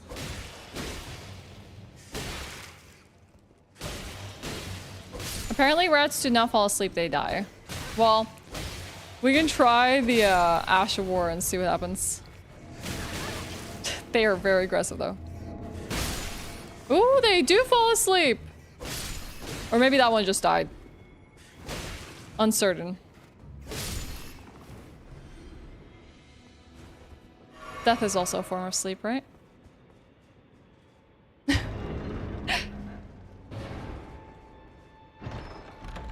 It was so trippy going on my first transporter trap ever. Like, this stuff is brutal. The first time you figure out that you can end up in somewhere else entirely, it was just both magical and scary at the same time.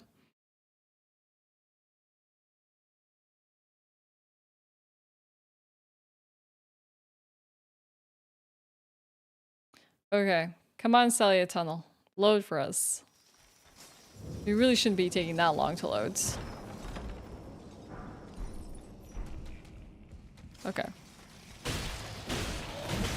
These guys are gonna be super resistant to magic, so we're just gonna swap swords here.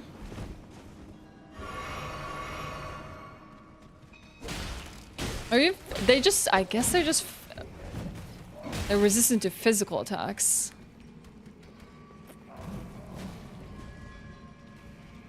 In entirety.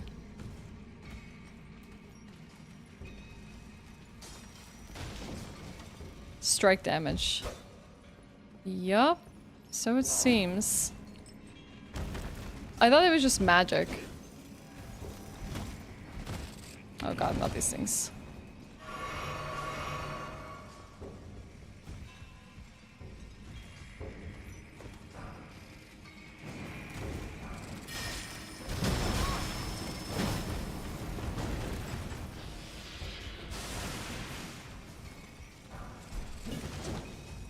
Safety, but for a second. Okay, there we go. Ah! They could also be weak to magic.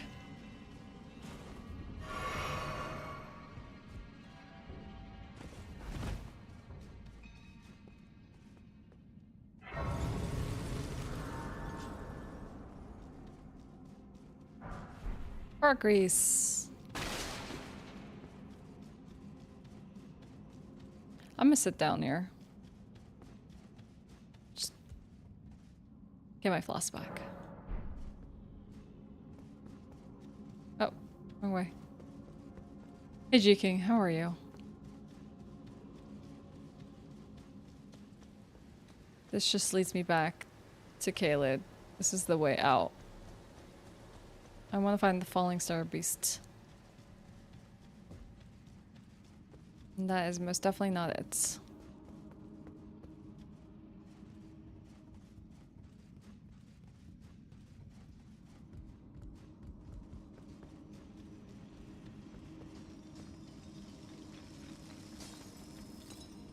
See if they go to sleep.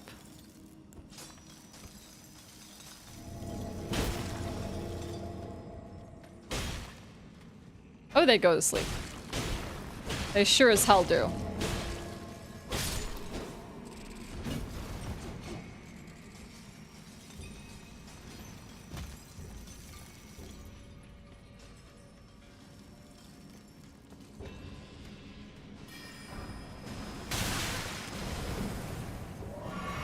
I see where I need to go. I just don't know how to get to it.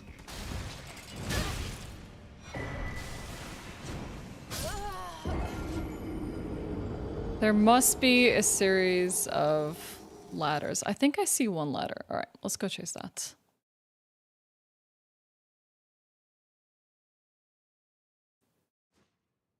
It might have been better if we didn't take a side of grace, and then that way every time we died, we could have ended up where we got teleported in.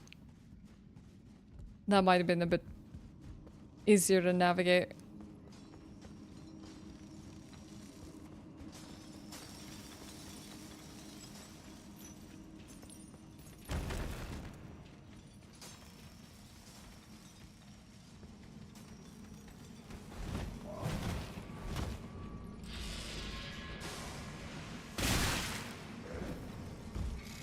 Follow the lights.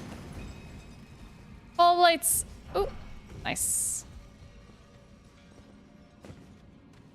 Ah! I said you sleep. Go sleep, old man.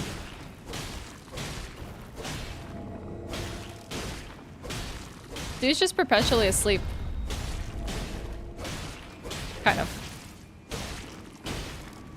God, he does so much damage.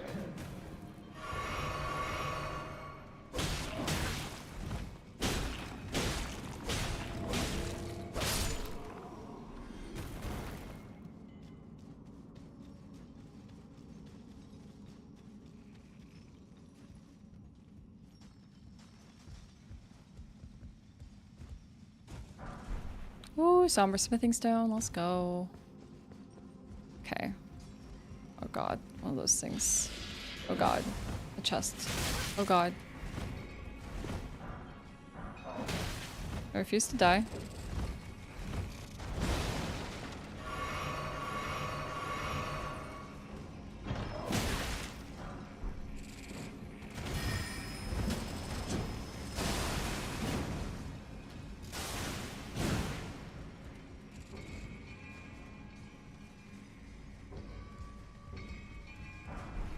Running is great.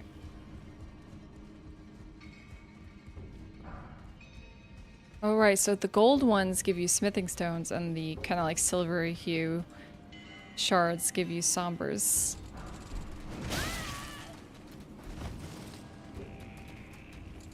Like that one. There should be a falling star beast very nearby. We're gonna do a run by steal. Thank you.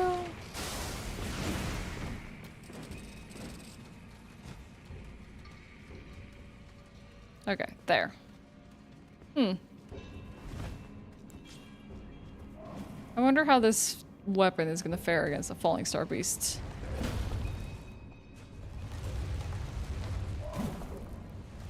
You know, chat, I didn't know these things turned into Astal.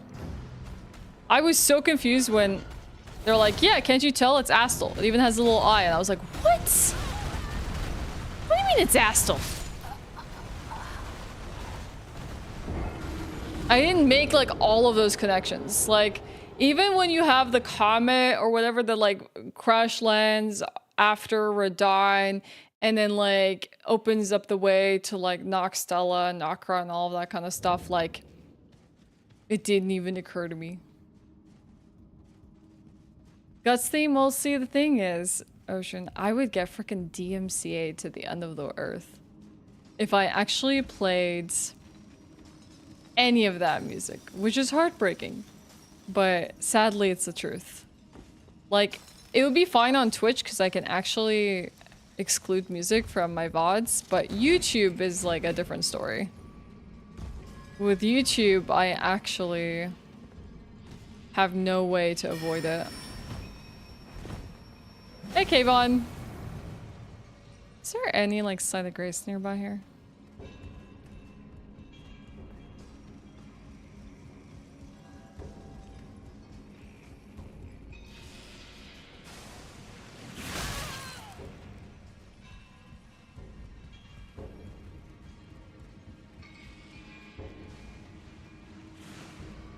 Maybe there's one outside somewhere, if there even is an outside here.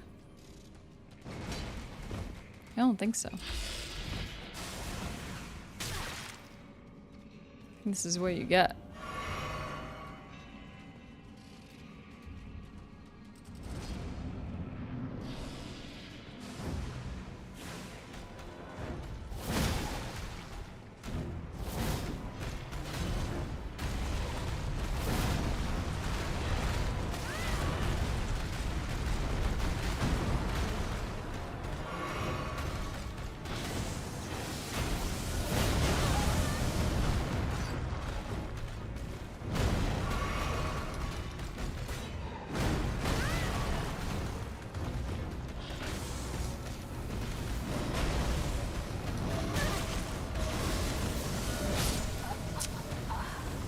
Oh, in such a small room, it's gonna be so annoying to kill.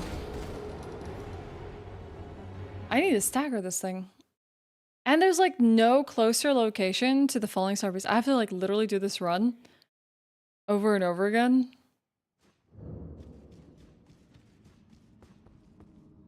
Okay, we're gonna try one more try. I don't know if I'll be able to stream much longer, chat, because I talked about this at the beginning of the stream, but I have like a house viewing today.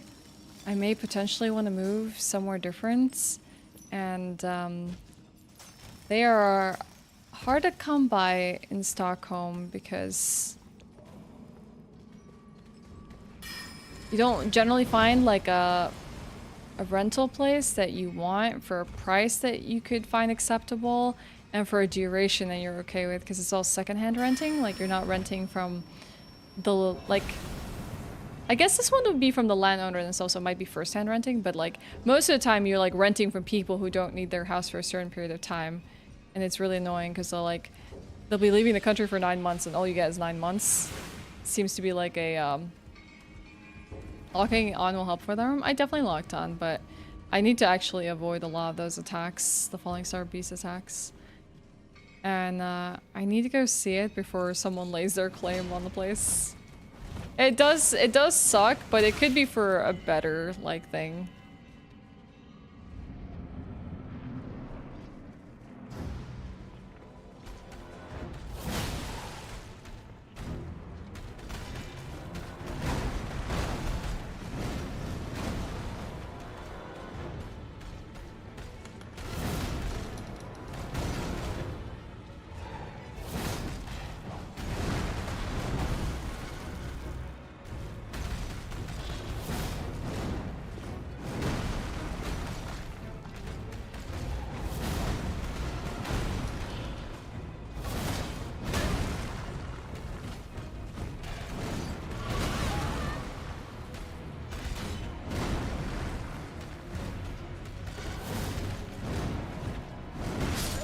God dang it. A friend? Do you like the falling star beasts? They're cool. They're cool in concept. Oh. You got acapella on this? Oh yeah, you gotta provide your own music. Oh my gosh. Okay, chat. We'll probably call it there for today, just because I need to be able to get ready to head out. I know it was a slightly shorter than usual stream. I got 4 hours in, that's okay. That means we'll continue next time. Next time we stream, we'll play some more. Or was I gonna do some Fallout New Vegas tomorrow? Ooh, I'll keep you posted about that, because I actually like wanted to finish Fallout New Vegas tomorrow. And then if we do that tomorrow, then we can potentially like spend the rest of the week on Elden Ring and next week getting our DLC character in place. So we have so much to pick up. I need to like, what I didn't have time this morning, I wrote some armor pieces and things that I wanted to get, but I didn't have enough time to write like a whole shopping list of like whether I want to get it and what I want to get in what order. And that would actually like go a really long way in just making this like more of a streamlined process rather than like a chaotic, like let's go here, let's go do that. Can't travel from this location. I'm gonna go outside to do that. So we will definitely write an itemized shopping list and have a path on that we want to venture on. But it was cool trying out the Mist of Slumber. I think it's a really, really cool weapon. I just need the somber smithing stones to be able to get it to an upgrade level that I would really like. But oh my god, we had like so many cool chests today. I have fun. Am I moving? I don't know. I talked about this earlier on stream, but it would be nice to have somewhere a little less remote. And that's what I'm looking for right now. And so a little less remote sounds good to me. We'll see if we can make it happen though. With that said, I'm gonna see if we can find someone to raid, and then we can continue this next time. It'll definitely be fun. Who can we raid? Who can we raid?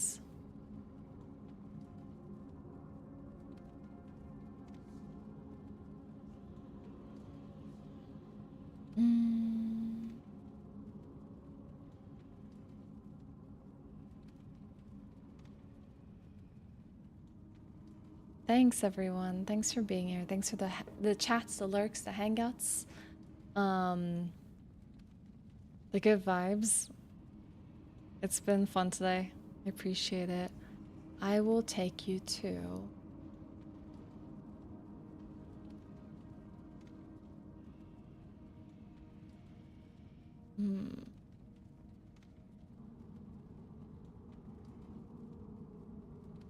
I can take you to Apollo.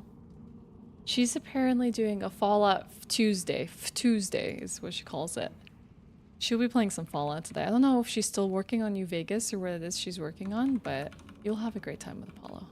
She can be a little bit energetic. I'm just gonna let you know. She can be a little bit energetic. She will greet you very, very warmly though, and she will chat with you like there's no tomorrow. Great person. I'm sure you'll enjoy it there. Thank you so much for hanging out, everyone, and I'll see you all tomorrow for more. Tomorrow will be great. Pontus, thanks for hanging out as well. Rasmus, Lore, Amber, Torty, Neff, Atla, Alejo, Pseudo, Rosanna. Also, thank you for the tier 3 today. Paya, Kayvon, G-King, everyone over on YouTube. Thank you so much. I appreciate it. I'll see you all soon. Bye, bye, bye. Take care. Take care now. Go spread some love to Steph. I'm sure you'll have a good time there. And hang out at all, but I'll take it. Thanks for being here, Rasmus, even for the short second you were. Bye, Damien. Bye, Ocean. Bye, Diego. Thank you.